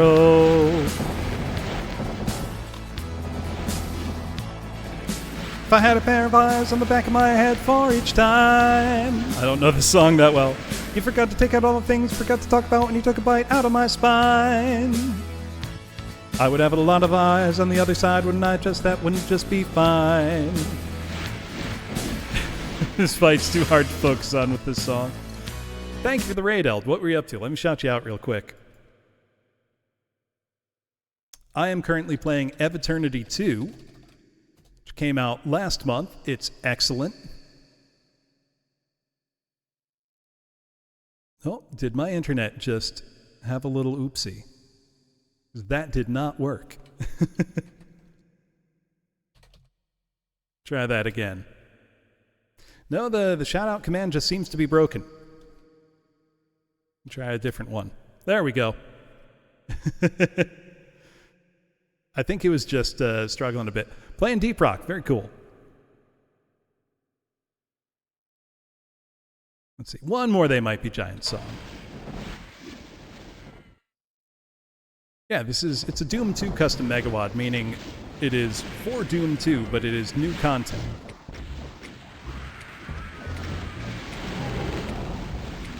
Lie still, little bottle, shake my shaky hand.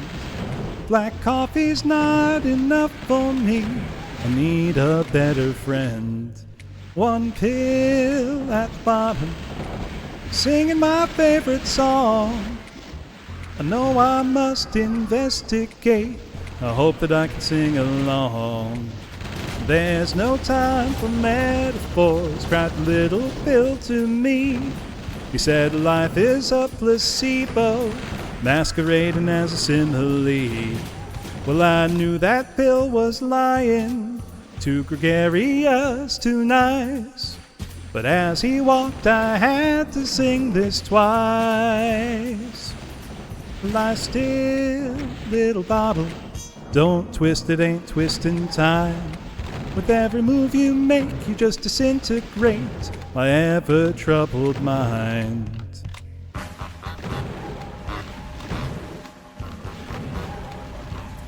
The hell of a way to get me used to this new enemy.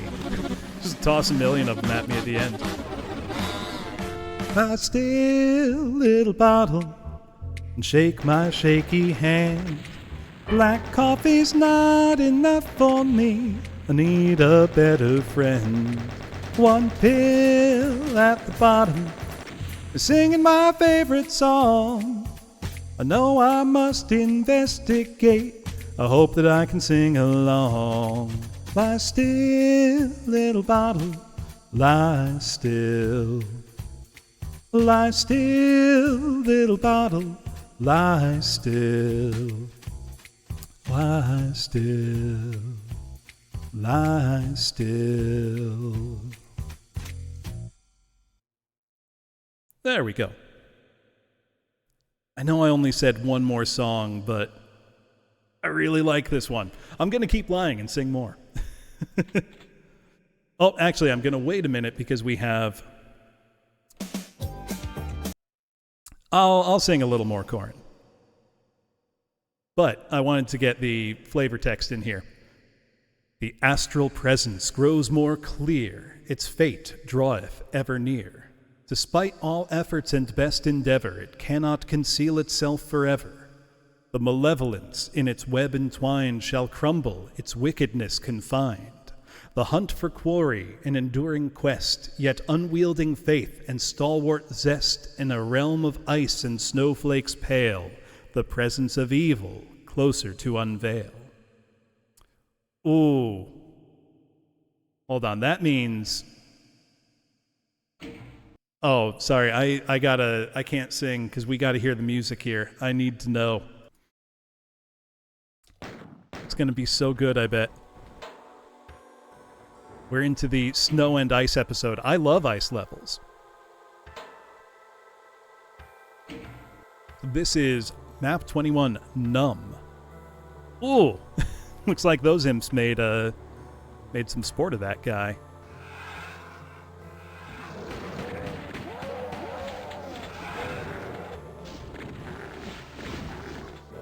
It's the winter episode. Now, Eviternity 1 has an absolutely incredible winter episode. So this has a lot to live up to. Oh, but look at that. It's snowing, but only in areas exposed to the sky. And the well-trodden path has less snow on it. It's so cool.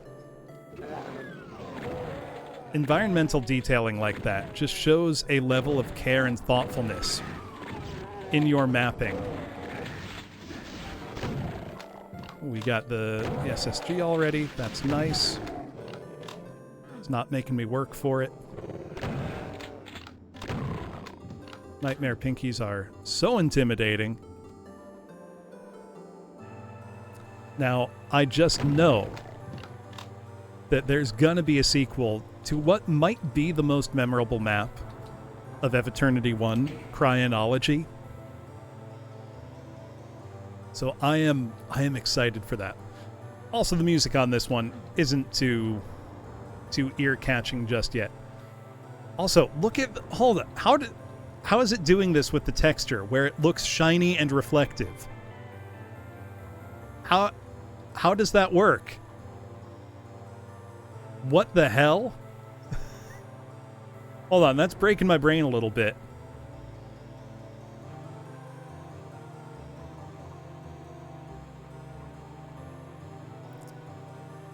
Is it like a mid-texture layered right over it? If I got really close, would I be able to see a seam? 'Cause that's insane.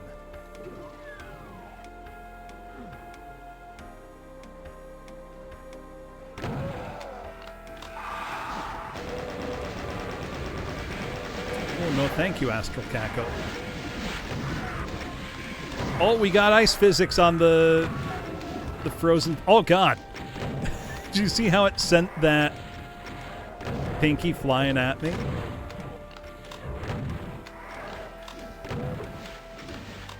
We've got ice physics with inertia and acceleration and everything.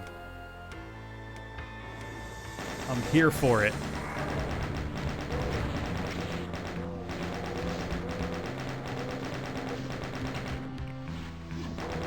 Yeah, you gotta tell me how that works, Chair.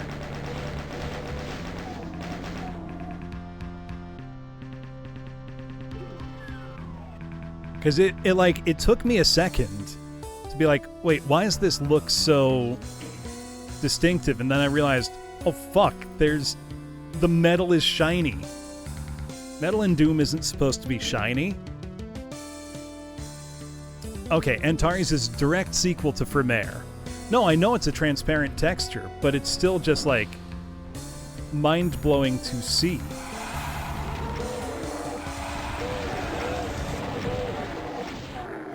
Let's cut a path around the outside. We've got an Annihilator in here. Oh, Annihilator plus Ice is a really, really bad combo for me. Great combo for it. Not so hot for me. So that means no quick dodging. If I can stay up here. Mr. Annihilator, tear down this wall. Oh, God. A wise man once said, it just works.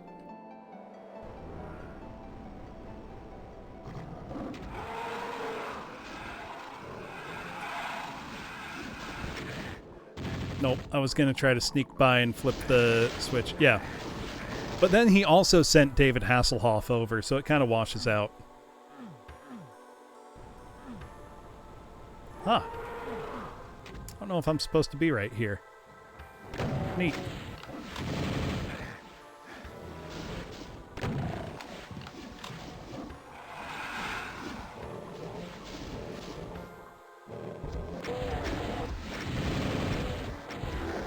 There we go. Just needed to get a little crafty with it.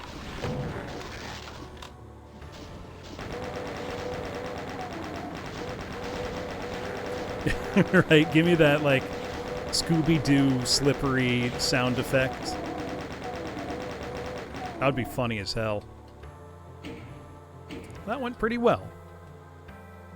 So I feel like there would be a secret switch or something hidden in the snow and ice.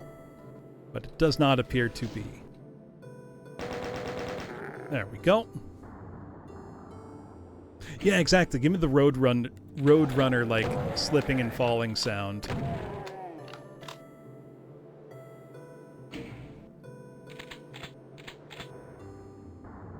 This map's off to a good start. Episode's off to a good start, I should say. Alright. Quickly dispatch the Astral Caco.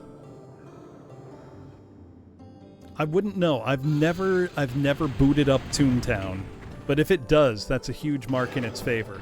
Oh god, it has the ice physics too. Oh, hell no.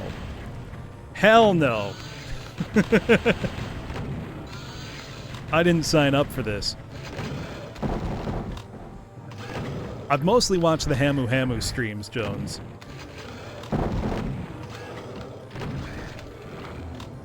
That's more my speed. It's a utterly bizarre, janky... I think I still owe her playing that. Yeah, she basically, like, bullied the dude into making a sequel. It's incredibly powerful.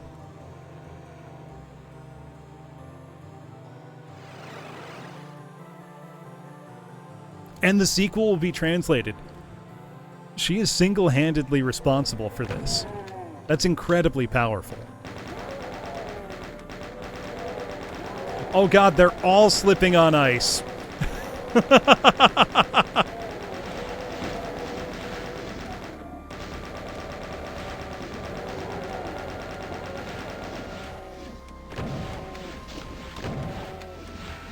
This is incredible. They're all just eating shit, trying to...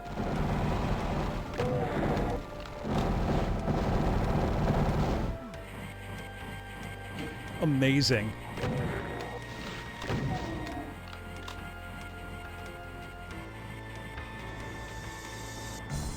Let's try to deal with that guy real quick. Got him.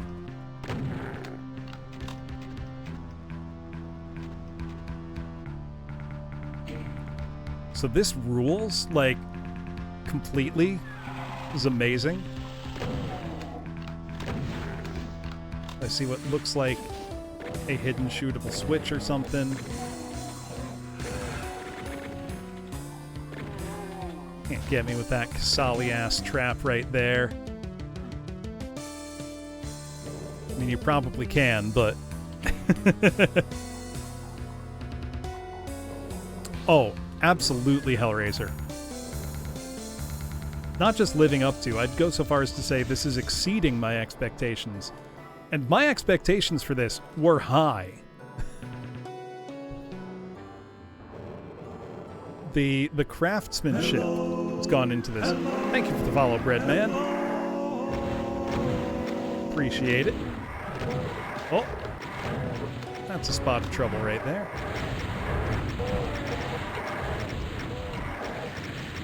That's fine. We're fine. We weren't fine. Let's see, what triggered that? That's what triggered it.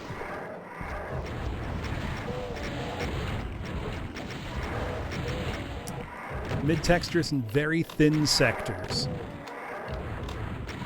That's so cool.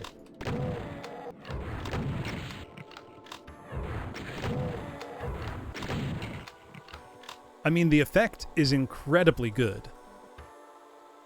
Like, it looks spectacular.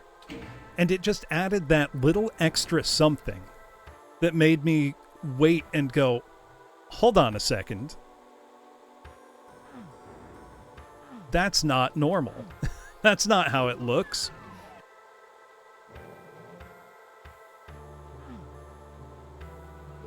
I mean, I still can't get over that incredible fight with the big zappy button. That was one of the coolest things I've seen yet.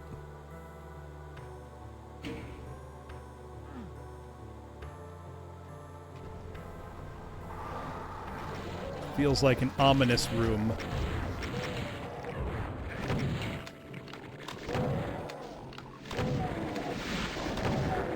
I'll let that chain gunner do his thing back there. Oh, good time to use specters too. Very hard to see in this kind of environment. Oh dear. Those were the most accurate zombie men ever. They just shredded me real quick. There we go. I miss those days too, Hellraiser. It's a big part of why I mostly just play older games. I have more fun with them.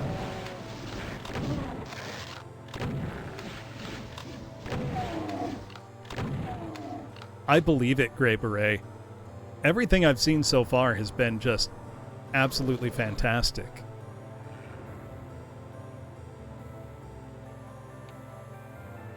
I mean, the ice physics, yeah, that's a boom feature that, you know, has been around forever, but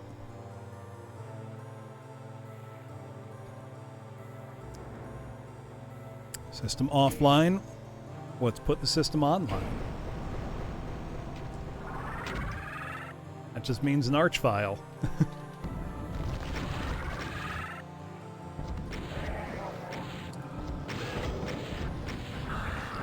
Man, get out of here with your right angle ass projectiles.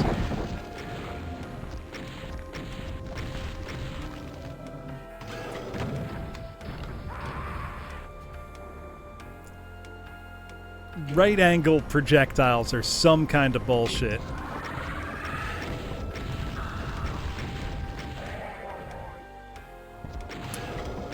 There we go. Hey, happy birthday to you, Kuma. Would you like a birthday song?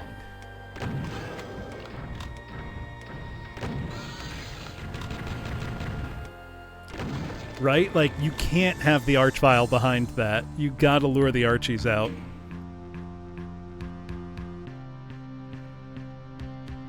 Let's see. Happy birthday to you. Happy birthday to you. Happy birthday, dear Kuma. Happy birthday to you.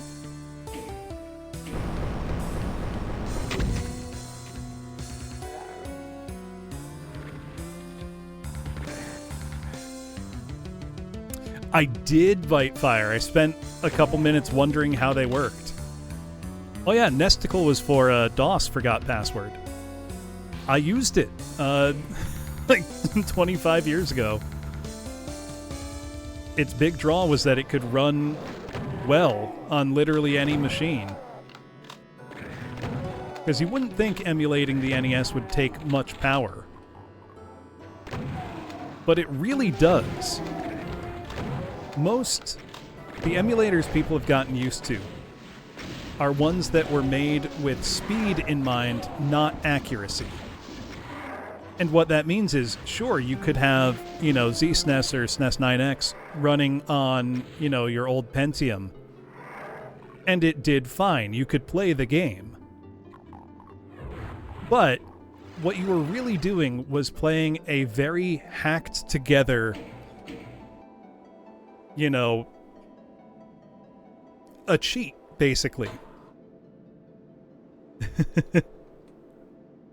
See, I was always a SNES 9X guy, Woozle.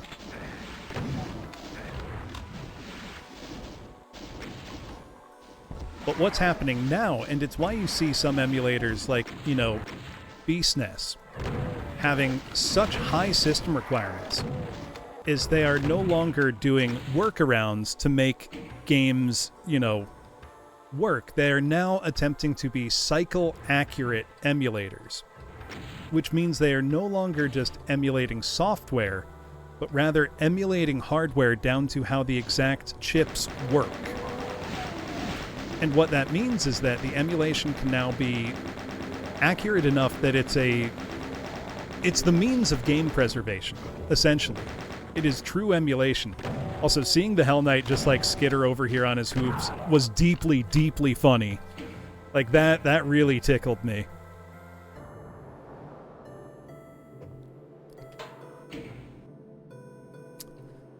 Was it SNES 9X or ZSNES that had the, snow in the background? I think that was 9X. Pinky's on ice. That was ZSNES? Okay. Yeah, that's still the best looking interface. Just ever. Yeah, but now with cycle-accurate emulation, it means that you are getting emulation that properly reflects the behavior of the real deal, the real hardware. It's not going to be better or worse, it's going to be exactly what it was, and that was the point.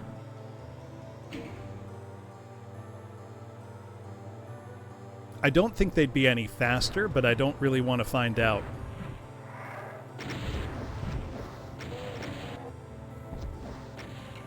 Got him. God, this is so cool. Hearing that there's even more, wizardry to come has me excited.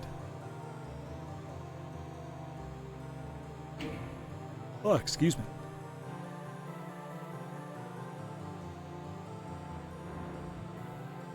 I think there is a place in the world, though, for both, your quick and dirty emulators.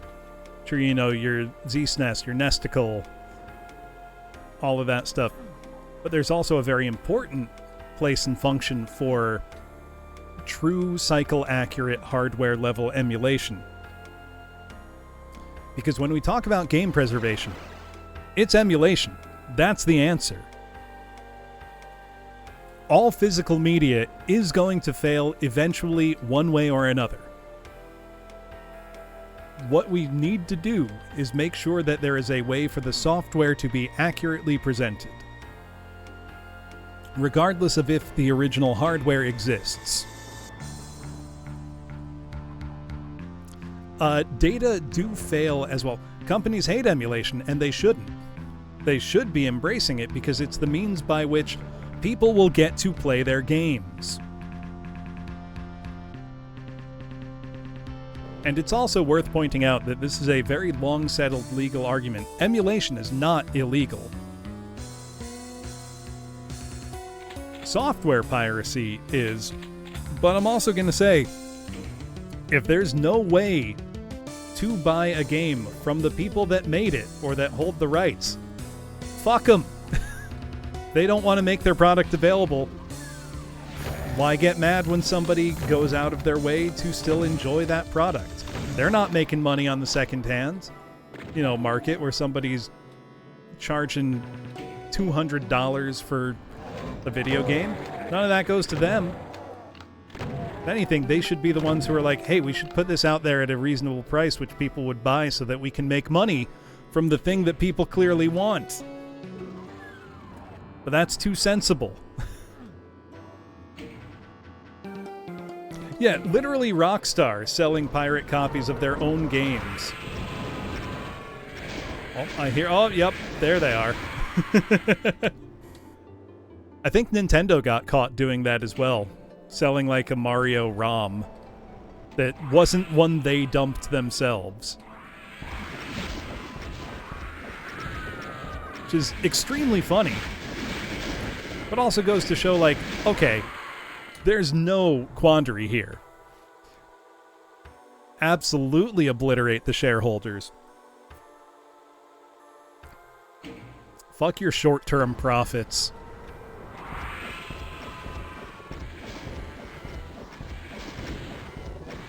Oh no, you didn't see enough growth this quarter? Tough shit, try getting a real job.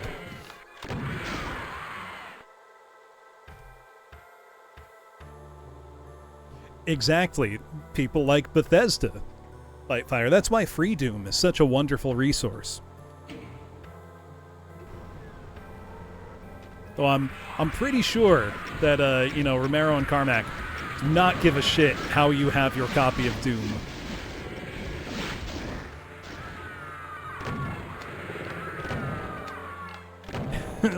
Aw, did somebody get addicted to the myth of infinite growth and now has to get a real job?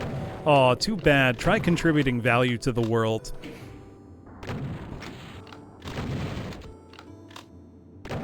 I think the particularly most infuriating ones are reading comments that come out of, like, Nintendo's shareholder meetings in Japan.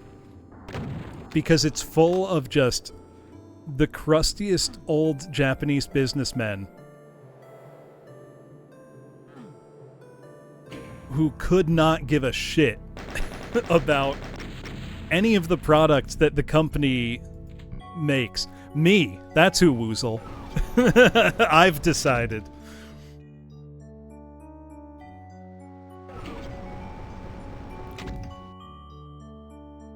But it's like, they're like, I don't know anything about your product, but your name has, like, a good reputation, so make money for me.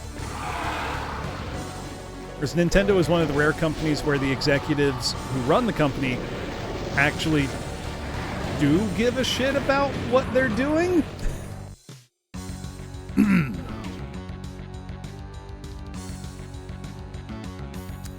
Woozle, playing the devil's advocate only makes sense when there's an actual argument to be had here.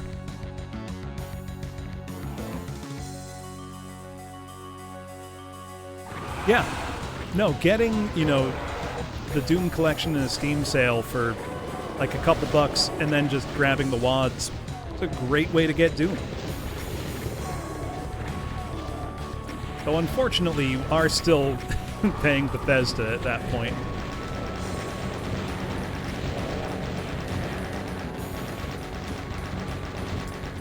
I mean, hell, I think the Doom 2 wad I used,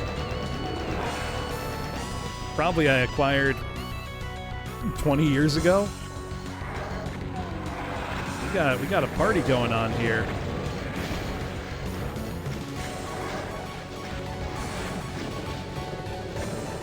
Ooh, let's see, what can I scold Woozle for this time? Woozle, you just can't reply CC smush to everything. It doesn't work in every single scenario. You need to up your like shit posting with Twitch emotes game. Oh, there was a praise. I did ignore it. Let's see. Woozle, you have an infectious laugh, and every time I hear you laugh really hard, I start laughing because it makes me happy.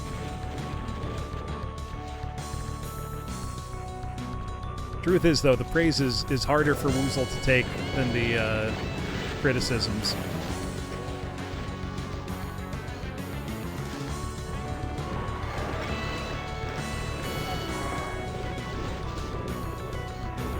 I'll scold him again for good measure. Woozle, it's not nice to call out that somebody didn't see a praise redeem when they're in the middle of some very hectic gameplay. It's very selfish, Woozle.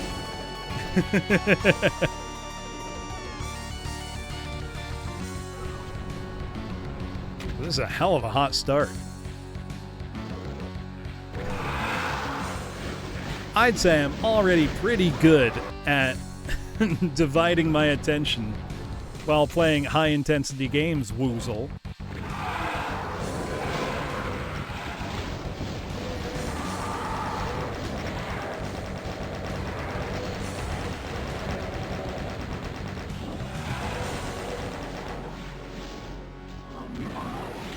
Give me that. Give me that. There we go.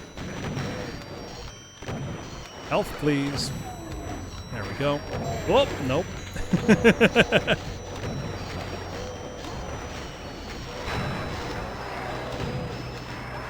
Damn. This level is sick. Like, I'm into this. I think I can kind of chart a path to major weapons and go from there. So I'll ignore that Berserk for now and use it as a health boost on the way back from this. Yeah. That's more like it. So maps like this rule because you get to kind of chart out the kind of start you would like it to take.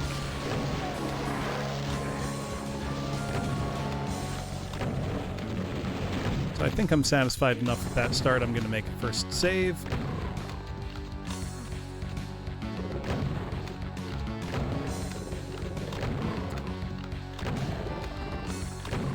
This is so sick.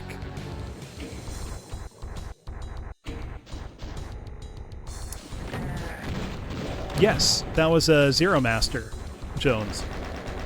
He proved it is theoretically possible.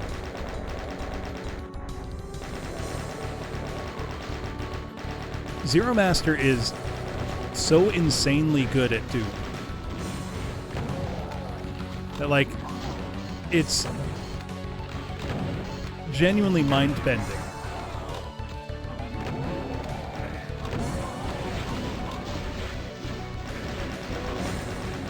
Yeah, Zero Master has solved things that were thought, like, decades-old impossibilities.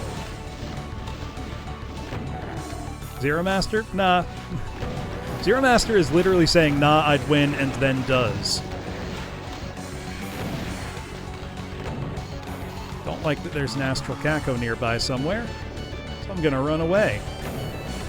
Seems very reasonable to me. Seems like a bad spot to be, but, you know.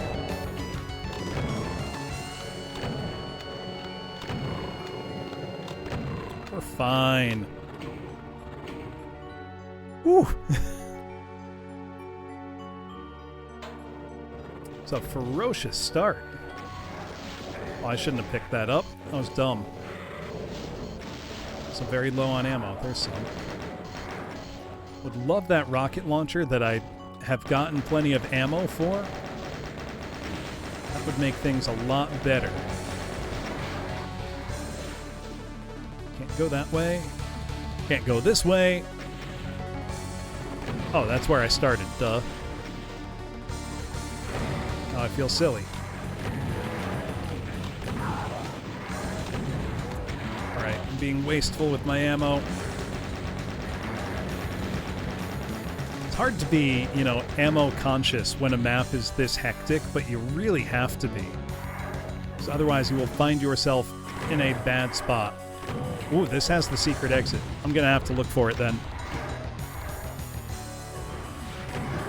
Depending on the size of the secret map, that may be a good place to stop.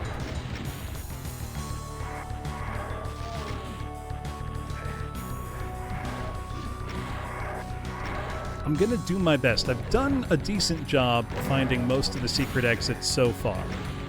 Except for the one where people had to tell me where it was. It was a really obvious drop that I should have noticed. Wait, have Berserk.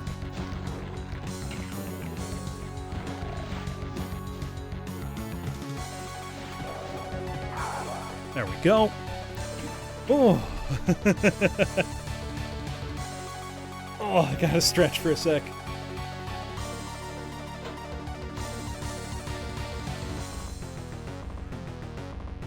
This MIDI's pretty killer, too. It's 36 that is, like, the sequel to Anagnorisis, basically, right?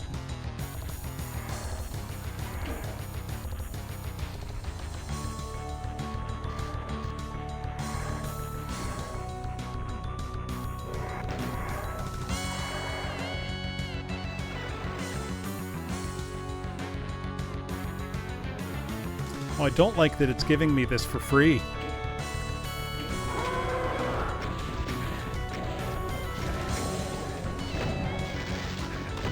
Well, that's why it gave it to me for free. Because I'm fucked otherwise. I'm just gonna try that again.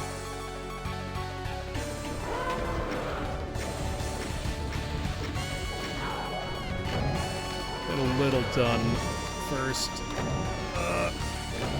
There we go. That wasn't too bad. Sequel to Anagnorisis is a terrifying, like, couple words. Those are words that should not go in sequence.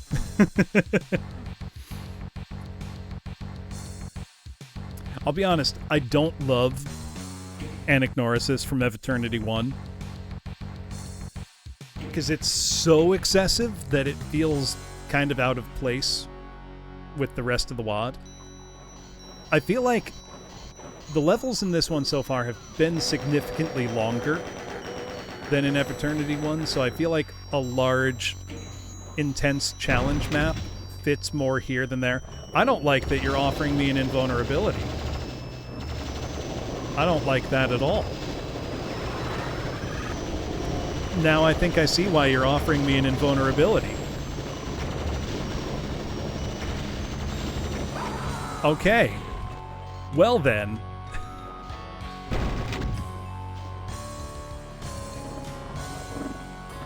Oh, you know? Can I cheese it? It'd be kind of funny.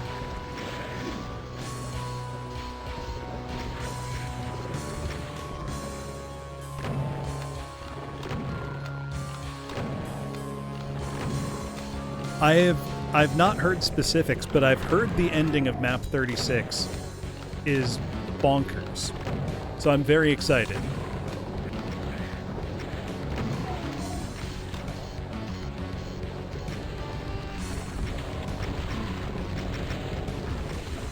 You know what? I really appreciate every time the invulnerability is changed not to be an eye-searing nightmare. That always gives a WAD some extra points in my book.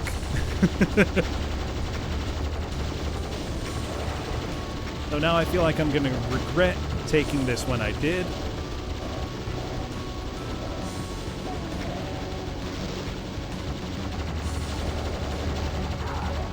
But I hope I won't. That feels like a freebie, and that makes me nervous. Oh, you should. That would be a lot of fun, Jones. For both of us. You've got to do the idea I gave you, which is bake the texture filtering into the default textures you use for it.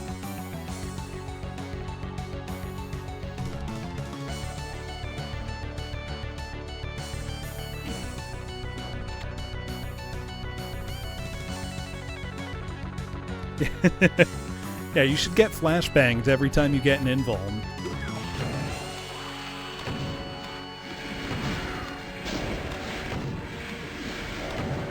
There's one astral down.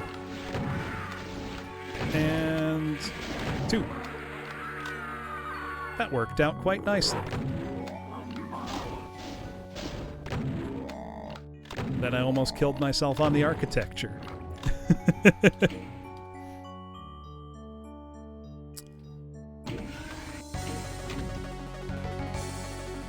Ammo, yes please. Also, while this map is awesome, I really got to use the bathroom. So I will be back momentarily. And then we're going to finish this map and find the secret exit. BRB.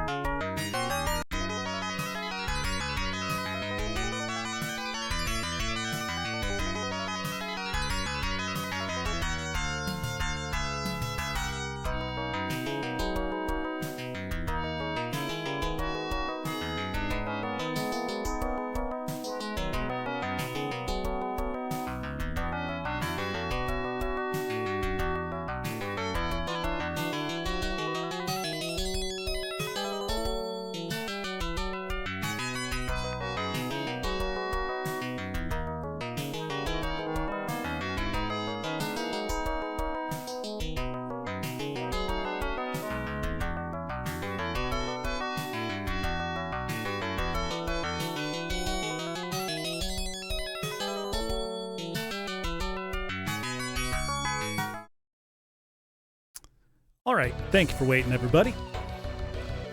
Also, 122,787 side defs is that's too many. That's way too many.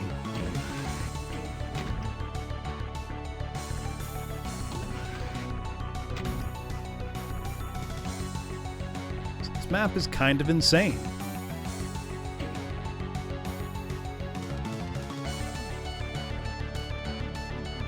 Oh, that felt like it would be a good spot for a secret. Which apparently this is where the secret map is. Oh god. How much stuff did I just wake up all at once? I don't want to wake all of it up and just see what happens.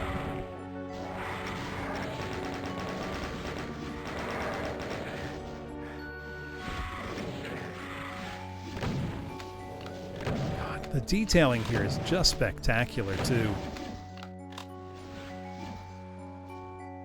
Oh, I see rockets down here. This must lead to a secret. Nope, it's just another path. Oh, you're shitting me. That whole thing's a 3D bridge? No way. Ain't no way. Why do they keep doing this?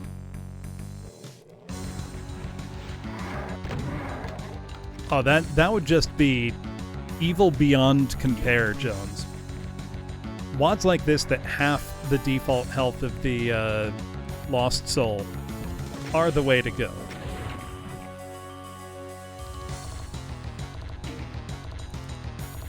A Lost Soul that could tank a point-blank SSG, that's just illegal. I'm going to make a law against it. You can't do that. It'll be right there with the guy who runs that channel, Run Plays in HD, who I'm convinced exists only to torment me specifically. So that's definitely a secret right there. Iron Souls. God.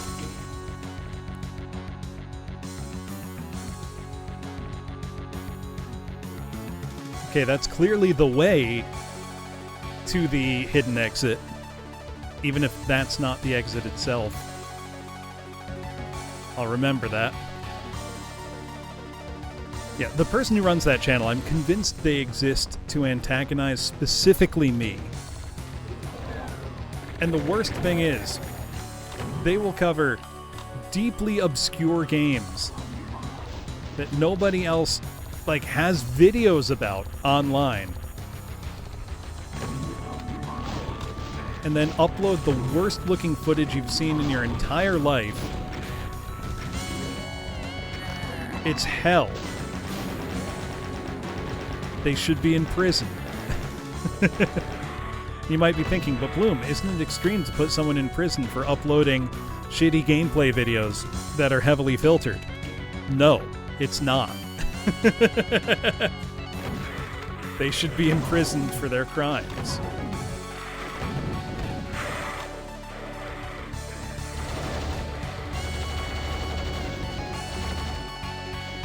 That Pain Elemental did a number on me.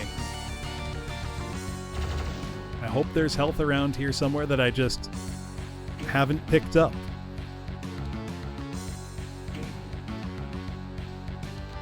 That's done something. I don't know what it's done, but it's done something. Something has spawned in. Things are happening. Not good things. Oh, it's in fact very bad things.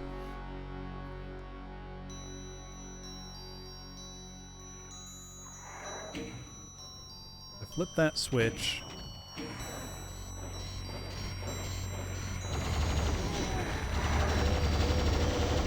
This is what's going on now. Take that health, though. Oh, God. This is a terrible place for this fight. Oh, come on. That didn't even kill one of them. Oh, this is bad. This is really bad.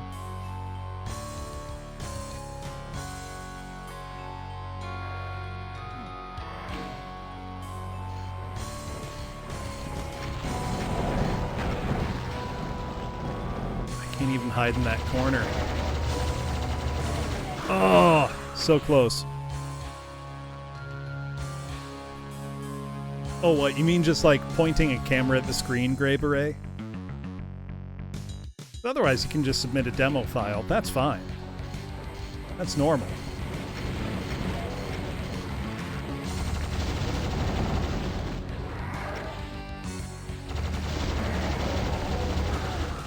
If anything, submitting a demo file is just, returning to Doom tradition.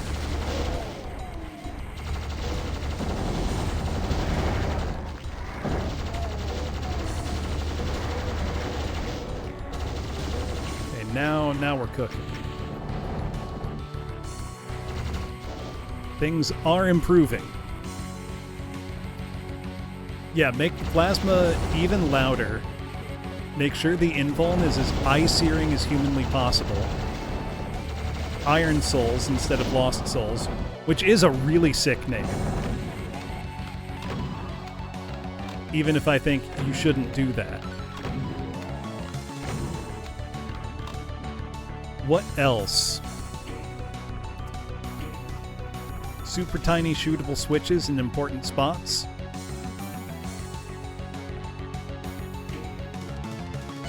I'd say sliding block puzzles, but that was actually pretty sick. And I can't get over the puzzles in that map. Unbelievably creative and cool.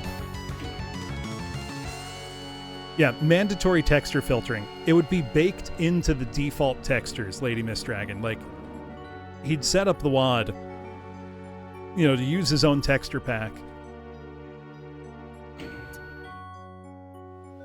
I mean, now you're just starting to describe Hideous Destructor, which I do actually like, if you can believe that. I'm not very good at it, but I enjoy it. Because that's just turning Doom into something else entirely.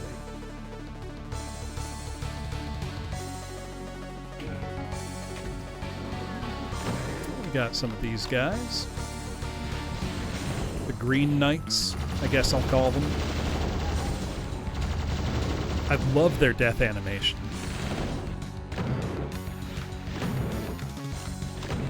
Thankfully, they seem to stun fairly easily.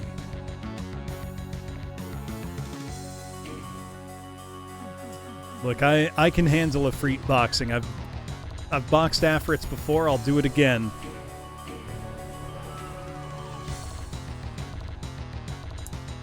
I think I see a secret. I've got a... Surely I can make that jump.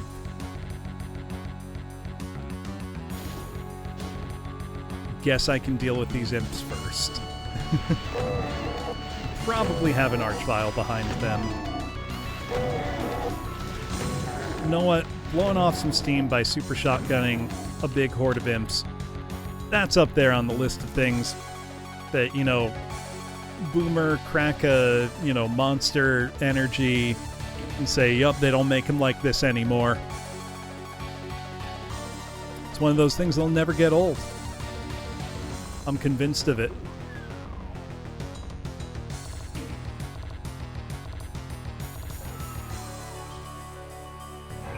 There we go.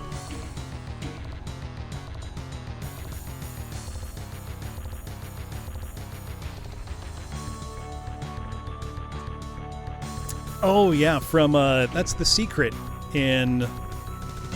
What's the name of the map? Like, Screams Aren't a Crime Yet? From Valiant. Skillsaw's map. Oh, Skillsaw's WAD. And not just the chain gun. You have the super chain gun in that one. If we're thinking of the same thing. Which I think we are. Yeah, here we go. Here's the party. Go with the Astrals first. If and I can.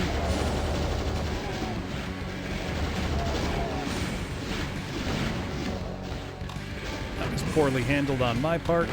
Let's get more plasma. Get at it. Well, yeah, if they can tank an SSG shot, they can tank a rocket. Because those do about the same amount of damage.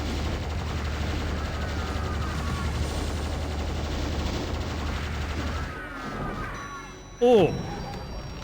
Oh! Took a full volley from that thing. That sucked. I didn't see it shooting amidst all the corpses. Oh, I was doing so well up to that point, too. I mean, that would honestly be incredible, Jones, just in the, like, I can't believe someone had the audacity to do this department, if you know what I mean. Where it's like, wow, someone really did that.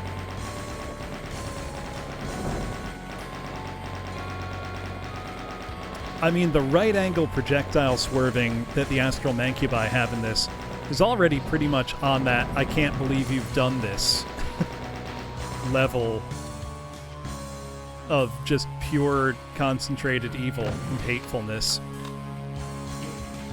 So far, they've been super well integrated into the gameplay experience. That's the thing that impresses me most with all of these new monsters, is they all feel like they belong. It's such a hard thing to quantify, you know, game feel. They really nail it. Alright, though, I think it's time for us to look for secrets. I can see clearly the secret exit is in this room. That's the exit. She couldn't let us have that one for free. A Mr. X boxing map. I genuinely don't know if that would be possible.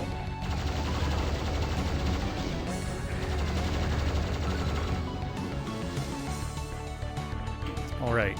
So this is our secret exit over there. That's our regular exit. We don't want that. I love so much that they make the secret exits visible. Like, obviously visible with a clearly defined visual style. So you can't miss it.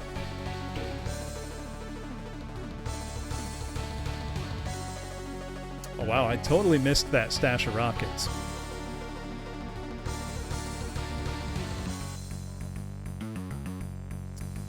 Don't think there's anything out here in the snow of interest. Already hit 2 switches back there. About down here. Nope. Worth a look, though.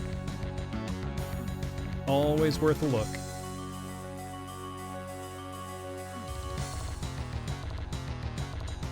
So something opens that door. I gotta stretch my hands for a sec. Oh, I can't believe it's almost midnight. And yeah, Ultresk, the Astral Cacodemons, they're a new enemy for this, have 3 different projectile types.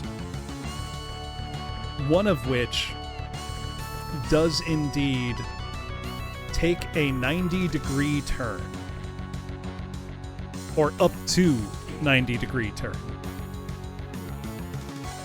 It's frankly a little insane. I'm still not totally used to fighting them yet. I'm getting there. The Astral Caco projectile doesn't do that. It's just the Astral Mancubus that does that. So I've found a bunch of hidden switches now. A reverse Archvile. Explain. If it can't see you, it explodes you.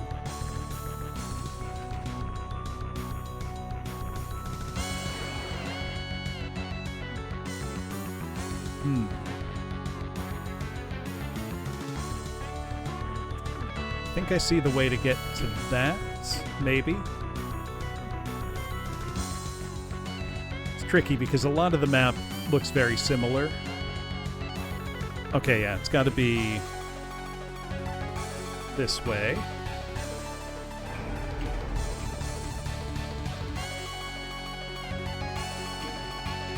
Alright, now I think that might open what's back here. I managed to find before.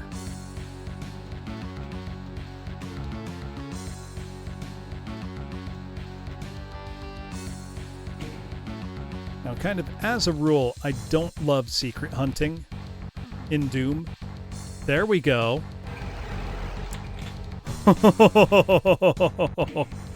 Now this is sweet revenge.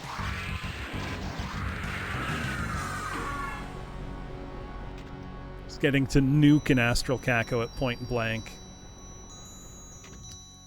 That puts me back out here.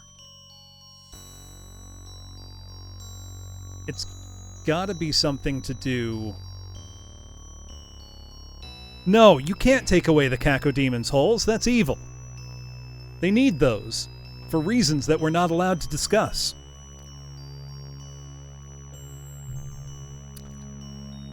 I've seen a 2-eye Caco sprite before. It's deeply cursed.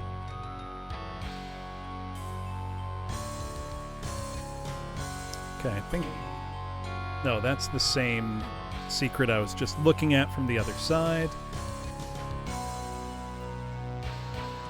So there needs to be a way to get into this room to cross the bridge. So that's what I'm looking for. I think there's got to be...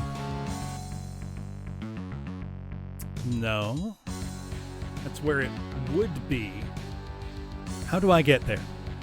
It's very good, Chad Duck. This is the sequel, Eviternity 2, which just came out about a month ago. And it is excellent. It's extremely high quality. I am currently secret hunting. Something else opens up in the cave. Let me look. Because each episode here has a secret map, rather than there just being 2. There are now a total of 6 secret maps, 1 per episode. Oh, yep, something else opened up. Try that again. So this is map 22. I've got to say, has been excellent.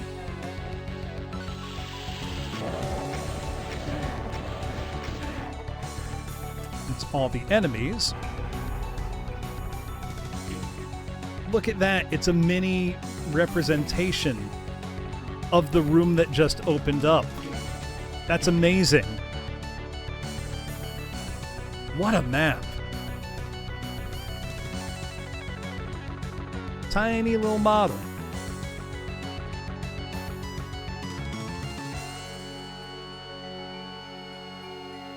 So if you want to try platforming-based Doom, try the WAD Jump WAD, Jones. That'll give you your fill of platforming probably forever. Also, I feel really good that I found this pretty easily, I think. There's one platforming map in this set, Chad Duck, that's extremely fun. Right, we've just found map 35. A concealed challenge now awaits. A realm caught betwixt 2 states. How can you hope to stand your ground when 2 at once both confound? Oh, I think I saw this one. Yes, I did. Parallel. Dragonfly and Jimmy have accomplished something completely insane here. So the gimmick here, because I did see this briefly when I did my little tour of all the levels. You might look around and think, I've got nowhere to go. Then you see this odd spot and you step on it and you're in a parallel hellish dimension. But what you do in one affects the other.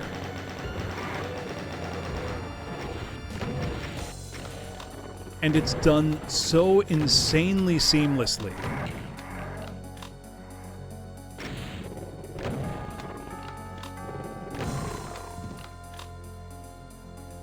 Like,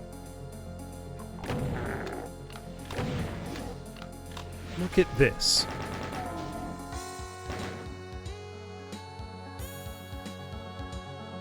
And the most insane thing is looking at the map. Yeah, this is... How many of you have played Final Doom and are therefore familiar with TNT Evolution? So look, even the portal changes. That's so cool. But if you are familiar with TNT Evolution, Ty Halderman's map, Wormhole, was based on a concept of essentially using a teleporter to go to an alternate reality. Through a wormhole, an alternate version of something, the same place at a different time. Countless Doom maps have iterated on this idea, and this might just be the finest example I've yet seen. So I'll take this moment to kind of re-stress and reassert, we would not have modern Doom at all without the effort of Ty Halderman. Team TNT at large, but Ty Halderman specifically. So he was the glue. And Team TNT, besides being responsible for, you know, Icarus, TNT Evolution, Eternal Doom, besides all of that, they're the ones who published Boom in the first place. Yeah, Admiral, this one, it's insane. It's done so just unbelievably seamlessly. Absolutely incredible stuff. Like, look at that. It's amazing. It's a yellow key door.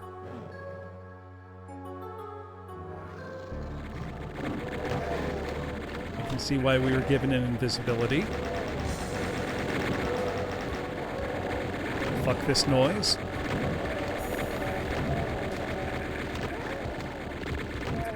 I should have come here with more ammo.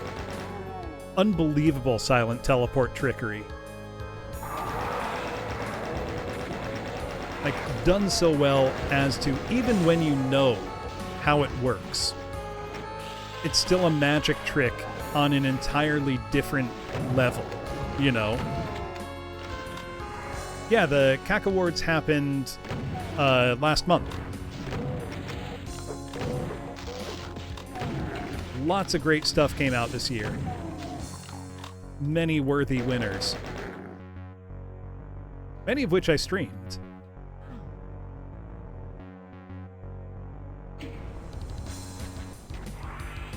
Whoa! I hear an Astral Caco. There it is.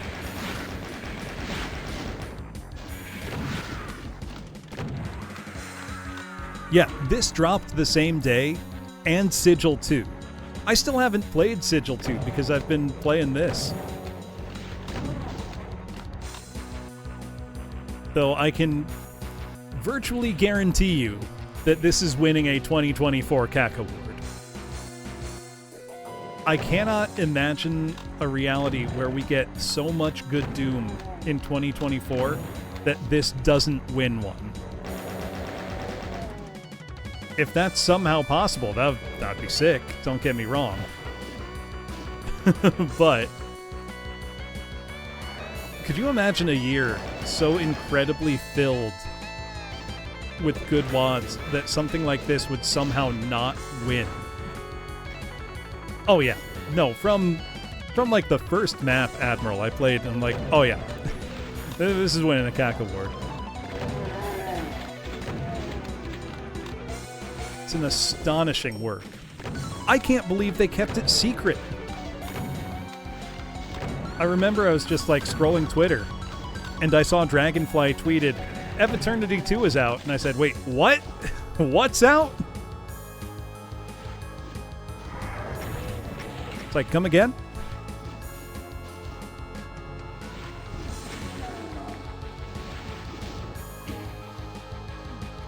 And also, this should win a separate award just for its textures. So if this does indeed end up just being called like OTEX 2, that alone deserves a CAC Award.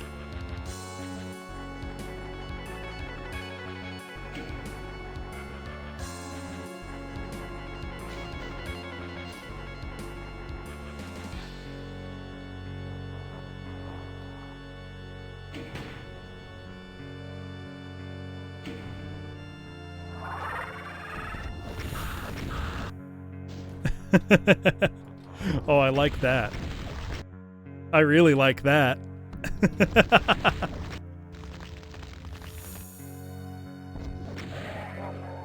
Getting to clown on some Archies. That was great. You have no power here.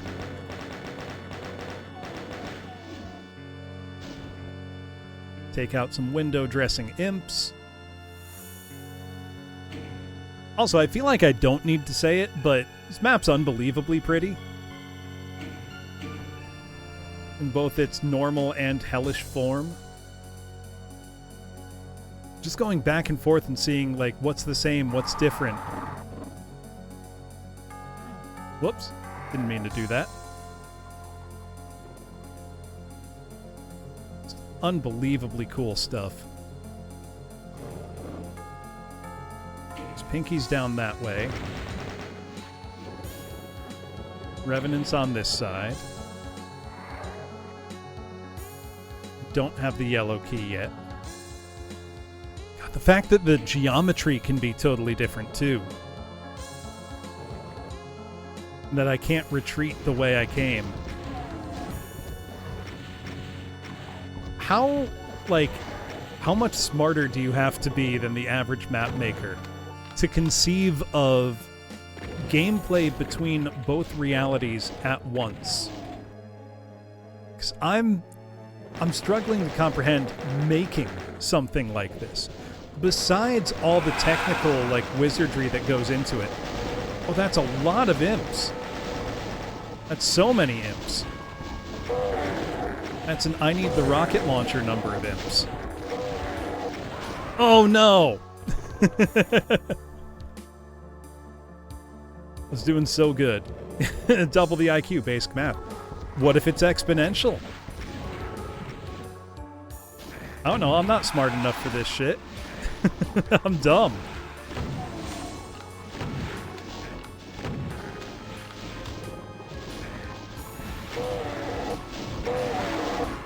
Yeah, literal map juggling. I think there was something similar done in the Intergalactic Xenology project. One of the maps literally flipped you upside down, essentially. It looked like you fell from the floor to the ceiling. It was an incredibly cool effect. Trying to remember the name of the map. But I'm pretty sure it was in that WAD. It's a fantastic WAD, by the way, if you haven't played it. I mean, it's a fantastic WAD if you have played it, but you know what I mean when I say that. It's a WAD I recommend if you have not already played.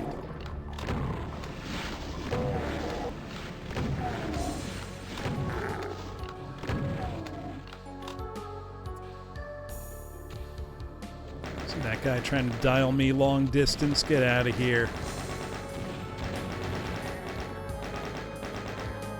I realize that's also a phrase I use that now essentially no longer has meaning.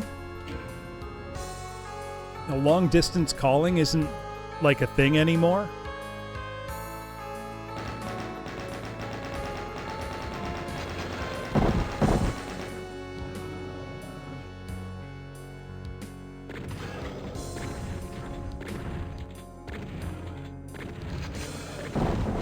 Probably wasteful, but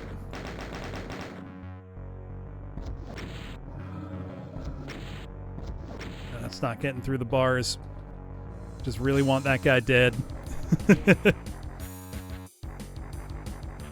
Now I'm very curious what's going to happen here.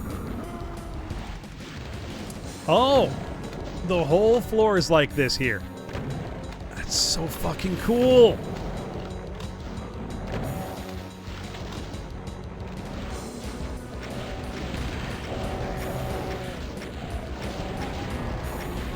This whole thing is insane.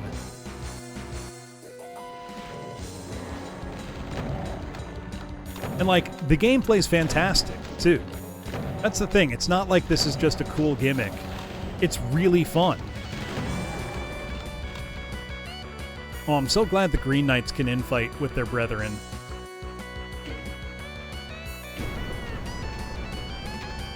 Oh, that's going to let out that Astral Mancubus. Yup. Ah, here with your right-angle projectiles. That's genius.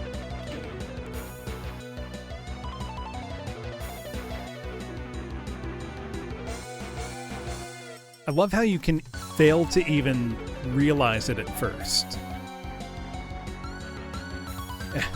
Don't you attack me with math.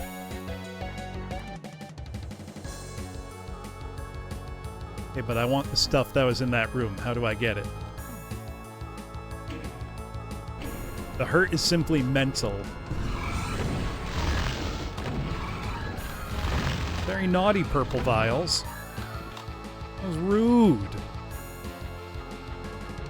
I feel like I'm doing a pretty good job overall dealing with those guys. A good addition. Now, how can I get you?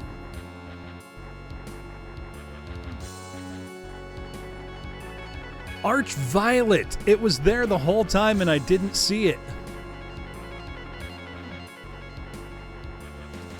I feel dumb now. Oh. Well, this clearly looks like a final fight kind of scenario. If someone mentioned it, God, look at that! I didn't see it, and now I feel foolish.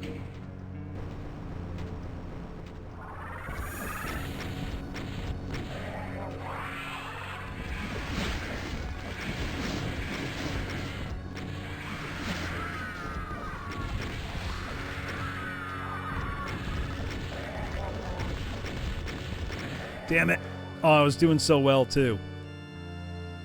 That was amazing. They call them Veil Imps? That's not nearly as cool. This is where you fight Kefka, for real. Dancing Mad, though. You can never break the Scythe 2 association with Dancing Mad.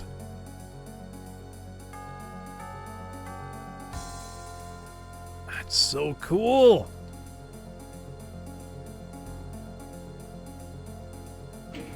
Unbelievably seamless map.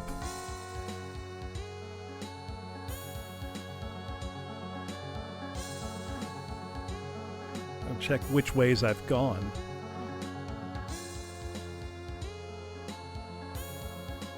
I think I went this way.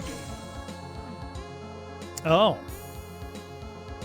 Oh, because it's lava, it's... I see.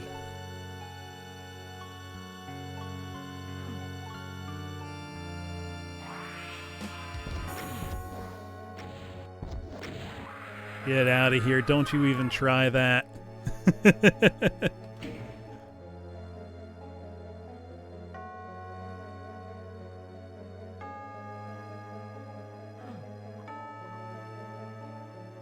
I'm just, like, totally in awe of this map.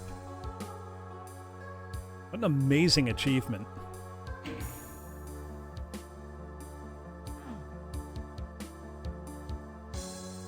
And it's really not that complicated when you think about it conceptually. But when you think about what it must have taken to execute this, it's unbelievable. Right, is there a shootable spot I've missed? This was a very cool fight, too. Simple concept, but... yeah, the MIDI sounds great. Is there an official soundtrack upload now? Because I know there wasn't at first.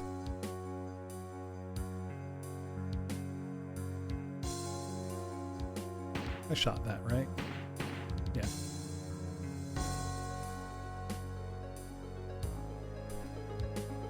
Okay, so there are going to be official uploads coming. Soundtrack is way too good to not share it. They're giving me that for free. That makes me nervous.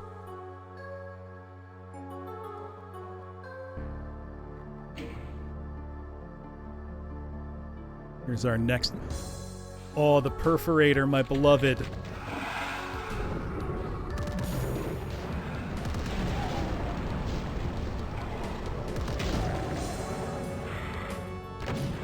Probably not the right time to use it. But boy, do I love it.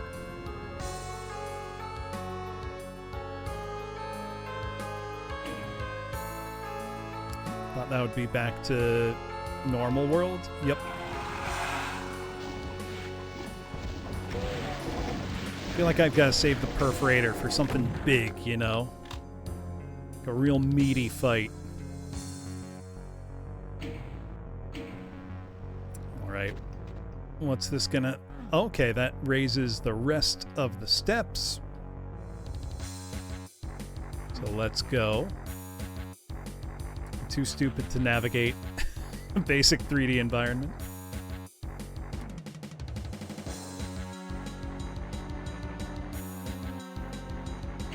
Or is that only some of the steps? I'm still missing one step? Can I run up that? No. That would be funny if I could. And wasn't supposed to. Alright, so what have I missed? Becomes the question. Let's go back this way, retrace our steps. I wonder, can I scoot? Nope. I thought maybe I could scoot and keep the floor in this form. Explore a little more this way. Okay, that becomes a dead end. This is also a dead end.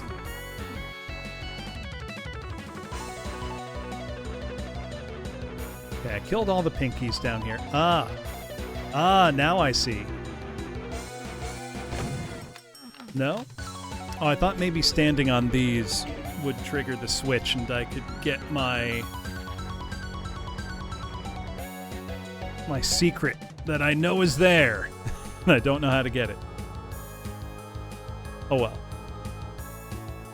Can live without it. Now, what am I missing? It's got to be something. It's like one more switch I need to throw. Or any way I just haven't gone yet. Oh, hold on. I have an idea.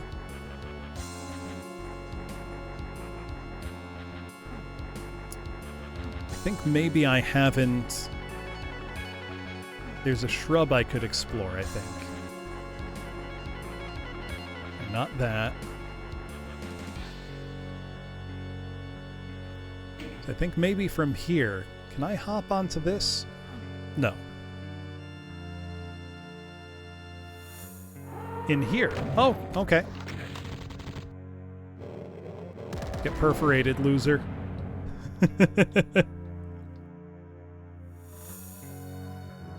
God, I will never get tired of it. It's so good.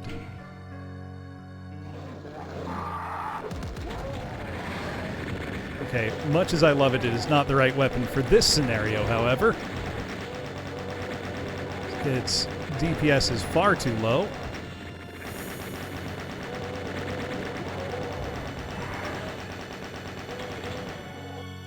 It's for vaporizing big bads, not for chain gunners. Handled that fight poorly, but I survived.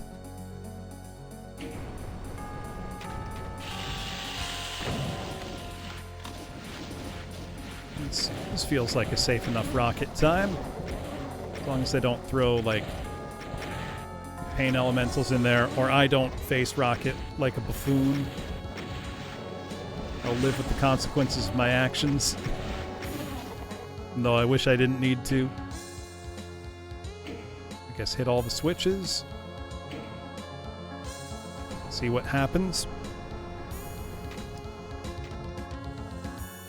I really thought there was going to be like an Astral Mancubus or an Archvile.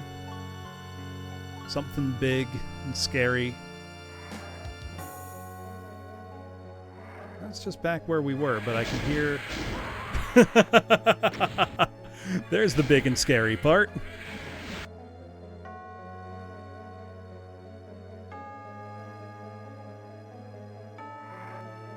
Alright, I'm ready this time. I thought I was ready this time.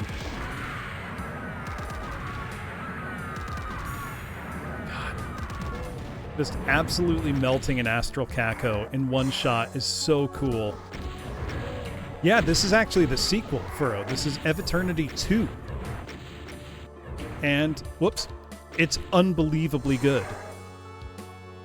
I shouldn't say it's unbelievably good, because I totally believe it. Came out last month. Amazing. Like, I cannot say enough good things about it. This is one of the coolest secret maps I've ever played.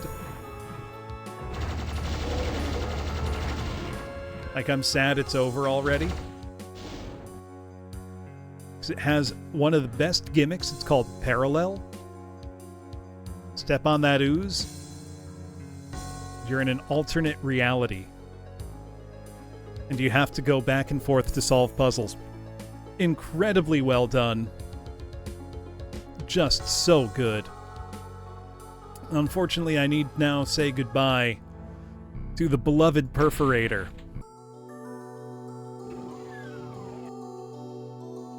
This thaw. So I'm not going to play this whole map right now. Just want you to see this weapon really quickly because it just melts everything instantly. But this is going to be a pretty good place for me to stop tonight. Yeah, Decino's videos are incredible for him. He does an excellent job explaining, you know, the mechanics of Doom without it being too much or hard to understand. But I think with this, I have 9 maps left in the set, so I think we'll try to finish that next week. This map's off to a fun start, though I'm getting a somewhat skewed picture of it because I will be starting it from a pistol start instead of, you know, what I'm doing currently. Which is just playing around a little bit. There we go. I'm going to bring it back to the office now. So give me just a second, and then I'll let you know what I've got going on for the rest of the week.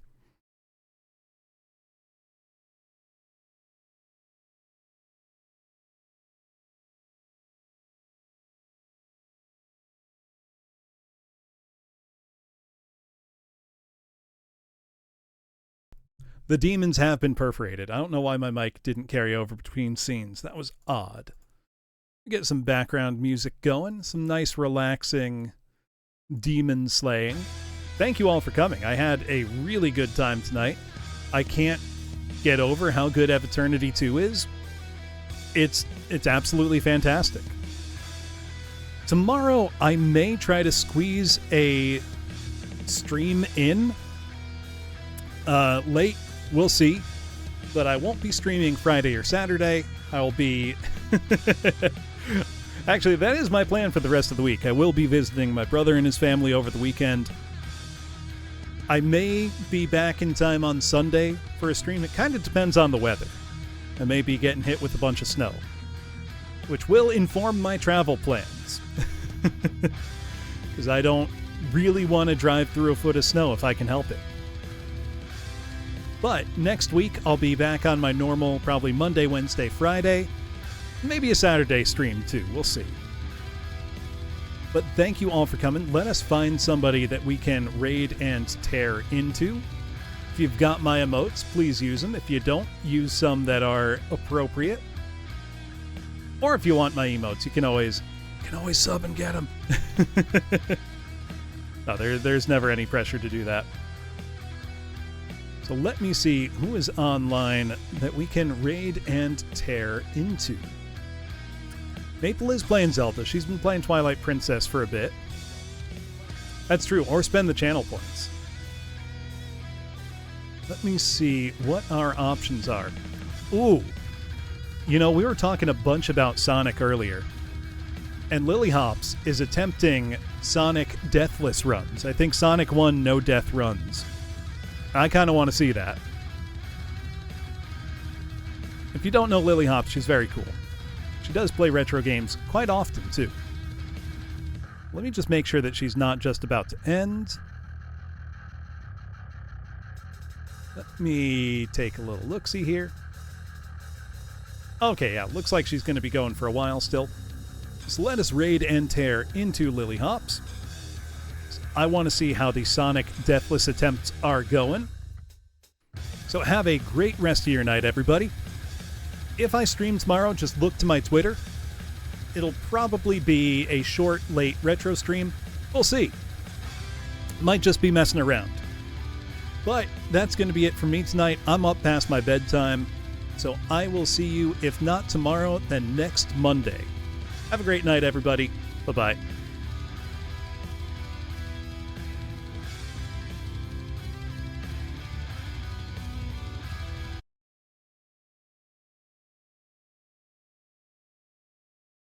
The raid button's not working. It has not taken us there just yet. There we go.